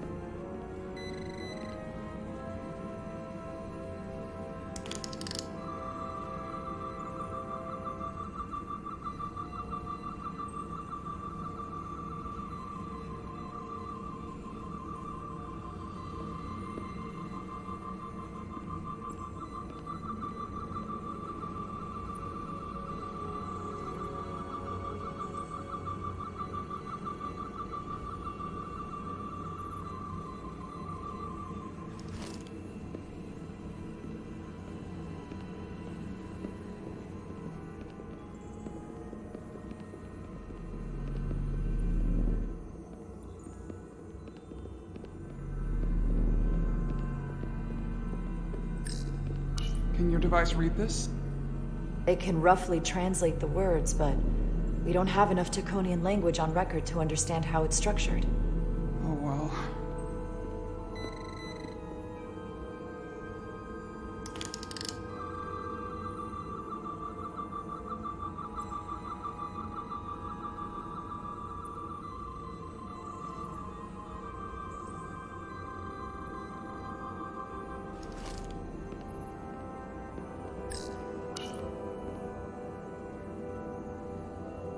Looks like some sort of replicator. I can't get it to work. It has power. Must be looking for some other kind of authorization.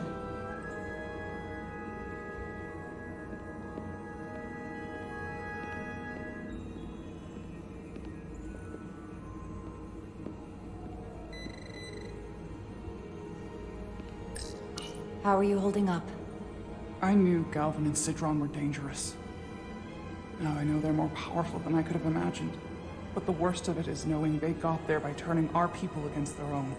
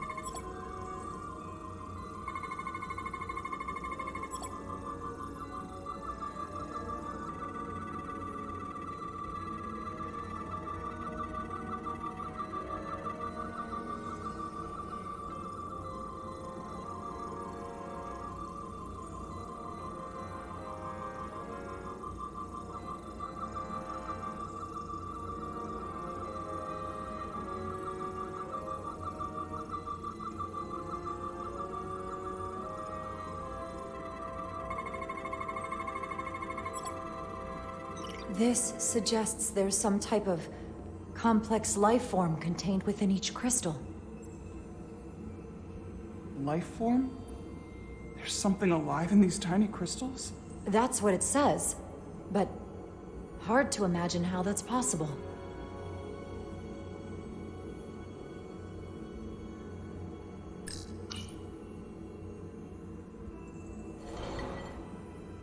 Our science division will have a field day with this. We need to study it on the ship. This place feels wrong. I'll get what I need, and we can get out of here. Thank you.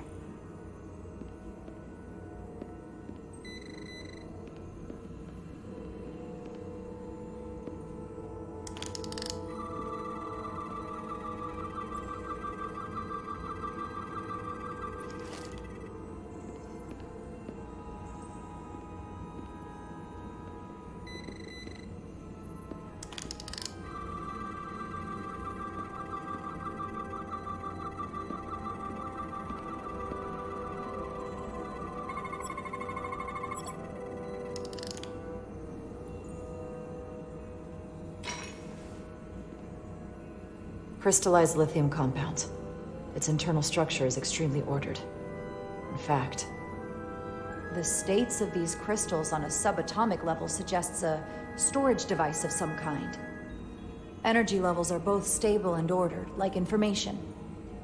Some of them appear to be depleted. What kind of information would you deplete?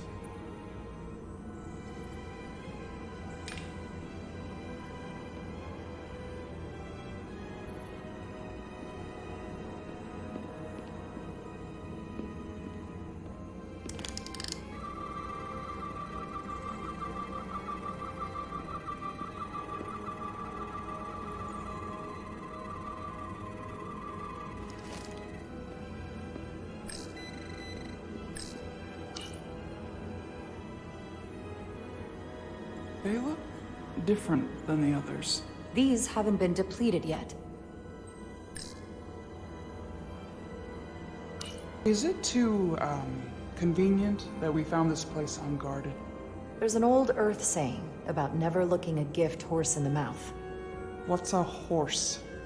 Never mind.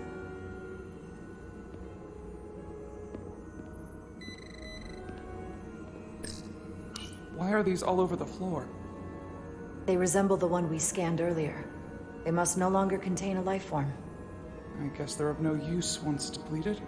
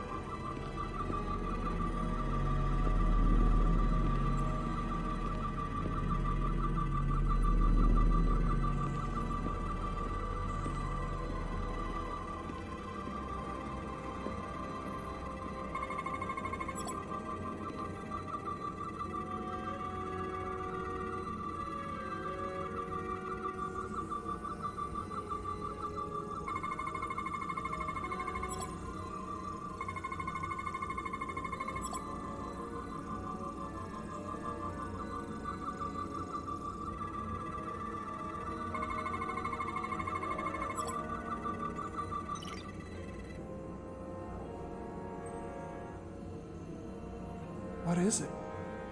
The device's primary function is to transmute lithium into this quantized crystalline compound. Possibly for the creation of weapons. Do you think one of these was used on that Elydian in the tunnels? Such a cruel weapon.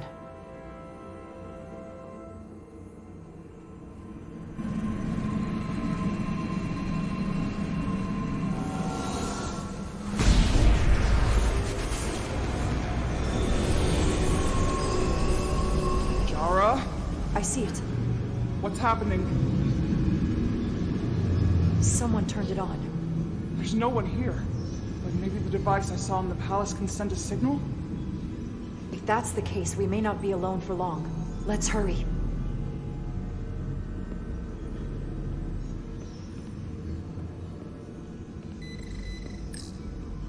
I can feel the power coming off it. I've never seen this kind of energy before. I'll need to record this with my tricorder.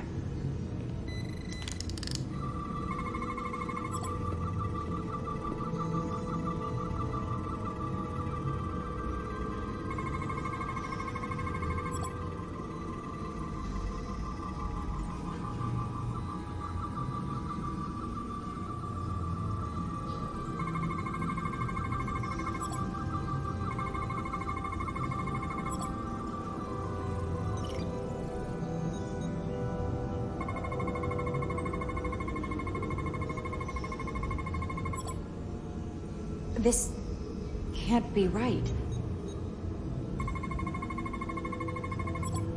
It's putting out almost 50 zettajoules of energy. I assume that's a lot? Enough to power this entire quadrant. This amount of power, the kind of radiation it's putting out, it's the cause of the storm. The warp disrupting beam, all of it.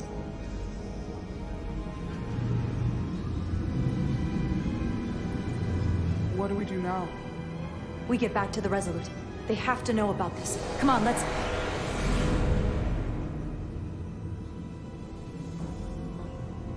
Quickly. We have to hide.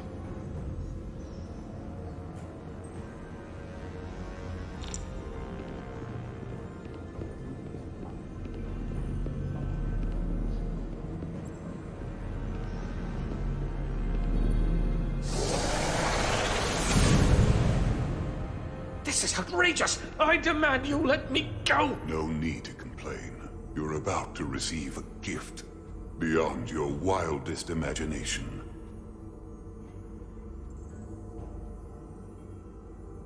If anything, I'd consider it an honor.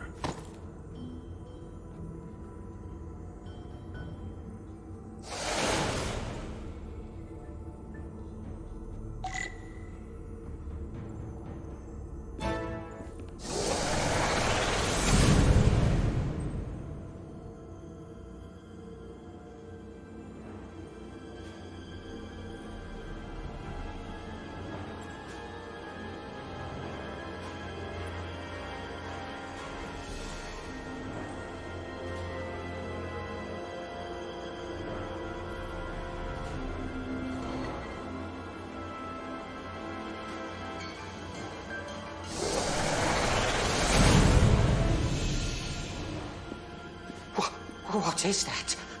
What are you doing? You'll see soon enough.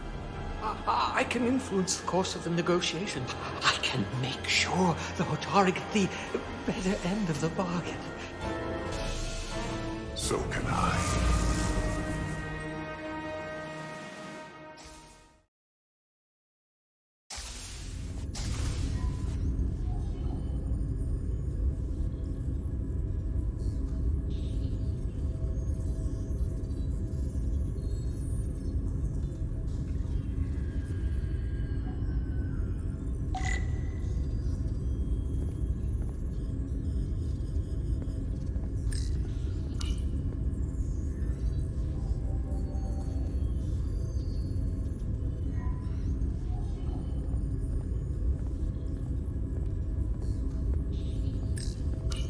She said anything?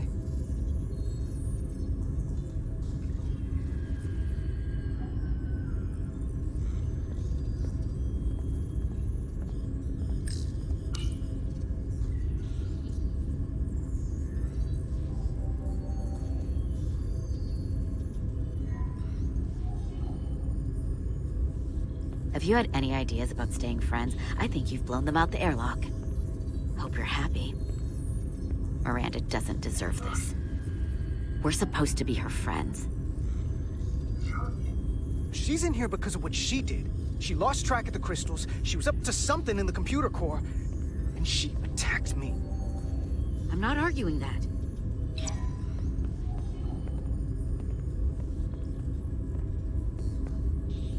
After everything we've been through together, you can throw it all away like that. I never thought you'd turn on me like this. I didn't turn on you. You brought this on yourself. Unless you have some kind of explanation. You think I owe you an explanation? Starfleet and its never-ending search for answers.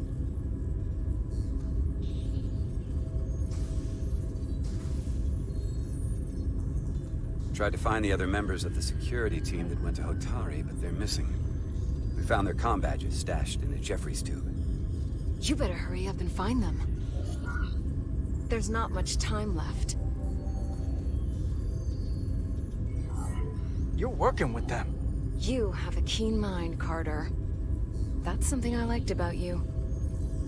But that won't be enough. Here's something. What is it? Maris didn't get bioscanned after returning from Hotari. Neither did the other two that are missing. None of them were scanned. Which should not have happened. She came over and helped us open the engine compartment. The others, too. They must have used it as a way to skirt the scan. So they knew they had to get around it. I'll scan Petty Officer Maris and get some data to cut through all this speculation. I think it's better if I do it. Open up too.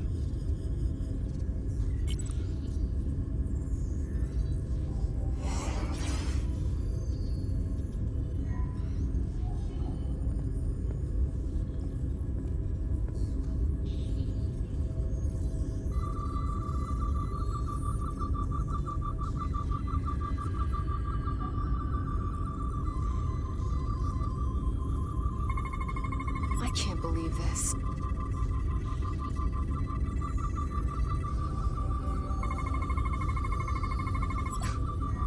Ridiculous.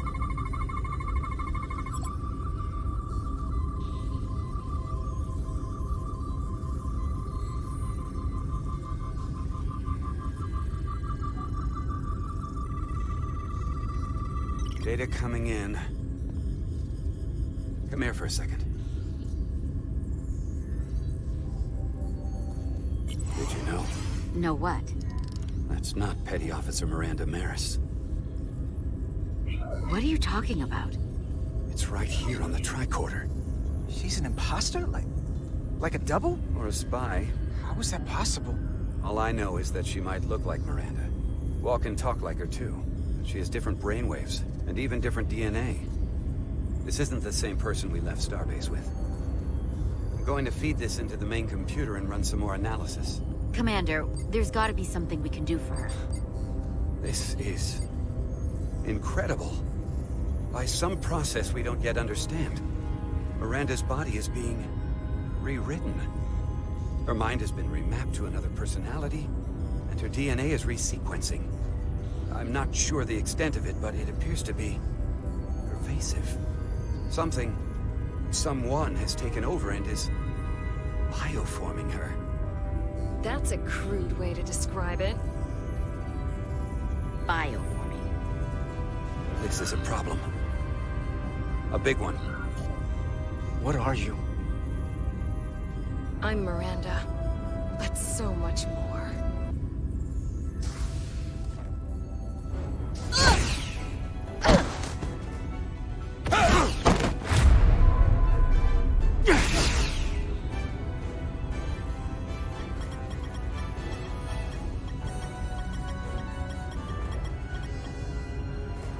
Don't let them get the storage drive!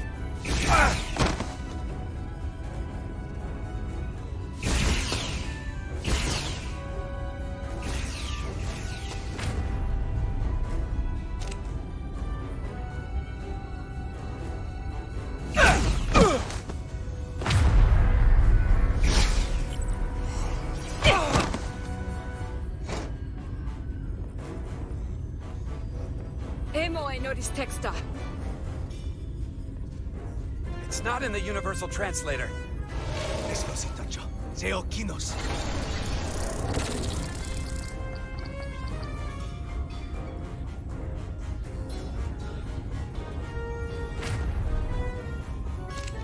Who the hell are you?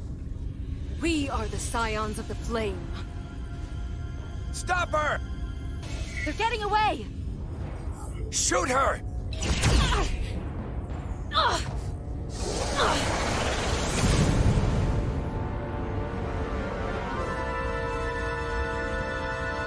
Scions of the Flame?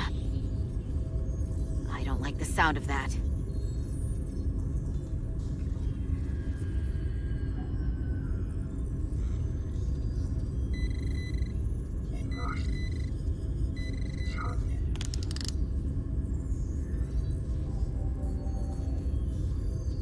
You're never gonna believe this. The reason the Universal Translator didn't recognize that language is because it's only ever been read. It's the Takan language.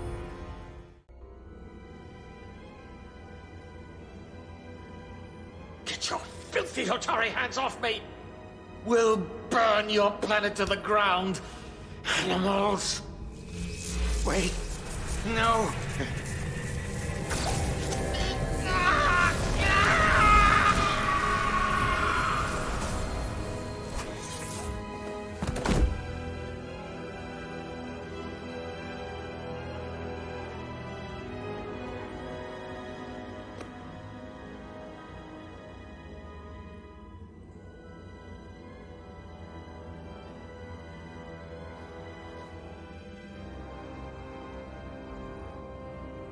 Rise, brother.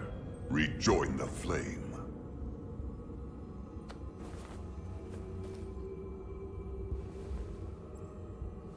This can only mean our time has come. I'm only sorry I couldn't find a more suitable host for you. All in good time. This is only the beginning. They're working together? An Elidian and a Hotari? They did something to him.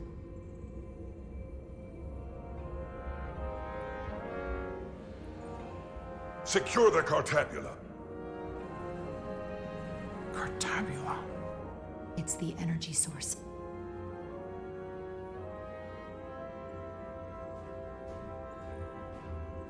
Spread out. Search the vault. Go back through the mine. Cut off their escape. Find them! Time to go.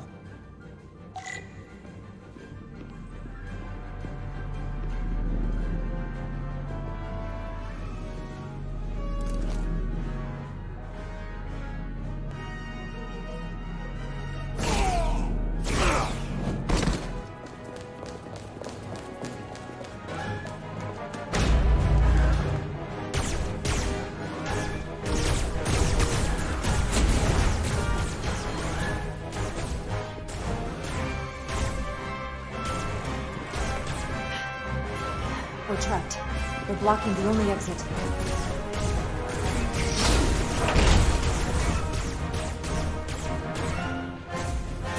Maybe not. Can you buy me some time? For what? This vehicle looks a lot tougher than that barrier.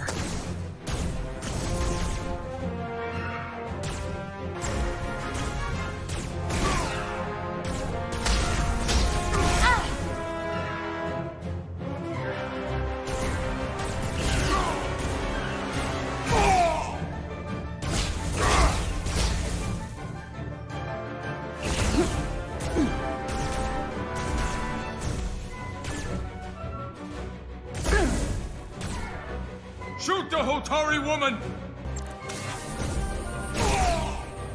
Federation dogs!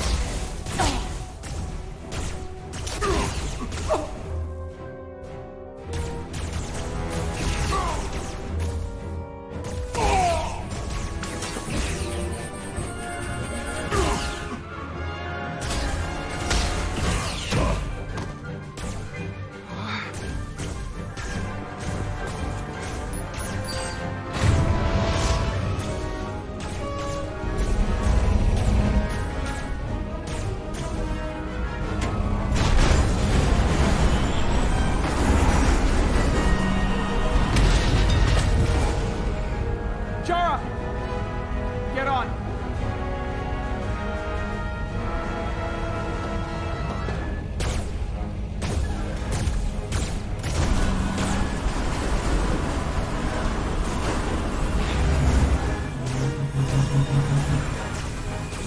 Hold on to something!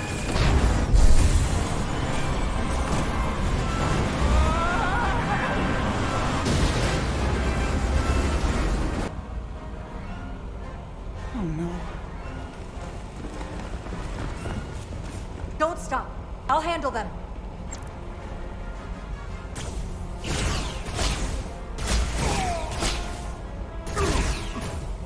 Shoot the one driving the machine!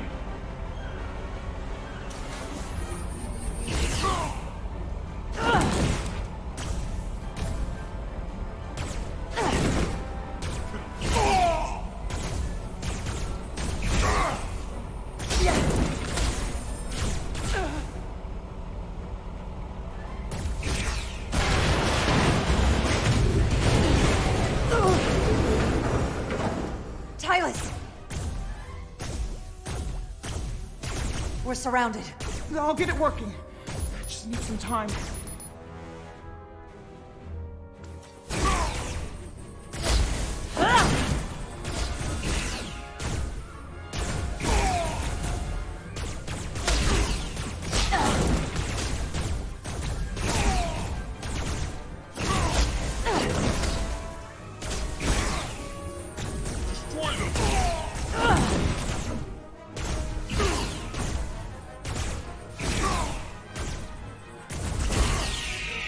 Here we go.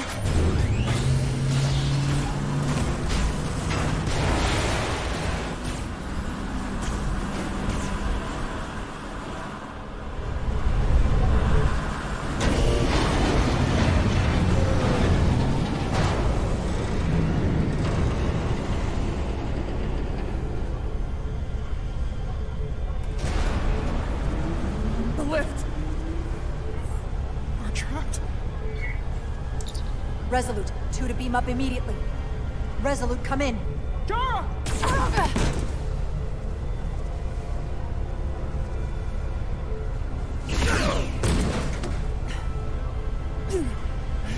Are you all right? I think so. It hurts.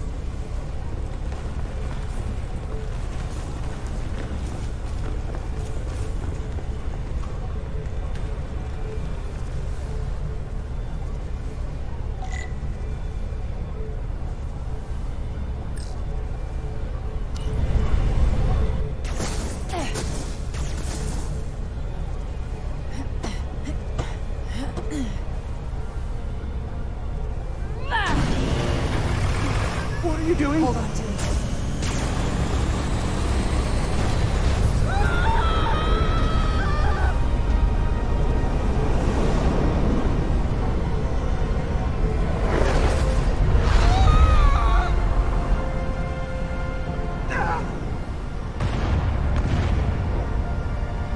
Commander, we read you, but there's too much interference. Transporters still can't get a lock.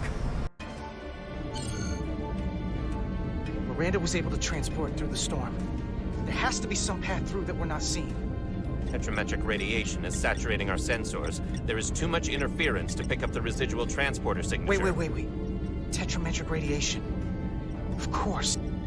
I can align the transporter with the tetrametric signature. The crystals emit tetrametric pulses every 3.8422 seconds, roughly 26 centihertz. All of this is connected. The storm, the warp-killing field, the crystals, Miranda's alien transporter tech.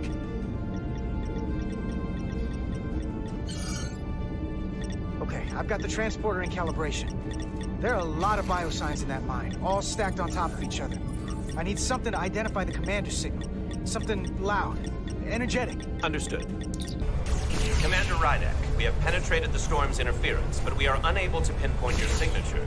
We need you to generate a high-energy event to help us... High-energy event. Got it.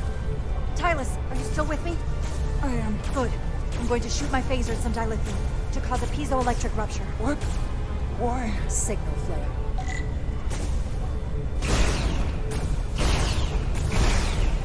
These crystals have to be pure enough. Bigger still. Come on. Damn it. You're good. Too small.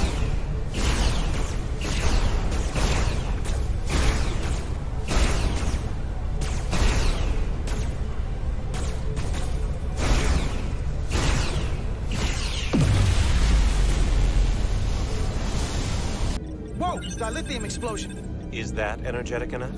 More than enough. I can lock onto their biosigns now.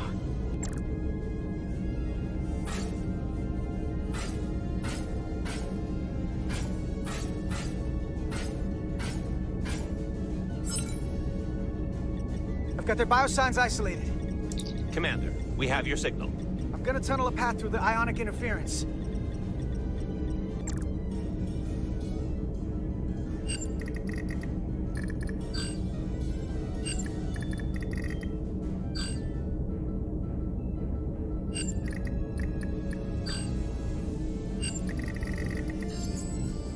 I've got a path. Just gotta calibrate the signal.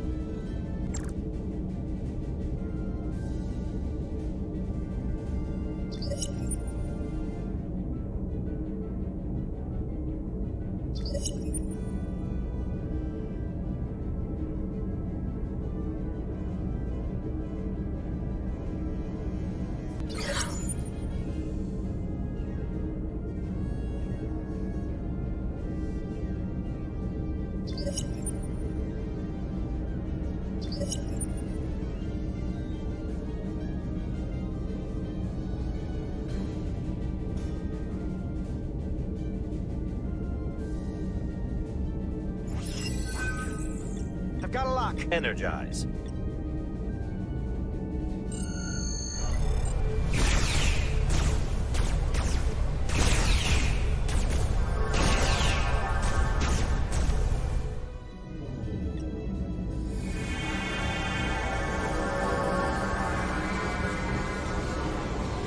Petty Officer Diaz. We're losing her. The pattern is degrading. Can you hold the signal? I'm trying.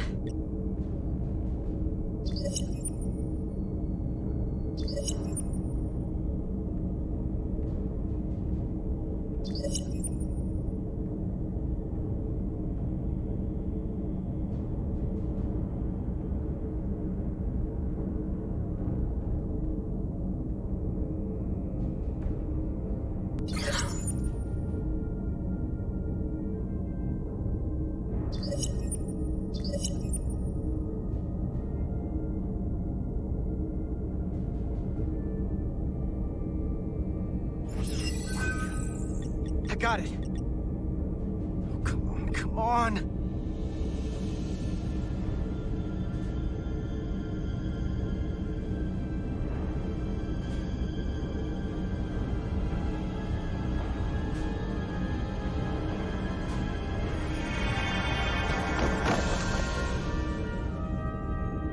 Yes! Get her to sickbay. Captain Solano and Ambassador Spock have just returned from Hotari. Take a look at that.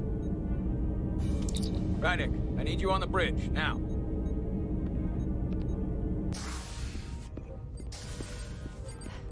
I'm here. The Elydians are preparing to attack Hotari. Status report. The systems are now fully powered. All torpedo tubes open. They're preparing to fire! We should hail the Elydian flagship, Captain. Readying phasers if you want them. Stand by. Await my order. Recommendation, Commander? We need to act quickly. Before this spirals out of control. Hail the Elydians. Maybe we could talk some sense into them. Hail them. No response. Try it again. Still nothing. The Elydians. They've powered down their weapons. Odd. You sure about that, Mr. Armand? They're venting some kind of gas from their ship. Hold on. Now all of their systems have shut down. That's unexpected. Commander Ermont, scan them again. We have to be sure. No mistaking it. They're dead in the water.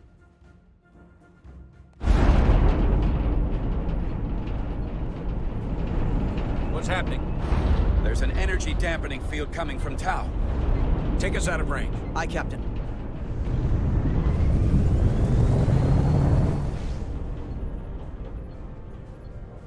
Captain, the flagship is hailing us. On screen. Zeldy to the Starship Resolute. Our main power cores are completely disabled.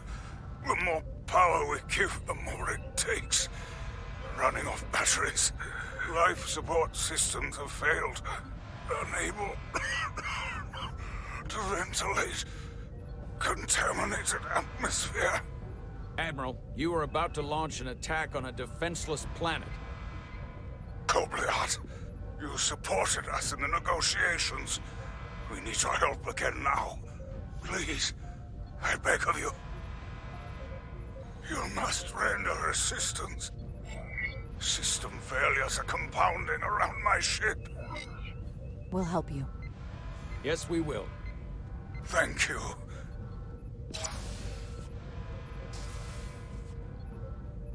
Admiral, excuse us while we devise a rescue plan.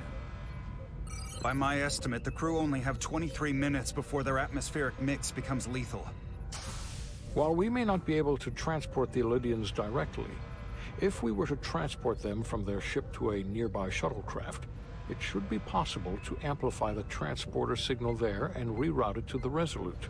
The Ambassador's plan is incomplete. An away team will have to beam aboard the Zeldy and set up pattern enhancers for a stable enough signal out of the dampening field. Thank you for identifying my deficiency, Commander Chovak. Jara, I need a senior officer in command of this. Take Chovak and Bedrosian in the shuttle, and get it done. Petty Officers Diaz and Edsalar, you will be part of the rescue mission. As will I. We will bring the shuttle within transporter range of the Zeldy, then beam you both aboard. Beam us on board. Why? The pattern enhancers must be placed on the Zeldy to make it possible to beam the Elydians back to the Resolute. Gather the pattern enhancers, and get to the docking bay.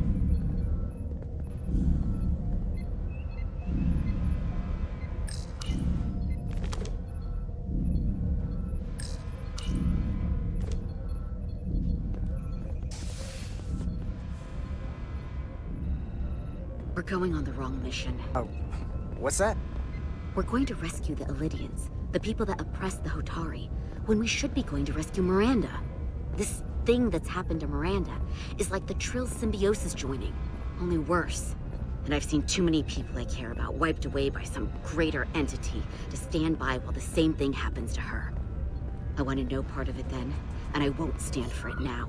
Their bodies stolen and used like puppets. I'm not gonna get my hopes up just yet. We don't know if what's been done to her can be reversed. Don't give up on her so quickly. Right now, We've got other lives to save. Yeah.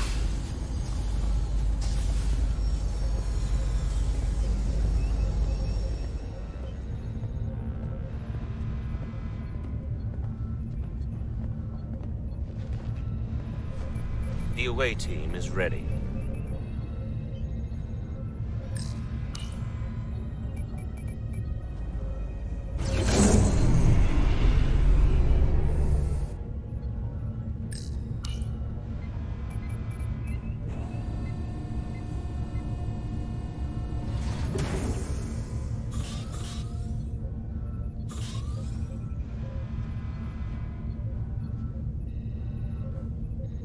Resolute to Shuttlecraft Melville. You're cleared for takeoff. Acknowledged, Resolute. Melville taking off.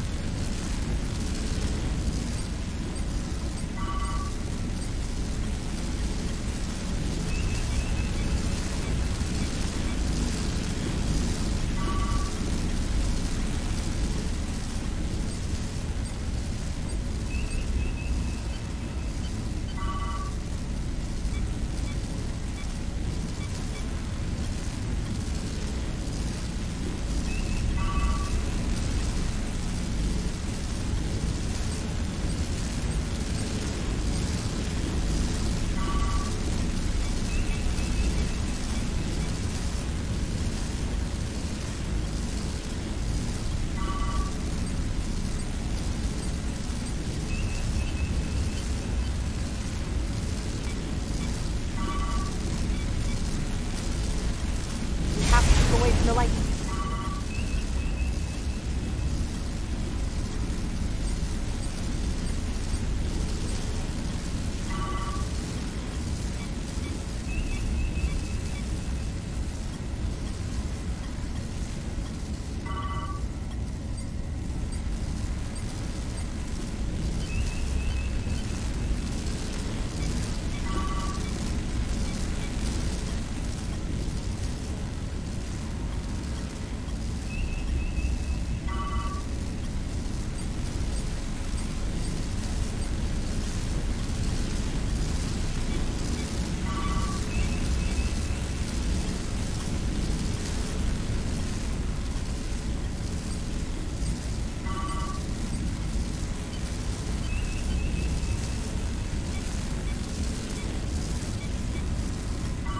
We are within range. Any closer will put the shuttlecraft at risk.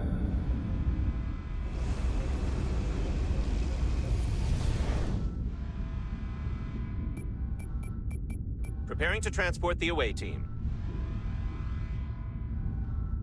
Energizing.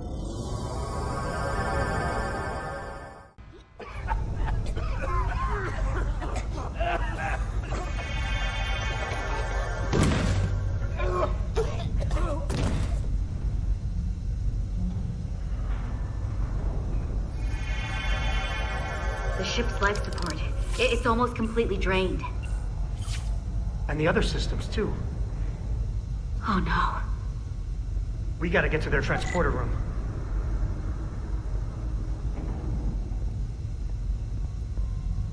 The atmosphere in here is turning to poison. All of these Illidians are going to die if we don't get them out of here. These must close in case of emergency. They don't have enough power left to function. Carter, give them a charge with your phaser. Should make them open.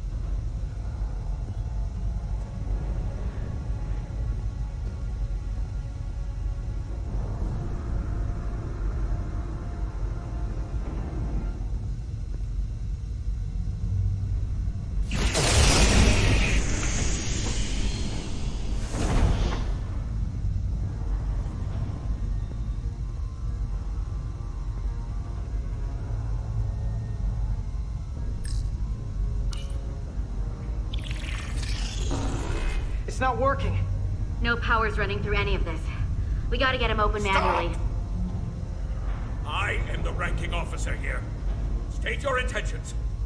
We are under siege. Explain yourselves. Our intentions? Your leaders asked for our help. And they sent you? Whoa there. I am still able to stand. What are you trying to do? We gotta get into your transporter room. Then we can get your people off this ship.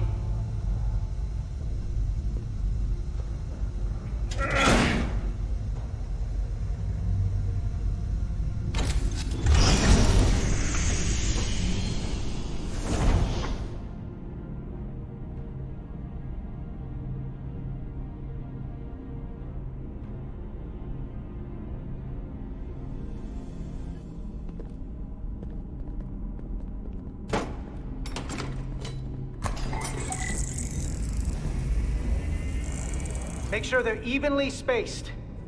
We need to manually adjust beam trajectory so they connect. I got this one. You get the others.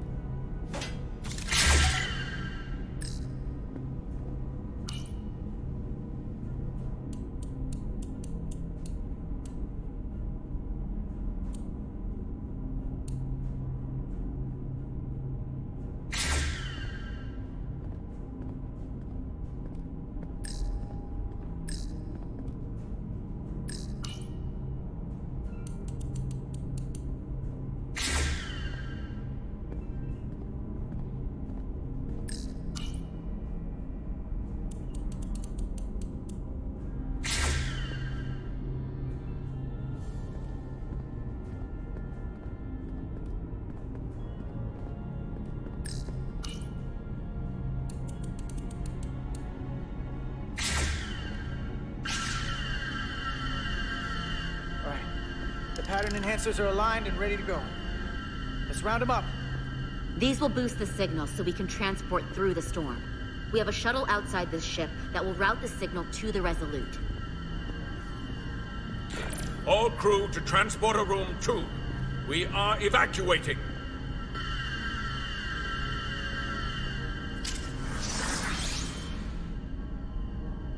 We're live.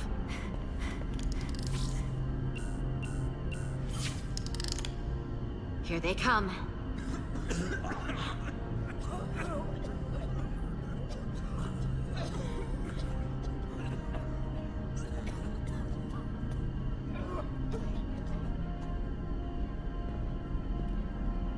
Okay, coordinates. Beam status. Energizing controls.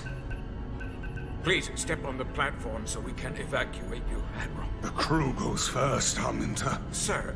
I mean it. You! Get on the platform already! Okay, the interface is in Elydian, but the layout is the same as the Starfleet transporter. I just gotta do what I did before.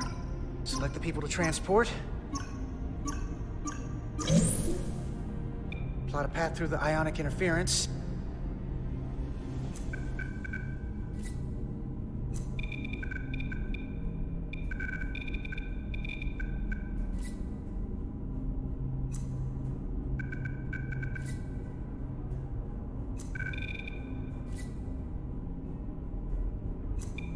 Okay, just have to calibrate the signal gain to get the highest possible output.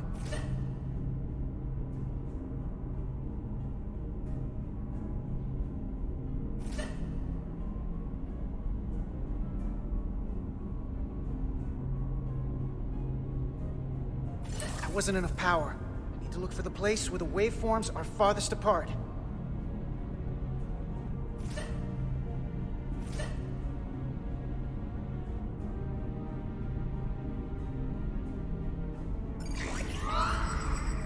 Even at this range, the interference is too much.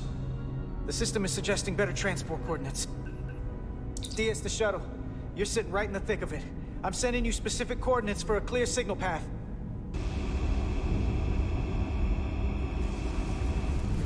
Waypoint's been added to the navigational computer. There, Commander. Give or take 50 meters.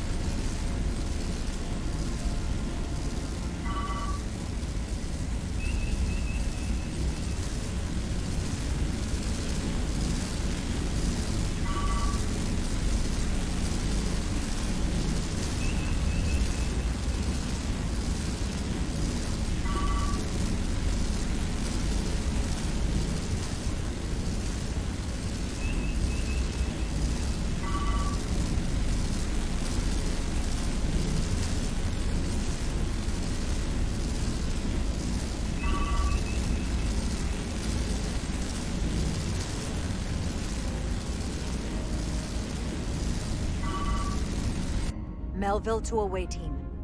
Energize.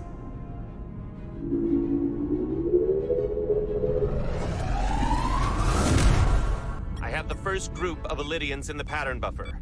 Redirecting and transmitting to the Resolute now.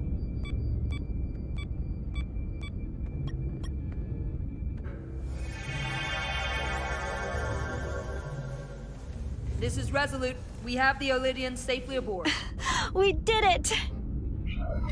I was so worried this wouldn't work. Don't celebrate yet, Lieutenant.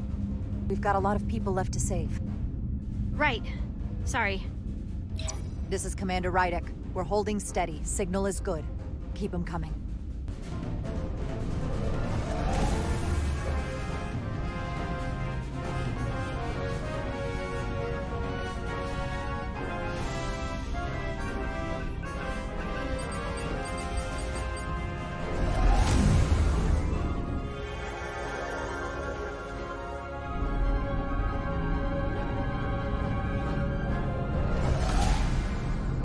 You're next. I've made it clear. I only leave after those in my charge. Sir, I must insist you go so you can lead our people. I will see to any stragglers. Yes, that may be for the best. But first, let me thank our human saviors. I'll pin medals on your uniforms when this is over. For all your brave work. You're very welcome, Admiral. Does Starfleet let you wear another fleet's medal? We will find out. We're ready for transport. Get the Admiral to safety. Energize.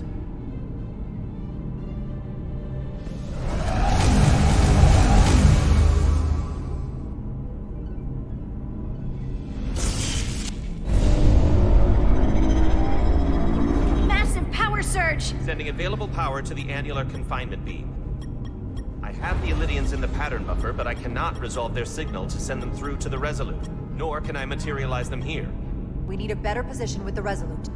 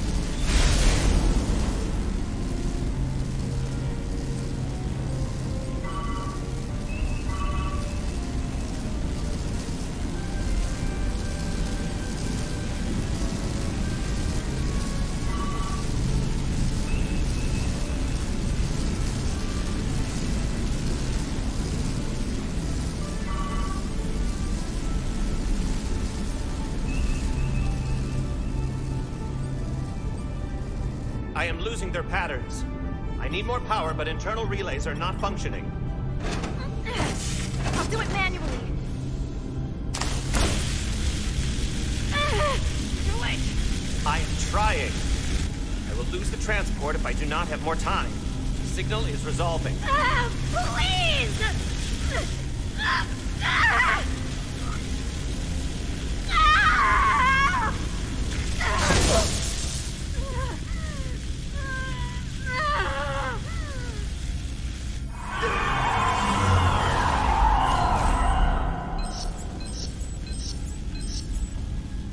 We have lost the 15 Illidians in the last transport.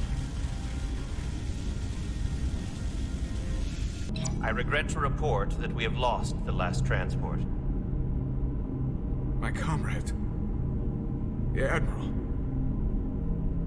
Unfortunately, our shuttle systems were damaged by the power surge. We can no longer serve as the transporter node. Carter, these readings are off the charts. The source of the storm is on this ship. It must have been the power surge when it came on board. You're right. That's a con energy source. They call it the Cartabula. It's here. Is that? The intruders are preparing to bring the Zeldi to war. And we're about to be stuck on it. There is an old Illidian saying about leaping off the hot skillet and falling to the flame below. Yeah, we got that one too. We don't know where this ship is going, but we are not lost. We can still do something. We can still fight. We'll stop them from getting the Cartabula wherever they're taking it. I like this plan, and I shall fight with you. That's all well and good, but if we're not getting off this ship, we're really backed into a corner here. We can't get off this ship. But maybe I could target somewhere on the ship. We are reading the warp engines powering up. Yeah, we picked up on that. We do not have a way to evacuate you from the Zeldi. The shuttlecraft is too heavily damaged. We're gonna stay alive. Just do me a favor and try to track us down. I can assure you, I will make every effort, Mr. Diaz. Live long and prosper. I hear voices down the corridor. They will be here soon. I'll guard the door. You just get us out of here, Diaz. Hey, Stretch. Help us with this map. Find somewhere as remote as you can. They're almost here.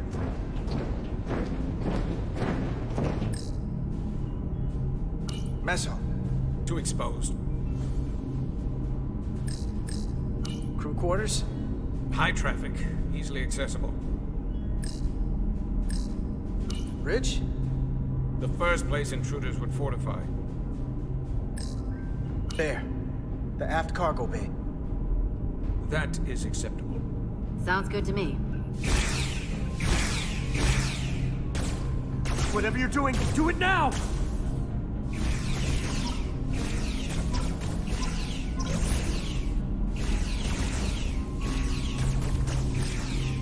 We're locked in. Order transport. Come on, Belle! Belle!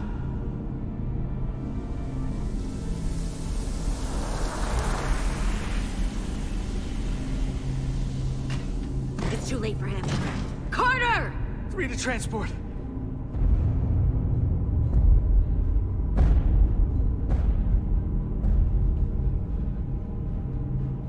Energize.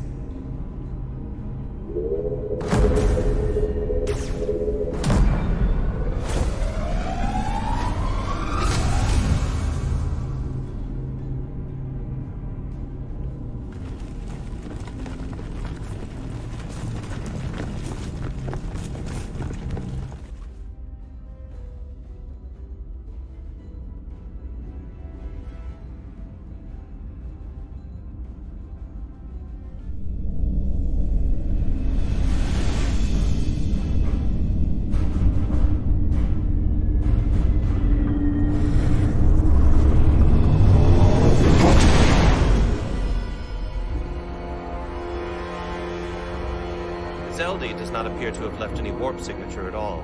I cannot track its trajectory. I held on as long as I could. We saved many lives. And our people on the Zeldi knew the risks their duties entailed. Contact the Resolute, Mr. Chovak. Have them bring us back. Yes, Commander.